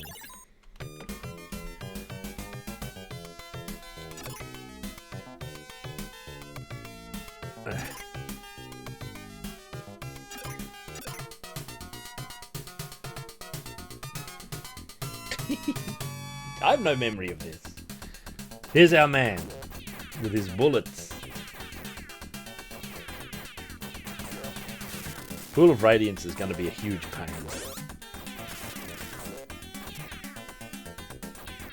What are these ghosts doing? Because Pool of Radiance and the other gold box like games have got really, especially the early ones, have got really annoying keyboard control and super long character creation where you have to select all the different body parts. And it's got terrible portraits for most of the characters. I don't know, but whoa, you can stand on the barrels. Evidence of Kongs. How do I jump up high enough to get those? Oh, there we go. Oh, Frankenstein! You can do a double jump. Oh, what's this? I like how normal our man is. I'm a cat named Frankenstein. This is keen.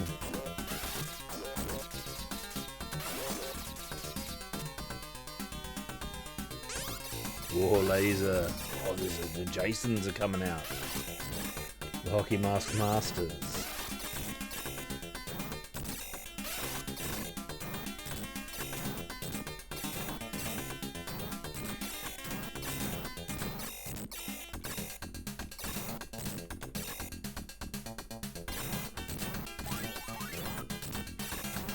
This is called Demon's World.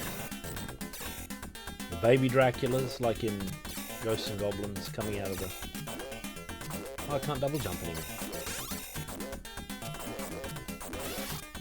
Oh, can I? Oh, I see. It's a boost to your jump. It's not a double jump in most common senses. Oh.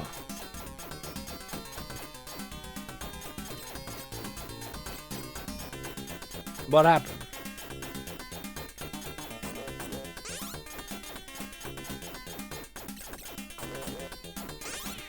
This is a James Moore selection.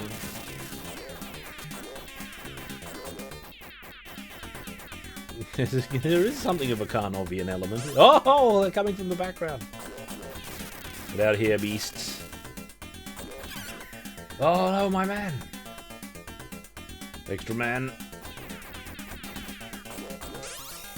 Back to laser. And a cleared bad Isabella. Yeah, Willow in the arcade. Yeah, sure. I played it. I haven't 1cc'd it though. It's a good game. Three-way. Angled upwards too, which is kind of rare.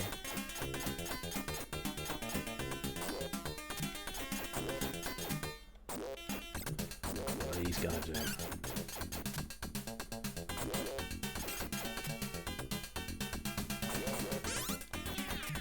Oh, M for missile. Oh!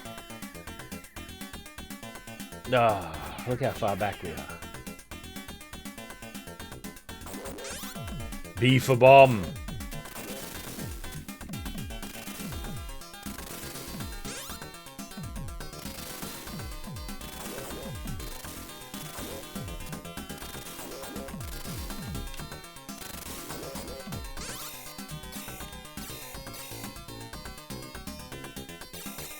Namora wind bar.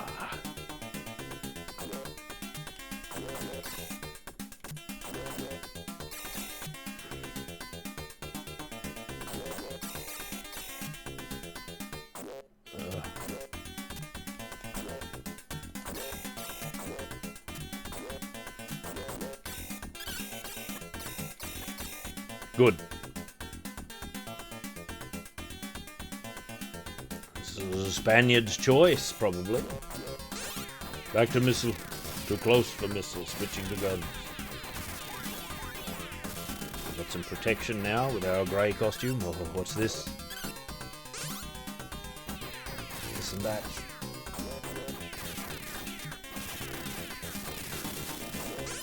Ah! Damn it.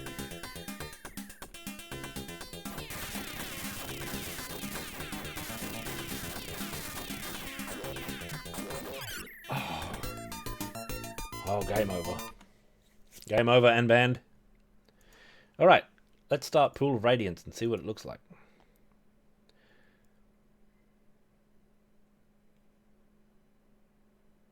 Oh, God.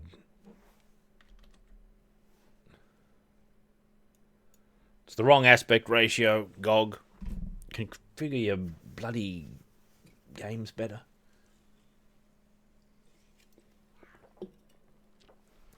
It might not capture very well either. Let's see. Developer George MacDonald. You heard the man?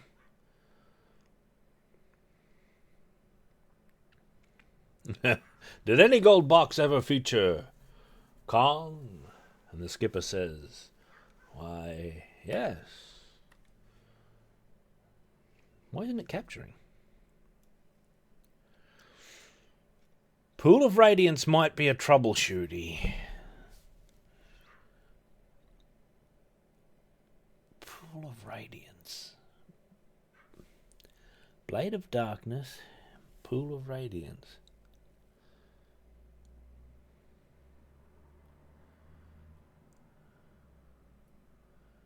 I got my Beholgar capture here still. It is capturing it. Yes. And no. Oh ho, look at that. Use the translation wheel to decipher. This is scaled up a fair bit. Hey, what? Alright. Hopefully it's got some pre-made characters. Oh, I guess it doesn't. Create new man. Dwarf. A mortal man dwarf. Fighter. Lawful good. That's not a dwarf. See, this is the problem with portraits. Is that it's almost impossible. Hang on, not ready. It's got 18 constitution. Look at the stats. Keep this character, yes. You change his portrait afterwards. This is Garlos. Alright, head. There's no very... This is the dwarfiest head, I think.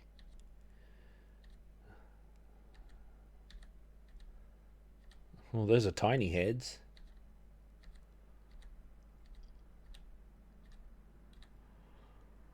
There he is. Now you can change the body. Oh, the Herculean physique. Keep. That's him. Now you have to go through the extreme extent. Well, I guess it's not that extreme, but it is a huge pain of making the characters sprite. Alright, now this is oaf. Alright, parts. You got head, weapon, and body. I guess it's not that big a deal. His head should look like... He looks kind of... He doesn't look like that. There, that's him.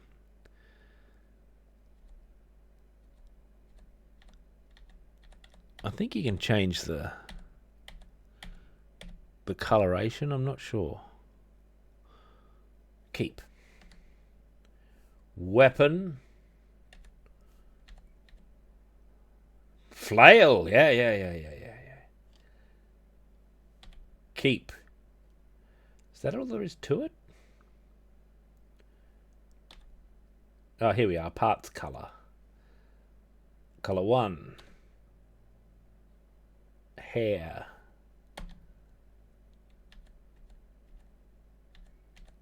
Now he had white hair, didn't he? Oh, the blonde beard. There we go. Keep. Oh dear. Shield. Arm, leg, egg. That's good enough. Exit. I don't want to go through it all. Size. His size is accurate for dwarf, I believe. You can have large and you can have small. That's small. Oh god, I thought it was going to reset all the stuff I'd already done.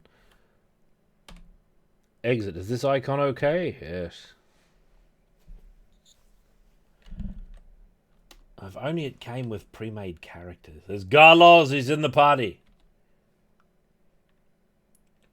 Look at that.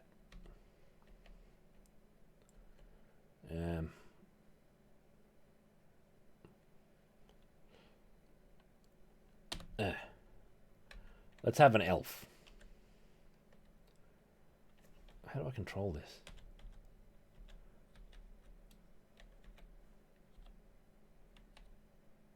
Oh.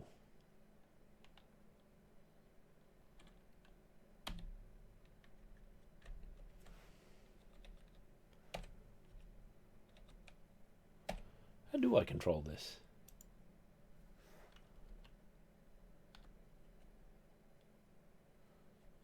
Well, there's Continuous Maximus.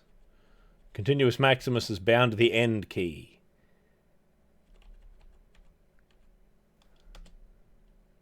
Oh, let's make male or somebody.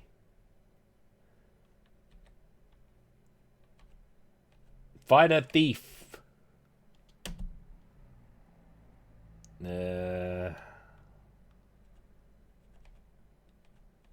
Chaotic Neutral.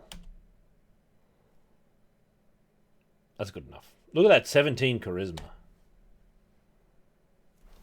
Male. Where's male's proper head?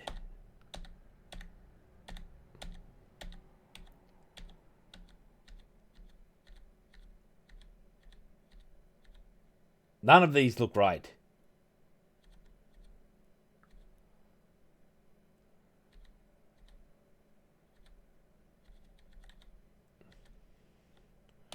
Let's change the body. There is like a Red Sonja body in here somewhere. Yeah, look at that. They still don't all fit. Some of the heads are too big. Some of them are too small. That one's got elfin ears, if that matters to you. Now, these are more involved than you would ever believe. You can create abominations from all kinds of... Keep. That's the closest we can get. Alright. Head. I bear mason chains. Socrates, 42 months of power. Yeah, thank you. I don't know if I'm playing pool so much as just taking a look. Arguably the icon is more important than the portrait, actually.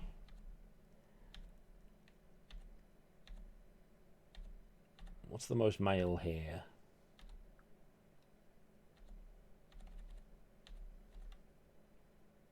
What is this? That's like a High Duchess sort of thing. We might just have to go with normal hair.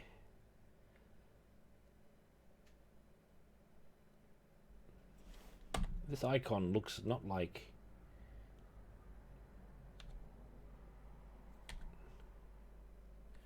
weapon.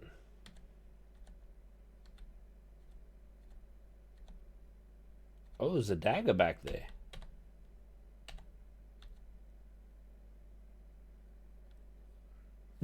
I don't really want to do this 6 times.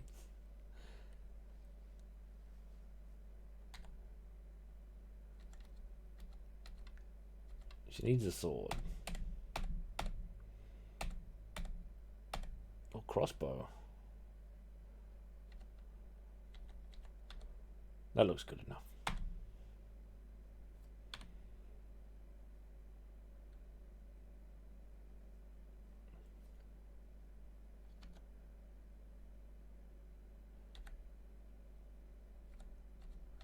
She needs red hair. Is there red hair? Oh, is that the closest we can get? Ordinary hair, forsooth.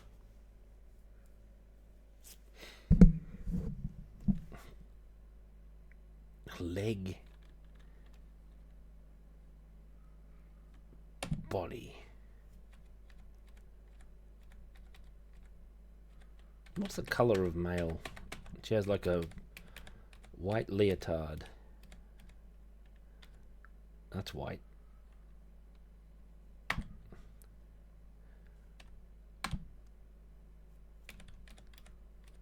With like red pauldrons.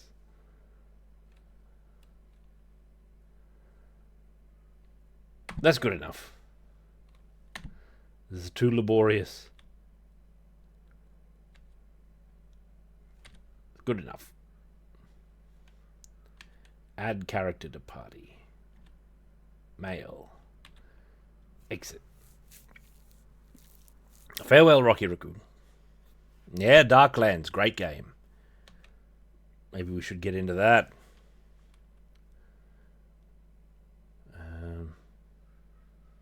Begin adventuring. Oh, there he is. Greetings, courageous ones. There's only 2 of us. I am Rolf, appointed by the council to introduce newcomers to the fair city of Flan. If you will accompany me, I will start the tour. I'll be honest with you. This needs a full manual exploration. We need a long hardware store master. He is. We need like a long character creation session, which I don't really have the mana for at the moment. Well, let's take a look at the game all the same.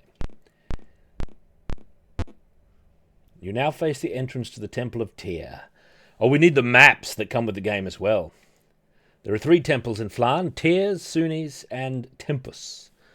Tyr is the largest and houses Bishop Brachio. If you will turn around now, you will see the entrance to the passenger dock. Excuse me. Oh, pardon me. Passenger dock area we just departed. Few ships dare the perilous passage here, but the council is developing a plan to open up the sea lanes.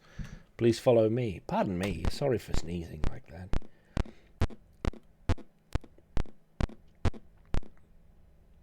Behind these doors are the special training schools where adventurers increase their skills. Let us now go to the city's most important building, the bath. We are just outside City Hall. Proclamations are posted on these walls. Inside, the city clerk awards the council's commissions. Commissions are the quickest way to fame and fortune. Thank you, Ghosthor. I need a blessing or 2. On your right is one of the entrances to Suni's temple. As with all Flan's temples, various clerical services are offered inside. On your left is an entrance to the city park. Yeah, I think the age of the quarter scale and up statue should be over. And we should have like smaller statues which, for the same amount of effort and probably lower manufacturing costs, we can have far superior images. Because I think of a statue as an image. And at too great a scale, they can't manufacture them with enough consistency in they plain old can't do fine details. But there is no such thing as a fine detail on a statue so large. They're all magnified details. So they don't hold up to even casual inspection. So people who visit your house look at them and their question isn't like, where did you get this or anything? Internally, their question becomes, why did they buy this? It looks terrible. But the truth is that they look great on the websites you buy them from. Only rarely do I ever see them or buy them like in person. And I feel like if I saw them in person and not sold on the romance of the production models, I probably wouldn't ever buy them. Even back in the day when I bought them more frequently. Giant ceramic tigers more reliable. And I also think that in quarter scale and higher, the scales, they should look more like statues, as in they shouldn't try to be super fidelity, multimedia, or what's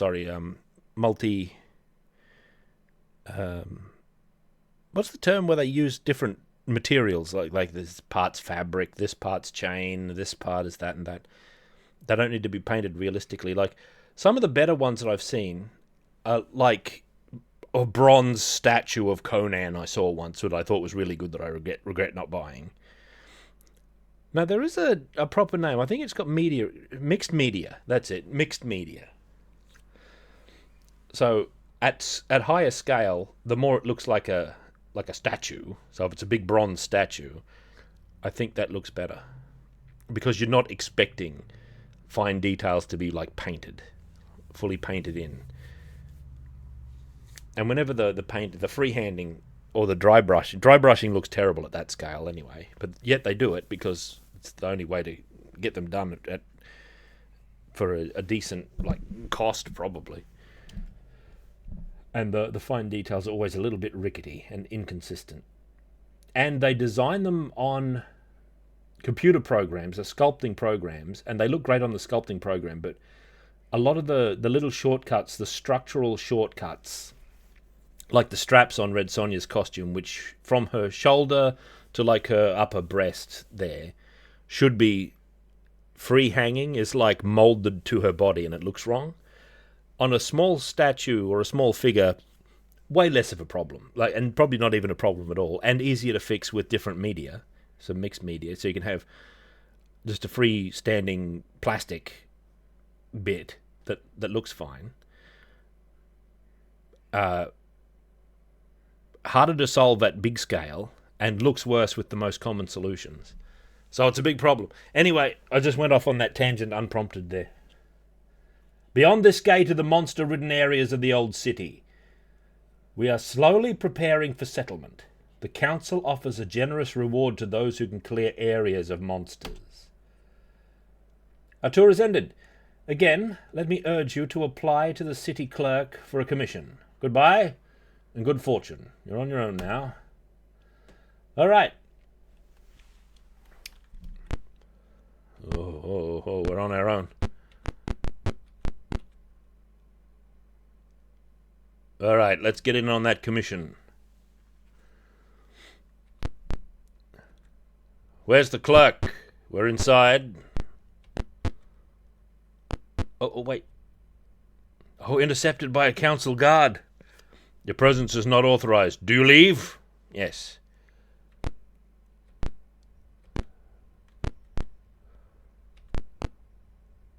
Here we go. Look at this dame. At your entry, the council clerk begins looking through a stack of papers. Before I can offer any commissions, I must see if you are due a current reward. On the matter of commissions, I can offer the following. The slums immediately to our west need to be cleared of monsters. Sokol Keep on Thorn Island must be cleared. The council is offering a reward for books, maps, tones, etc., which provide useful information about Flan before the fall. The reward is tied to the value of the information. These are all the commissions currently available. This is so much better than having, like, cutscene, introduce character, I'm so-and-so the clerk, here's a dialogue tree. This is far superior to that nonsense.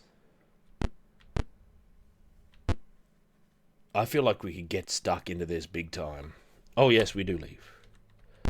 Let's get out of here. Let's go west and see what the monsters are like. If we're going to get into this, we've got to get in properly. Which way are we facing? West. Just point me at the slums. Here we go. The monster crawl. Oh, the kobolds immediately? Look at him. Oh, he looks great. Combat. Here's our men. Oh, we all look the same. Why do we both look the same? Or is that not what I'm seeing here? Move.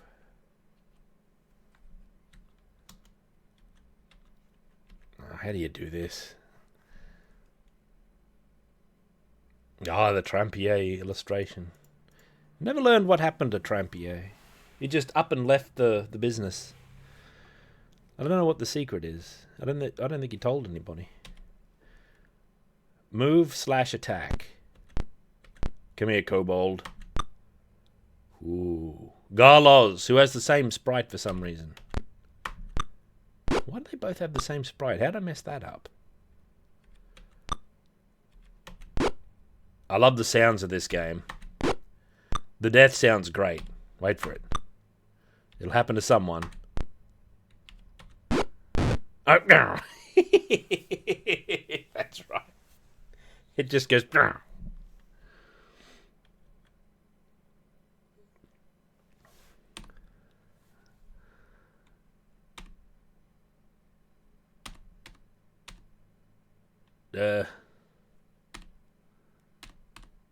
Are we done? This is the battle scenes, by the way, is on a giant grid.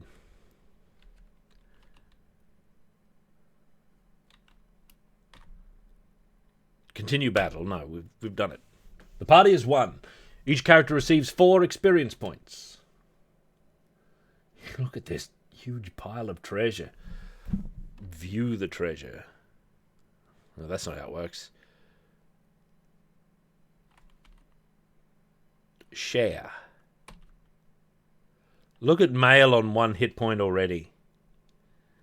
Take. Short sword.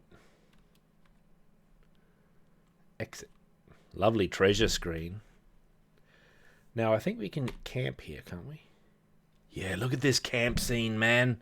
This is the real business. Garloz and mail. Rest. Oh God, you've got to put your own number in. This is how it used to be. You've got to push I for increment. That's minutes. No, this is hours. That's minutes. I think this must be days, because you can rest for days and days. Oh, it says it down the bottom. Let's have a good solid 8-hour rest. Oh, we're rudely awakened by a kobold. Foul. Combat. A party of kobolds. Oh, what are these stones doing here? I didn't authorize no stones.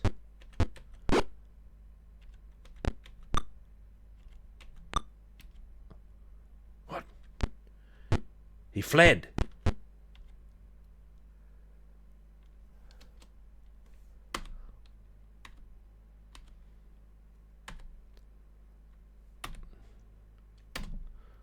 Alright.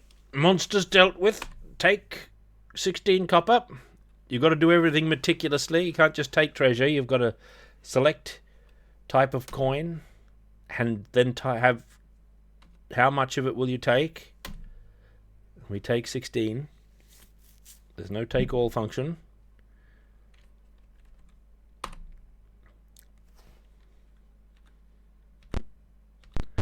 There is a Buck Rogers game done in this style too.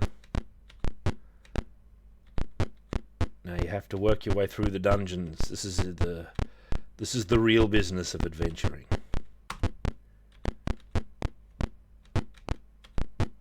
This is the slums. Look at the desolation.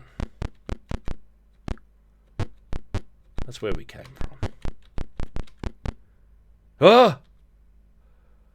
Several orcs are arguing over some papers. Papers? That might be some evidence of a pre-fall land. Oh, there's 50 of them.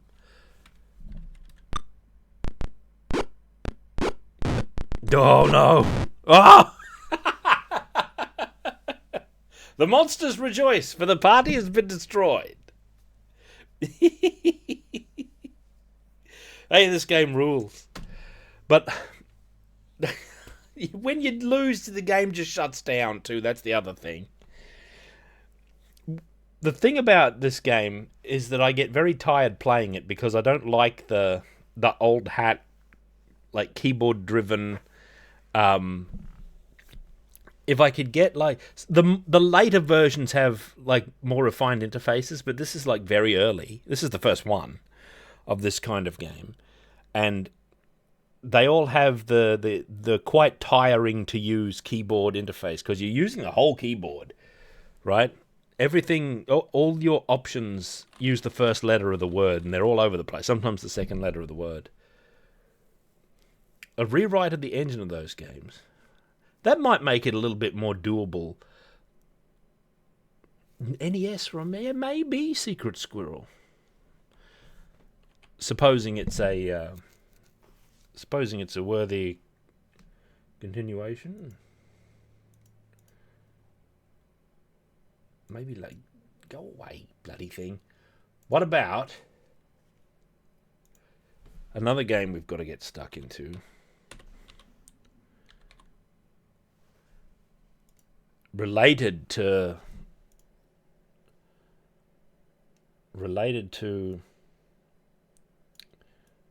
Bat Isabella and Elvira and that sort of thing.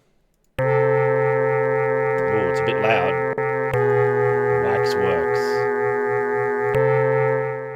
This game rules. Let's have a preview of this game. This is a true game. I love this game.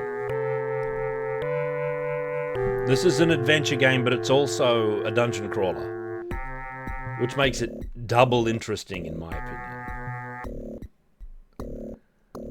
And I favour the DOS sound effect. See, this is how I would design my... It could look a little better because it's scaling up. I haven't configured DOS correctly here to display properly on my screen. So I'm in a tiny, tiny window. Welcome to your uncle's Waxworks. Enter the ticket number 4. Ibis, Egypt, Banshee Bats.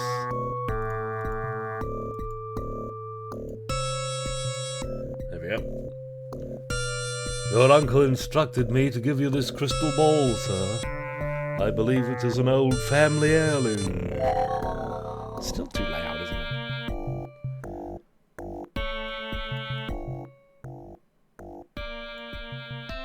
This is a proper horror game as well.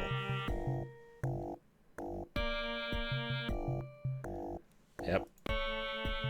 Horror Soft made this. They also made Elvira and the other Elvira.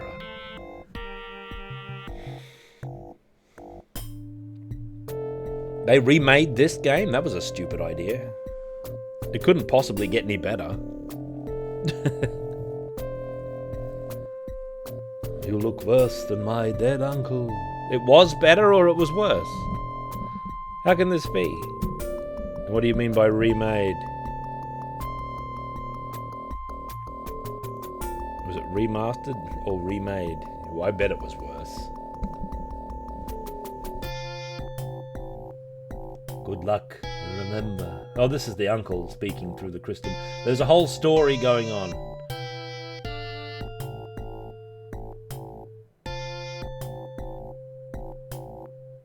Please enter the Waxworks.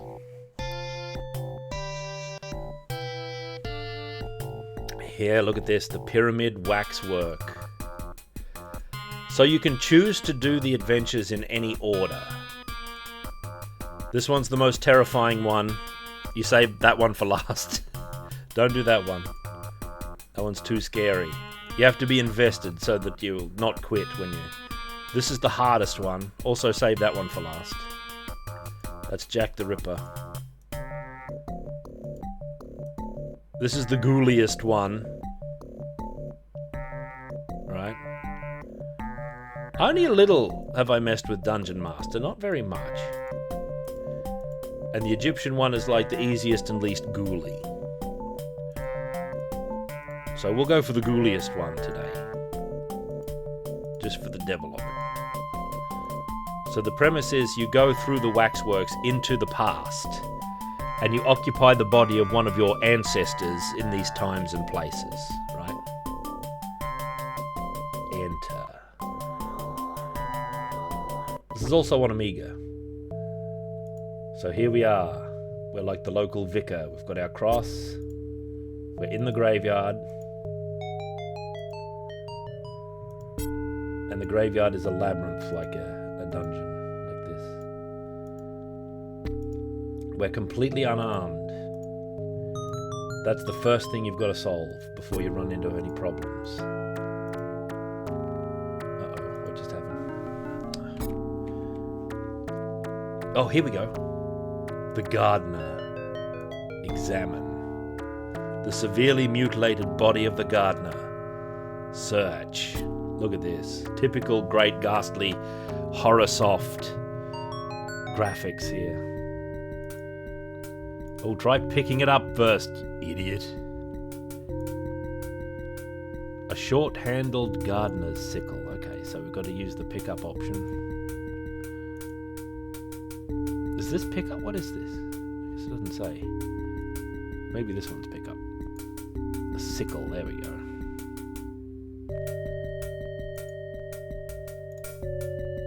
That is now your selected weapon. Now we return.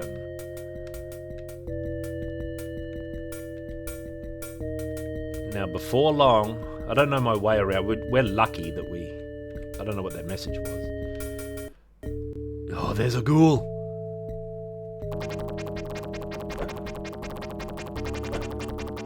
Use it. Oh, you have to go into combat. How do you do it? Click the cross. So here we go. Now the way to deal with zombies is you cut their arms off first. Okay? Then you decapitate them. And that's that. And you gain a level. Right? Your army falls. It's -1 to your army, James Moore. Yeah, he's nuking my hit points the whole time. Don't worry about that. My hit points will go up. Now I'm at level 2. Oh, I'm level 3 actually. That's big. And I get experience for traversing the level, so you get experience for full exploration in this game. A ghoul came up.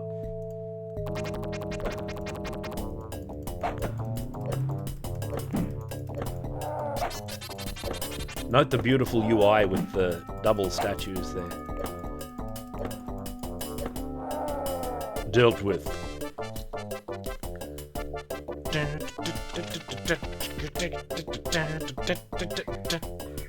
It's just amazing music.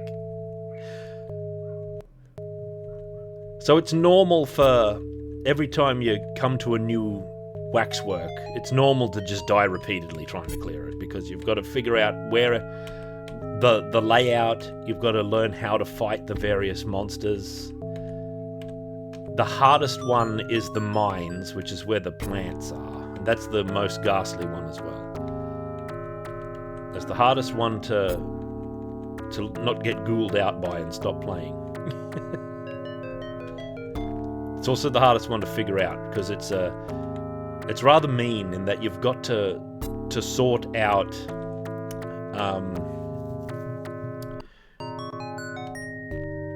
you've got to sort out exactly what to do and where. Oh, I've gone up a level. Look at that. Now I've got 24 hit points. No problem. It's a little bit attrition-y. This is a game I've been meaning to stream for a while. Actually, maybe we should stream this like next week. We should, like, book Sunday for Waxworks. It'll give me an excuse to read more Vampirella, actually. Maybe I should find some eerie comics or something that isn't Vampirella. I'll get distracted. This tomb, I remember this tomb being a big problem, actually. So this one, I guess it's not that one. One of these tombs is a big problem.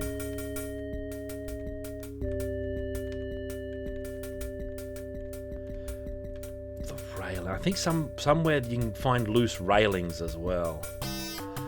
Yeah, some EC horror comics would be just as good. I only have vague memories of those. I'd actually love to read one again that I remember somewhat clearly. My cousin had a lot of those. Oh, look at this one. And there's one I remember where, like, a woman had, like, a secret lover, and it turned out to be like a slime. It was like an ooze monster. And the twist was that she was the lover of the ooze monster. Look how rad this is, man. This is real adventure. This is a proper horror game. Where it doesn't use like a mechanic to simulate fear because it insists that you have to feel. It just presents you with a scenario and graphics and music like that. It presents you with the atmosphere and trust that it will work. It's not insecure like a lot of horror games are, where they've got to have like or a sanity meter or a fear mechanic where you lose control of your character because it's scary. You just make it scary and the emotion will come. That's the way you do it.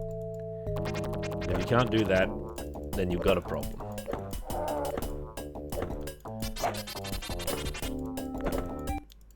No, we got ghouled out. Look at our horrible end. I've never really watched a Crypt Keeper show. What's it called? Tales from the Crypt. Because I got torn apart by ghouls, that's why I'm naked. So you can see all my ghastly wounds. They took my clothes and now they're impersonating me out in town.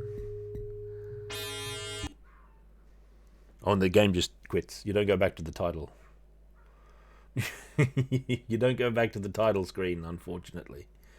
Waxworks is my favourite of these games that I have played. I grant you that I haven't played many, and I really, really like Elvira. I think this I have to play it again to really judge, don't I? Because I played Elvira, and I can remember Elvira pretty well, but I can't. Like, I played Waxworks a lot longer ago, so I guess I'll have to play it and see. Game over. Now do something else. Yeah, quit. Go back to your computing, modern man. Let's play Waxworks next week. And in the middle of the week, we'll do something else, just to break up the horror stuff. What if we get into a whole string of horror games? We had, like, girls' games with aliens. I guess today was another girl game. We had extensive fishing. Oh, by the way, I did buy that game Dredge. I don't really know anything about it, but I bought it on recommendation because I was looking for a fishing game. It's not going to be as good as Stellar Blade fishing, because that was the most exciting fishing game I've played. No, I haven't really played a lot of fishing games.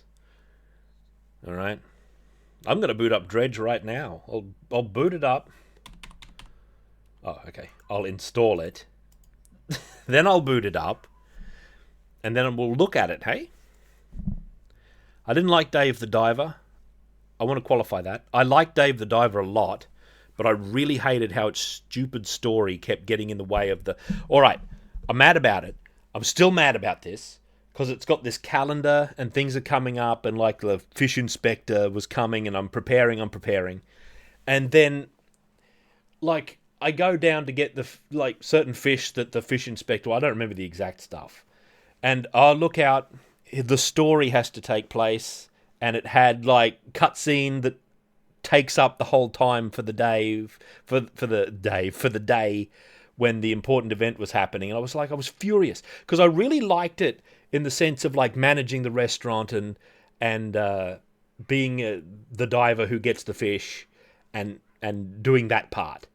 What I was ultra not interested in was the stupid story it kept insisting that it was about. Although you find the mermen, and then there's a storyline that's unfolding, and you've got to be interested in that. It's like it has no confidence in its sushi restaurant management plus interesting Diver Man gameplay. When those two things are more than enough, and I think insisting on its narrative rubbish is really detrimental to that. I mean, when it started doing it, I got so mad, I just stopped playing. I haven't gone back to it. Yeah, I was really enthused by it. I showed it to Lion, and I said, look at this game, it's great. You have this restaurant, and it's like it's got such style. I look at all the characters, and they're so stylish, right? The graphics are good, and it's atmospheric in the water. And then it's like, oh, actually, the story. Just put that management sim on pause. Like, who cares about the calendar? You don't have to worry about that. Forget that for now. We have an important story about mermen. And, like, the deep. And I'm like, I did like Recettear, actually. But I like shopkeeper simulators, but I don't like having to negotiate over every sale. I want set prices. I want to be able to set the prices, and like if they want to haggle, you can haggle with them. But maybe they don't all want to haggle. Can't it just happen? You know what I mean? Like, this doesn't happen in a lot of games. If you're playing Wizardry and you go to the shop, it tells you the price and you take it or leave it. You've got to sit there. They've got to come up, and you've got to. You don't have a set price, so it's like they are the ones who make the offer, and that sucks. Okay, I'm not setting the prices, which is what the real problem is. Even though I'm the shopkeeper, I'm not setting any of the prices. They are picking the thing up and giving me an offer, and then I have to argue like I'm the customer. It's all wrong. So I got annoyed with Recettear over that stuff. I did kind of enjoy the dungeon delving, though. But I'd be much happier if I was just hiring people to go into the dungeon and I was just the shopkeeper. I'd enjoy that more. Even if I was controlling them, I don't think Recette herself should be going on dungeon missions. Right? I think she should be hiring groups of adventurers, because that's what happens, right? Or if she's... I don't know. I think I'd like it better if it was that. But she's got to tag along, because she's got to pick up all the treasure, because she doesn't trust the people she actually hires, I guess. Anyway, let me boot up Dredge. What is this, anyway? I don't even know what this is. Black Salt Games? Potionomics. That rings a bell. I think that's a Lion game. I might be wrong, though. Okay, Dredge is captured, alright.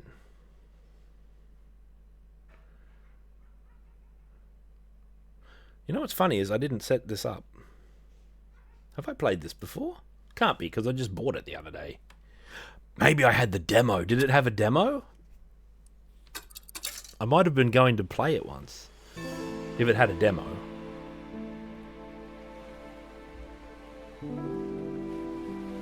I don't have antipathy with cozy games. Alright, new game. I might have set up the demo to stream once. I don't remember this at all. This is all new to me. Angler wanted. Is this me? I look a bit crusty.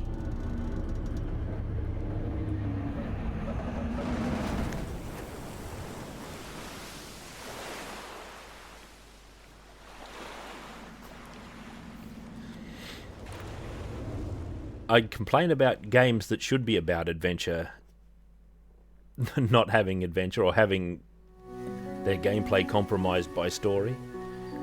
I like games being what they are without compromise. Let's see what this is like. It collapsed on the dock. I like these graphics. Oh, Greater Marrow. I am aware of the jagged rocks. This looks like the kind of place where Closer Than Sisters might take place. I bet that house is just beyond those trees near some beach.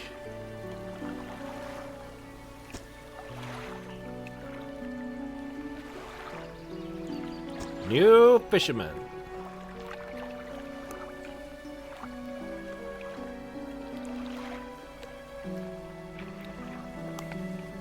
Are you getting bossed around, Lion?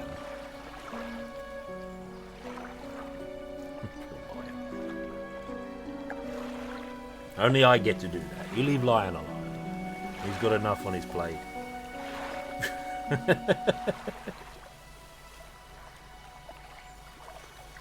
That says a lot about you, Werewolf Korra. The less said, the better, perhaps.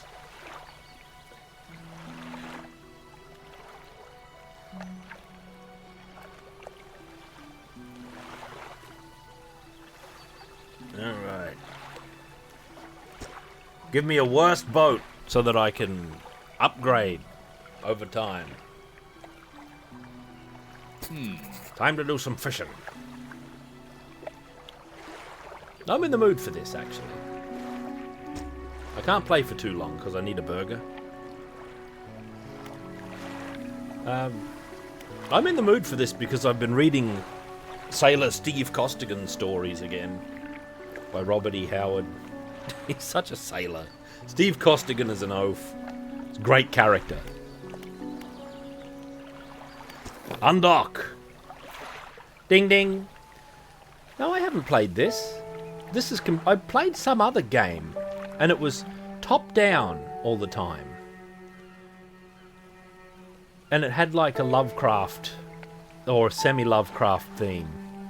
And it was mist, and you had to use your floodlight to clear mist and go and fish. Might have been Sunless Sea. Yeah. Here's my boat. Rotate the camera. Adjust height. Yep. Look at those fishies. I recommend the Steve Costigan stories if you don't mind 100-year-old pulp fiction. As we don't around here. Gotta get stuck into the cone. Start fishing. Disturbed water. Huh? Oh, I see. I'm supposed to... Blue mackerel. Get him in. This is way less exciting than Stellar Blade, isn't it? Oh, it's F, not click. Get some more of that mackerel in here.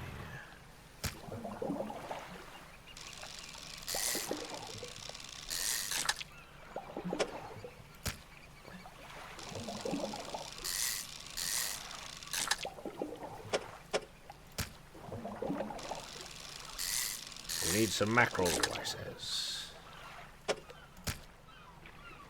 Alright, depleted.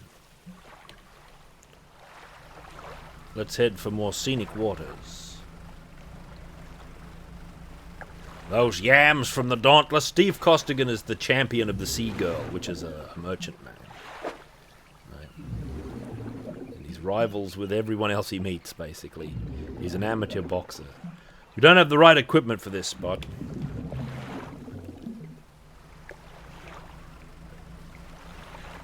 I think it's the first story runs afoul of the oafs on the Dauntless.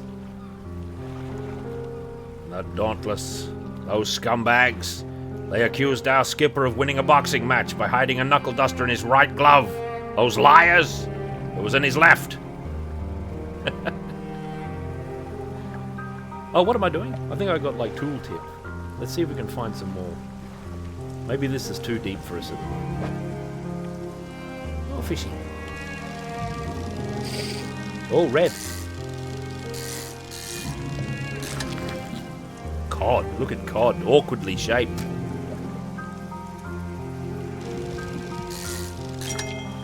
Ooh. The most annoying inventory in the land. We're a veteran fisherman who can't unbend a fish. What kind of blockhead yam can't unbend a fish? Depleted, eh?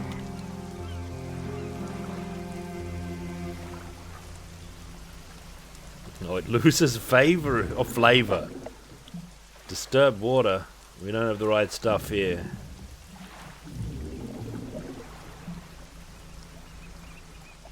Oh, there's a... Forget the fish. There's a wine bottle out there. There's booze at stake, boys. I guess I'm alone on my ship. Is the climax of this game ramming your ship into Cthulhu as he rises from the deep?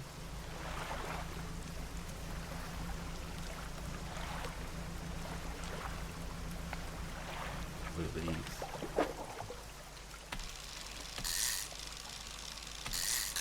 Bring them in. Blue mackerel. Oh, no fish. There's only one blue mackerel. Man, did I ever love that fishing in Stellar Blade. I really got my mileage out of that.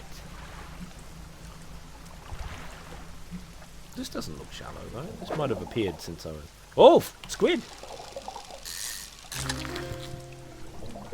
Arrow squid.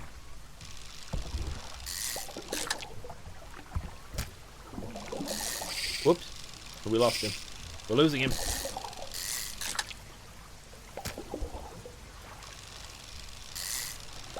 I like this game.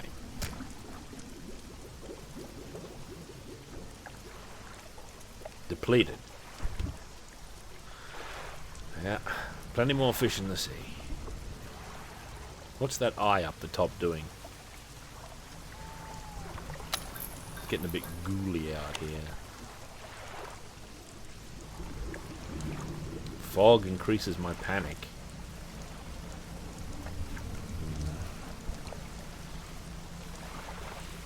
We get a bit uneasy down in the ocean.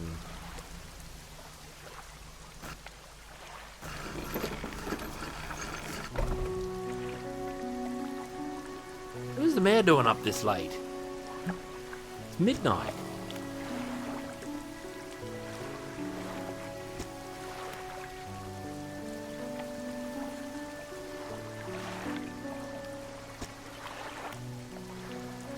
Alone? Oh no. We're always chasing debt in these games.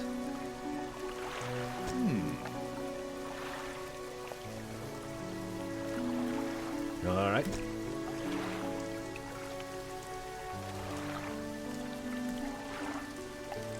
Where do I sell my fish? He's open all hours. That's suspicious. The fishmonger.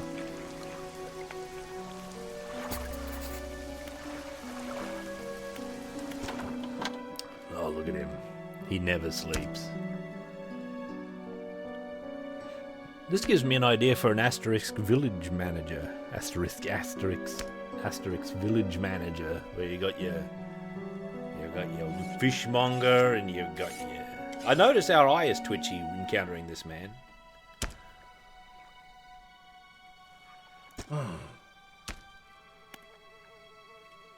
What happened to the other one?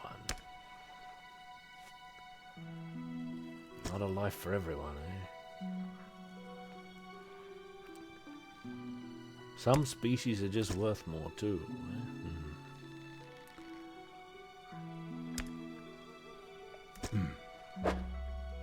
This is what we got, old man. Well, these are expensive fish. Here's my motor. It's a peculiar engine. Someone's tuned this engine in an unfamiliar way. Whatever they did seems to have given it more power than normal. Pretty good. Yeah, you can have this. $6.45. We had a $7 blue mackerel there. Oh, this one's a $10.84 blue mackerel. Cod worth loads of coin. Arrow squid worth quite a bit of money. We're hauling it in, hauling it in. What do you think of that, fishmonger?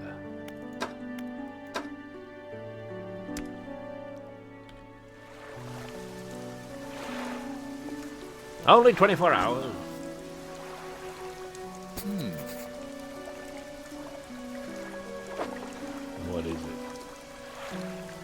research part.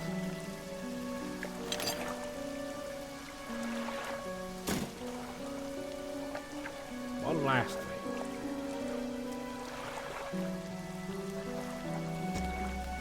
Shipwright.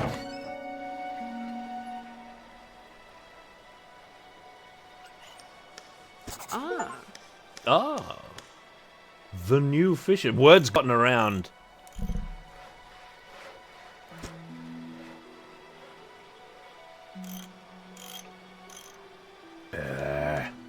Time up front, I say. Payment later.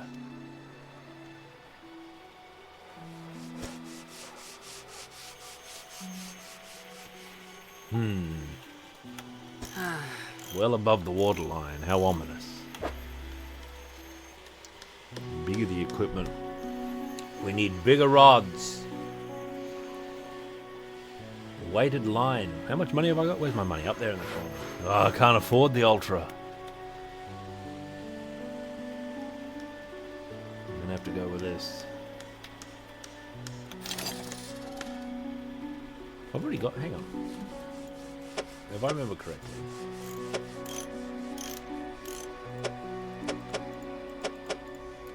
Never mind that. What am I working? Oh, what happened to it? Coastal. Did I sell it back to her? That was low. Listen, dame. Oh, it's in storage. Thank you. I guess I can't meddle with that here.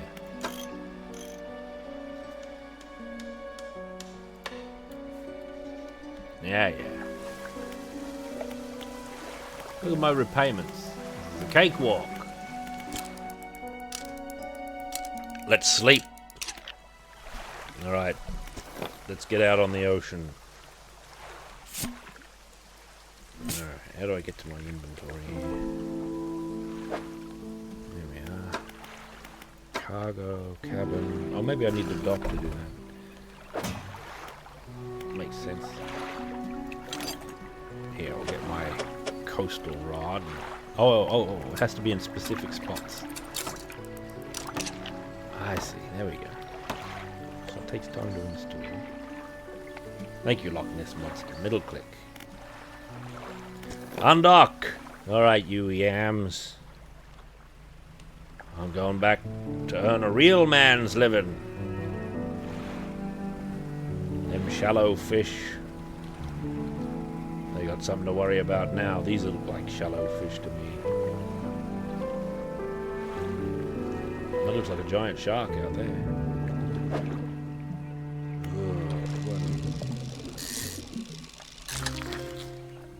Eel.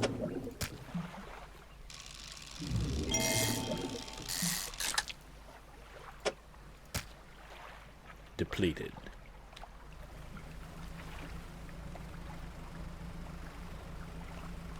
Oh, the buoy. Where's shiny buoy?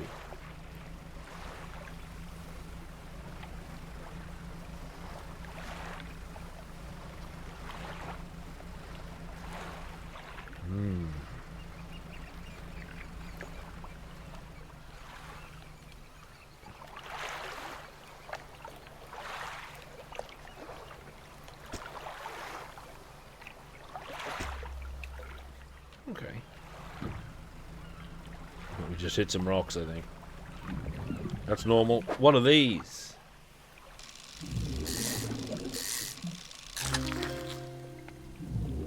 Flounder. Look at the amount of space these devils take up. You think they're going to be worth a price commensurate with their fatness?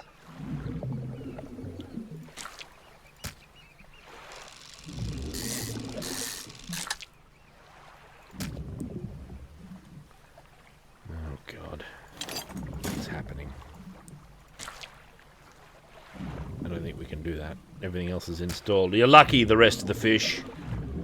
You wait till I get a bigger boat. My boat's tiny. Look at it. Ding, ding. It's a one-man. I wonder if I can get more men. Here's a different town over the other way. Maybe they've got a more respectable fishmonger. Let's investigate.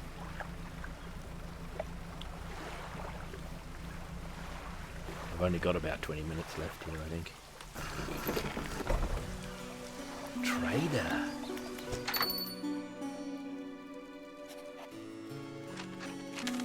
An old man, eh?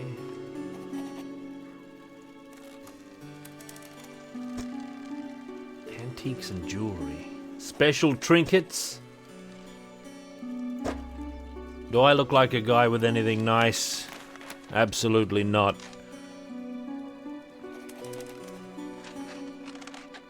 Oh, I see. This is yellow means it's a record, world record. So they don't get bigger by taking up more space. It's just a thing. All right. Sorry, old man. I haven't found any trinkets yet.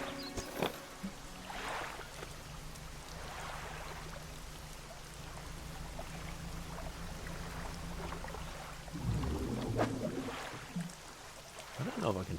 Oh, these are the fat fish again. Let's go back to the fishmonger and sell off these fish. We're going to need a fatter boat.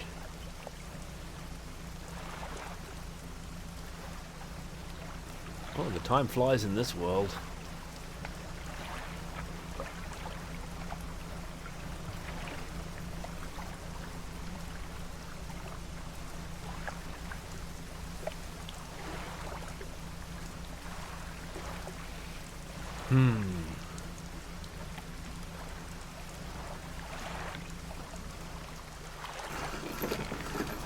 Winch me in. Fishmonger up! Special order. Oh, I read that as I'll pay you normal prices. Tell me about it. 1 Gulf flounder and 1 grey eel. I think I've got those, don't I?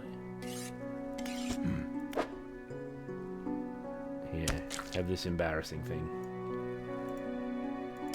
No, I'm not giving you the world record one. You're going to pay for that.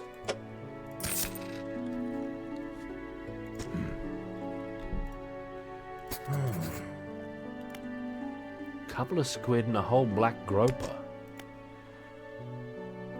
They only feed at night. Alright, I'll handle that. I do not know what nights are like around here, old man. 21 coins. Oh, that was a sell all fish thing. Oh, it's got a summary of how much they're worth. Good, good, good. Yeah, this is good. Look at this. I wonder what that means. The light bulb up there. That's something I'll learn eventually. I hope this doesn't have too much crafting and upgrading.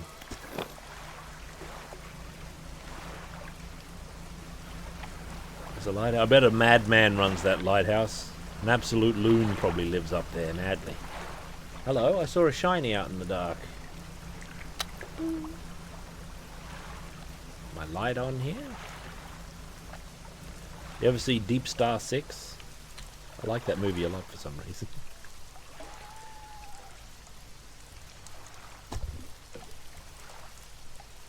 All creatures, human or otherwise, would have their brittle bodies broken and thrown at its feet. You ponder the intrinsic power of this structure, a vast column of stone shouldering the responsibility of countless lives. How long will it stand? How long until it decays into ruin? Its purpose that's where the graveyard statues, as the seas recede, they put graveyards near the lighthouses and they became the grave towers, remember?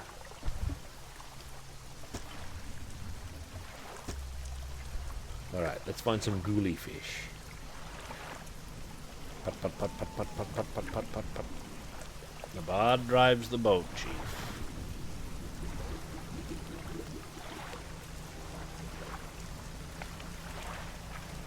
Crazed a harpooner.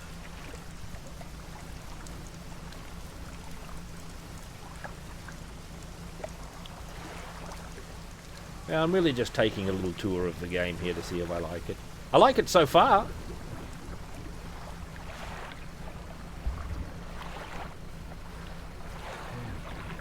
That must have been one of those rabid fish. Ah, here we go. mantas.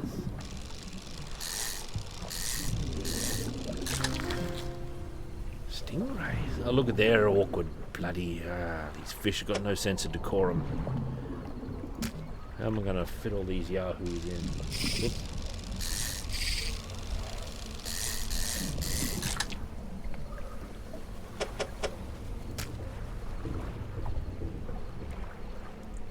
The inconvenience of a boat. Oh, something out there. Something slithers into my... Oh, what? Something slithered into my cargo hold. Oh, look! What's happening? It's become infected. Okay. And that's some damage. I did that.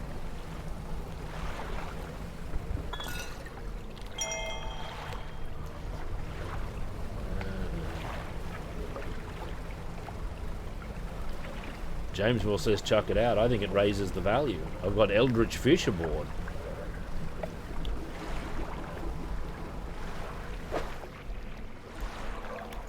My cabin here. Morning of the second day of the honeymoon. Oh, it's long.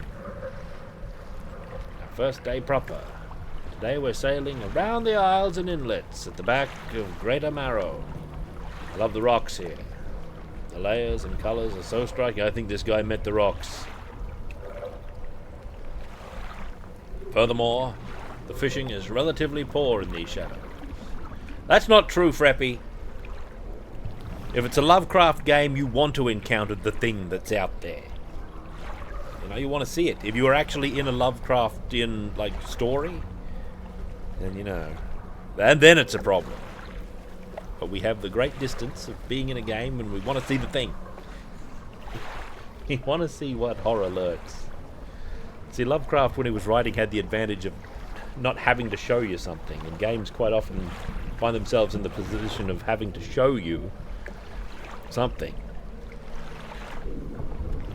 Yeah, you got to encounter it with good, reliable steel in your hand, crazed harpooner.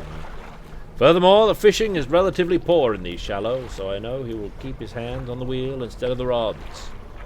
He renamed the boat last night, Julie. He did a fancy renaming ceremony and everything. I think he took that more seriously than the wedding. Supposedly, it's very important to perform correctly, lest you want ill fortune to follow the vessel.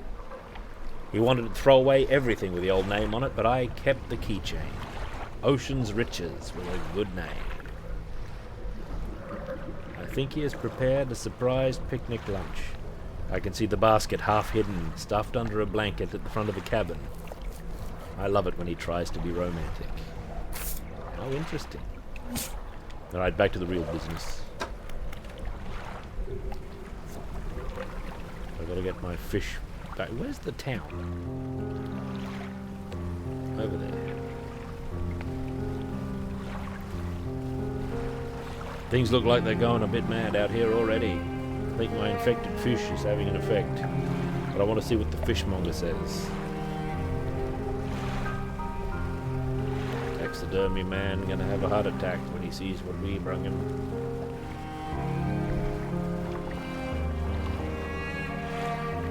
Arr, been at sea too long.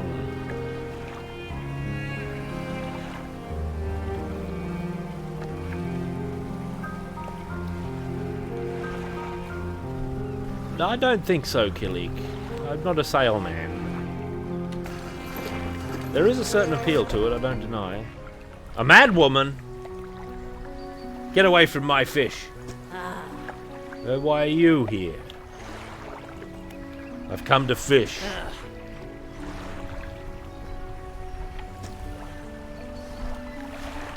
Get out of here, mad woman.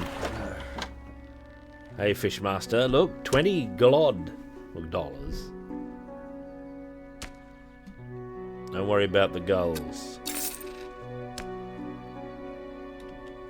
Shipwright. I'm aware.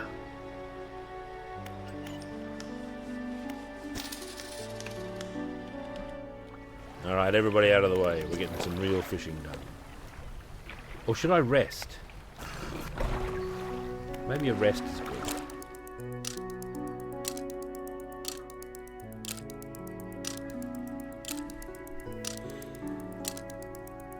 Something's on fire in the distance there.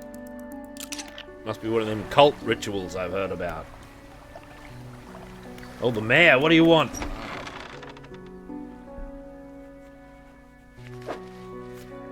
Alright.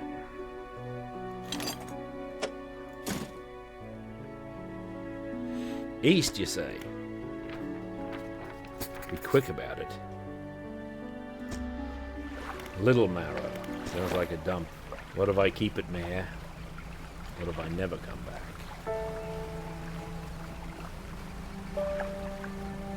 I'll go straight there.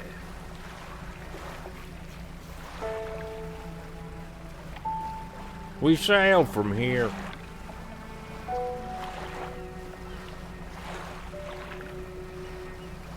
Seafood no good.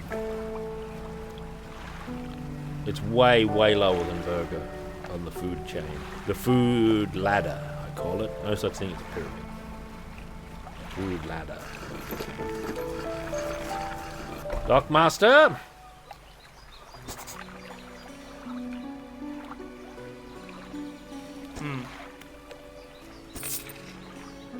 Thank you. An old book. Alright. It's an almanac.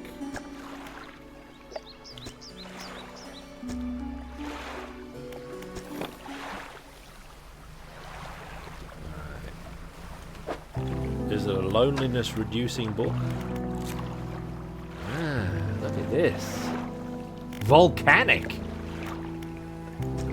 Crab. Oh, good. There's crabs you can get. The Haydar. The Abyssal. I wonder what Titanic things you can get out of the water in this game. Like, I wonder if it compares to the whale fish and the dinosaur fish thing, whatever it was. Oh, my pursuits are all on the board here. Yeah. Let's do some fishing.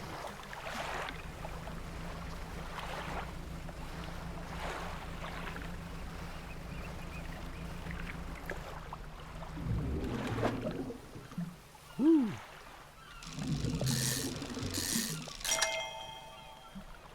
All right, mister.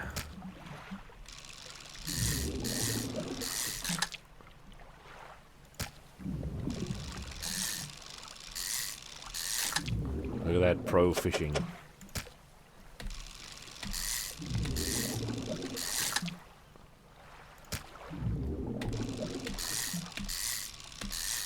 How am I going to fit the chthonic monsters in my hold? I'm going to need a mega boat. You imagine what shape Cthulhu and Dagon are going to be. Right? Those are going to be unimagined shapes. I feel like I can't fit much else in there.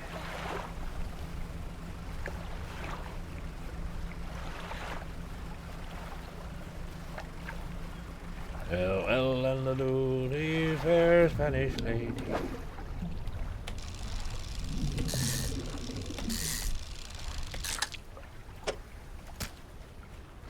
Oh, I can only fit one eel. Very little I can do about this. Oh, well, there was only one eel there anyway. When are we going to get our dragnet? I might be able to get some of you. Do some real dredging.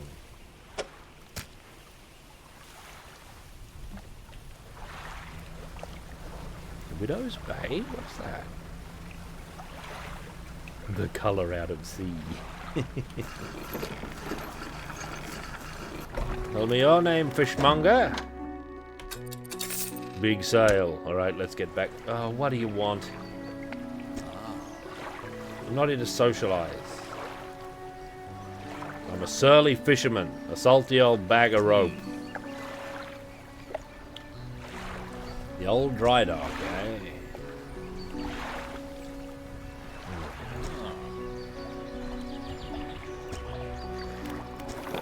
I'll handle that later.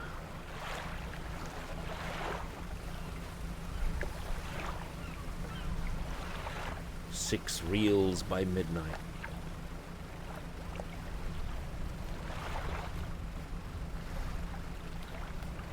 Fish on the doorstep.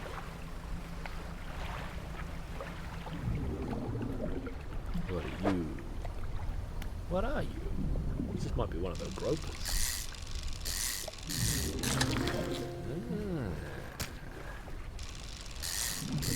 Black groper. That's what you want. Now what else did I need? Some squid. Well, it's night time. The squiddies were in the shallows, weren't they? Or were they in the deep? I don't remember.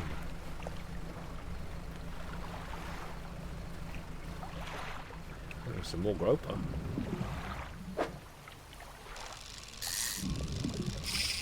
Oh, hey.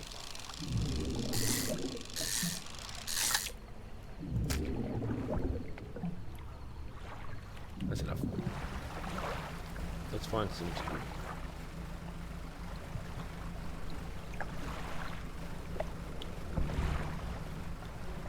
Oh no! Oh, what's this? Shapes in the deep? Oh, we don't have the right equipment, we can't dredge.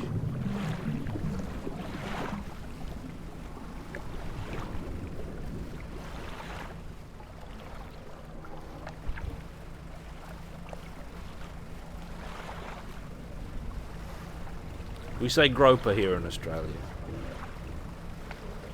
We also say boy instead of buoy.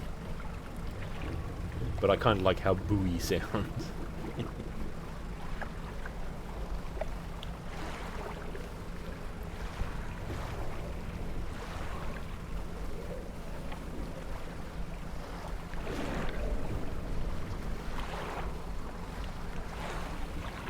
Can't see nothing. Need big floodlight. Oh, the light's gone. There we go. Hey. What are you? Yeah.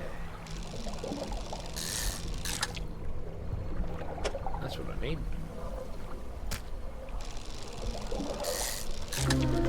Ooh. What is he? Tentacles sprout from a glowing core inside a gelatinous sac. Other cores lay dormant alongside. That ain't what the man asked for.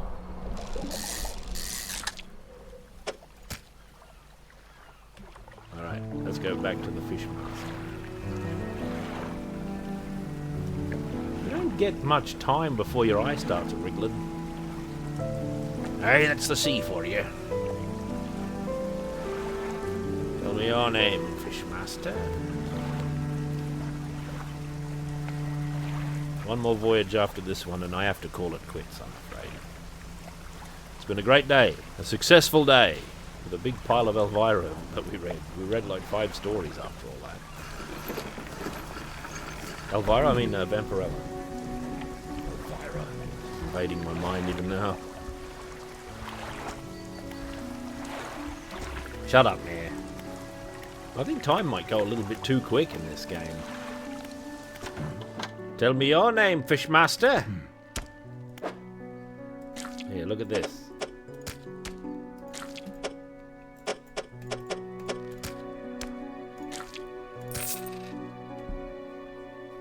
$72.40. Can I sleep at sea? I don't know if it said that or not. Oh, crab pots. Now we're talking. A bit banged up. That makes it better. It's got character.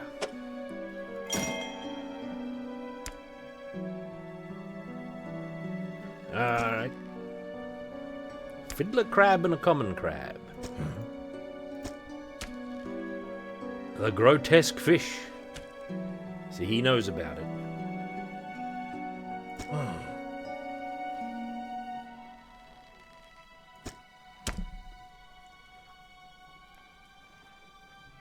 A small shape.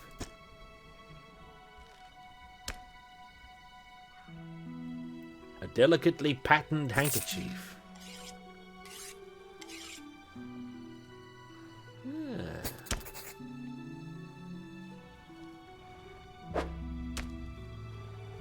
Thanks, old man. Now buy the rest of my fish, would you?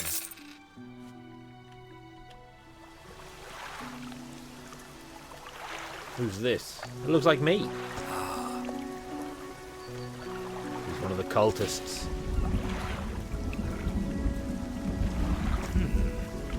Blackstone Isle, not on your life. I heard no man ever came back alive from Blackstone Isle.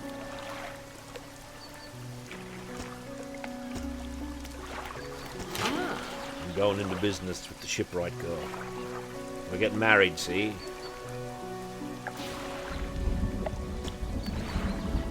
Extra space, that's what we're talking about. More hard points for weapons. Lumber, metal scraps.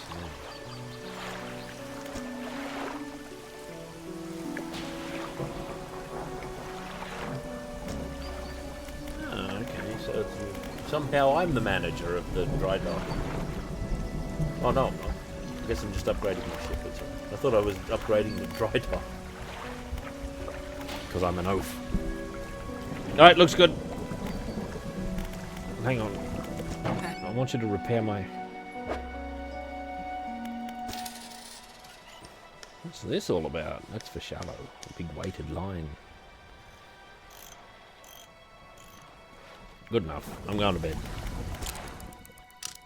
I'm getting a big rest as well. Alright, that's enough.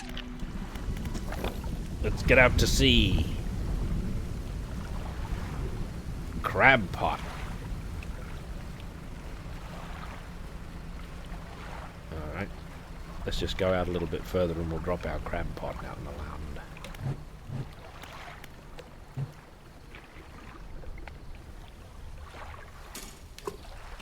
Oh, there it goes. That's good.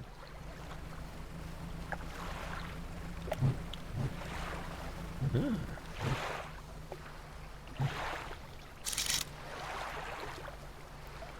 Oh, now that's interesting. Penetrates even the middle. If only we could dredge. Oh, some sharks are out there. We've got to get an oceanic rod. Got to dredge for trinketies. What if there's a beast at some point, you're doing this and it puts a monster right in front of your vision? That'd be a shock.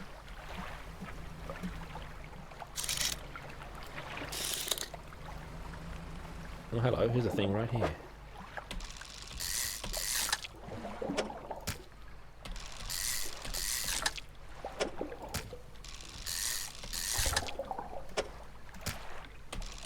Ah!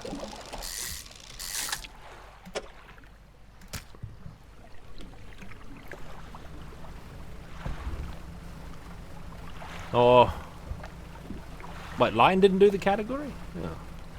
He's here. He's making fun of my obsession with iridium carbon. There's some more of those gropers. I just want some...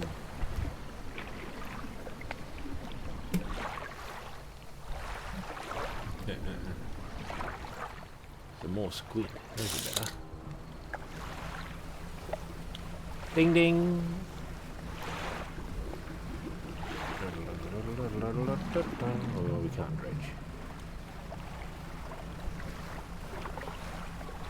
Morning, fishies.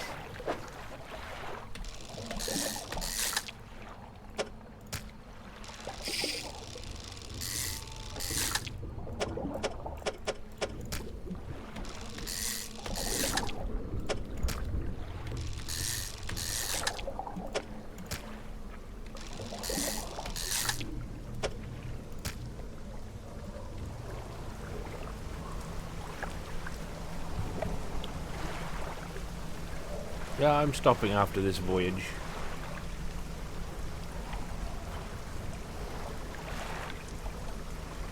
What if you can find Kong Island in this game?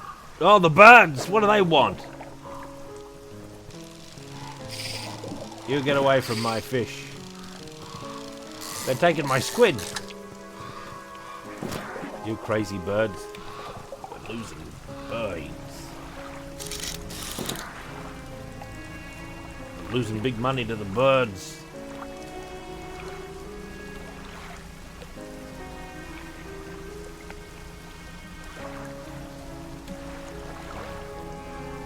There we are. We lost it. The ravens of the sea. Oops.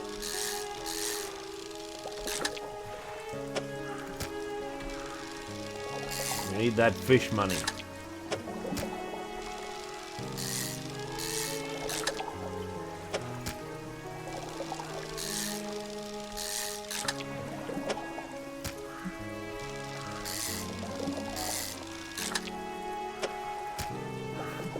Those are not the birds of paradise.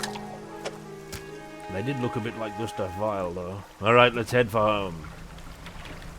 You wait till they see the fortune I'm gonna make.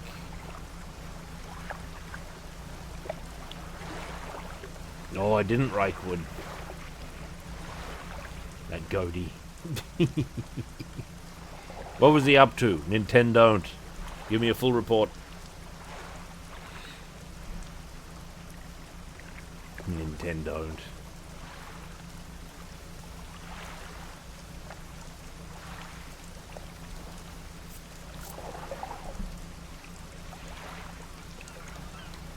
These graphics very suitable to a Lovecraft game.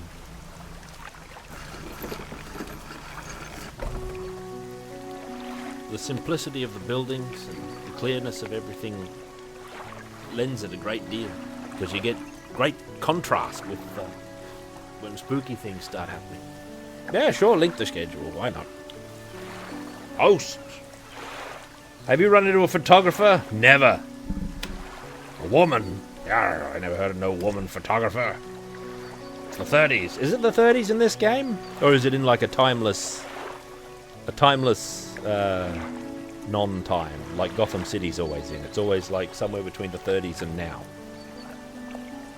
Probably the 20s and now, actually.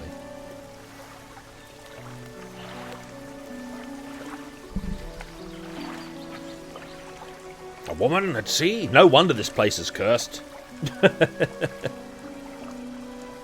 What if the last boss of this is some kind of amazing sea hag or mermaid? Or both? Pictures of the town. South. Alright.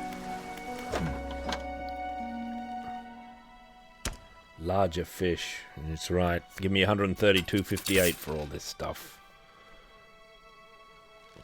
Maybe that dame will go for this handkerchief.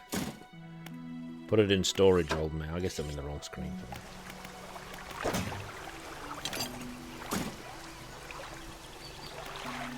Alright, that's enough. Save it. Interesting game. Seems good. I can see myself playing it for a long time. Dredge. Exciting. But I gotta go now. I'm out of mana and I'm gonna miss my dinner if I hang out for too much longer. You're welcome, Full Torch. It was a pleasure. We played through Batty Isabella. It was great. I enjoyed it. I was very stunned to see a bunch of bosses in there. I thought it was just going to be the ghouls. It wasn't as long as I thought it would be, though. I don't know how long I expected. I played some. I'll play Waxworks next week and I'll show you. And we're going to have the DOS soundtrack too, I think, because I think it sounds good. I've used its music, actually, in the past for Ravenloft streams. Specifically the Stone Prophet streams. Nonetheless, I'm off. Oh, yeah, the Vampirella stuff. Very, very exciting. The sequel? What sequel? To Dredge? Is there such? Or Bat Isabella has a sequel? I'll play the sequel of Bat Isabella. The Conan Neckbreaker, Baal Teor. I'll write it down.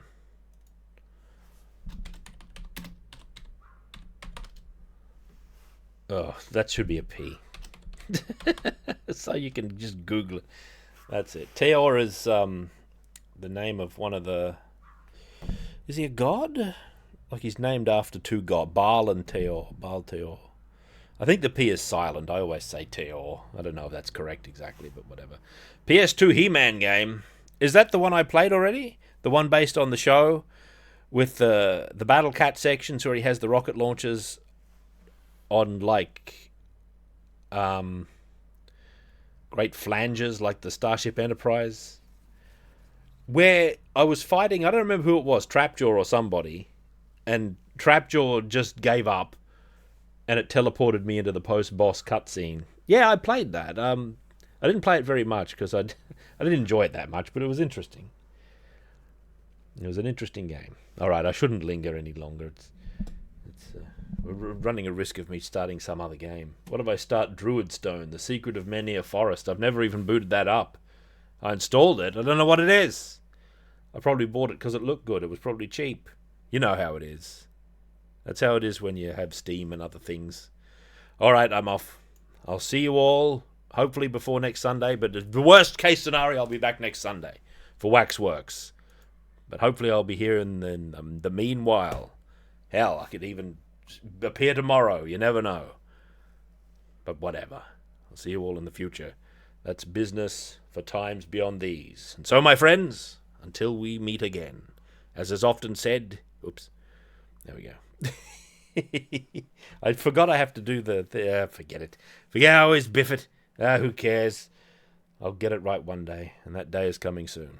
And so, my friends, until we meet again, as is often said, in these lands, take well, do good, and axe bomber.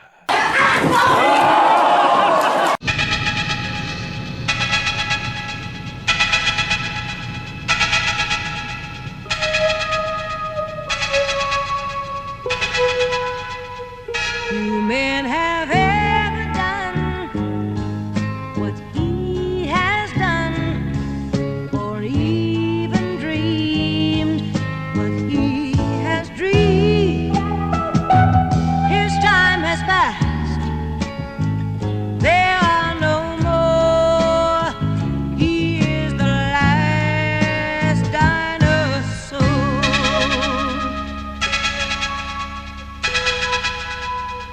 Few men have even tried what he has tried. Most men have failed where he's prevailed. His time has passed, there are no more. He is the last dinosaur. The world holds nothing new in store for him, and things that startle you and me are just a bore.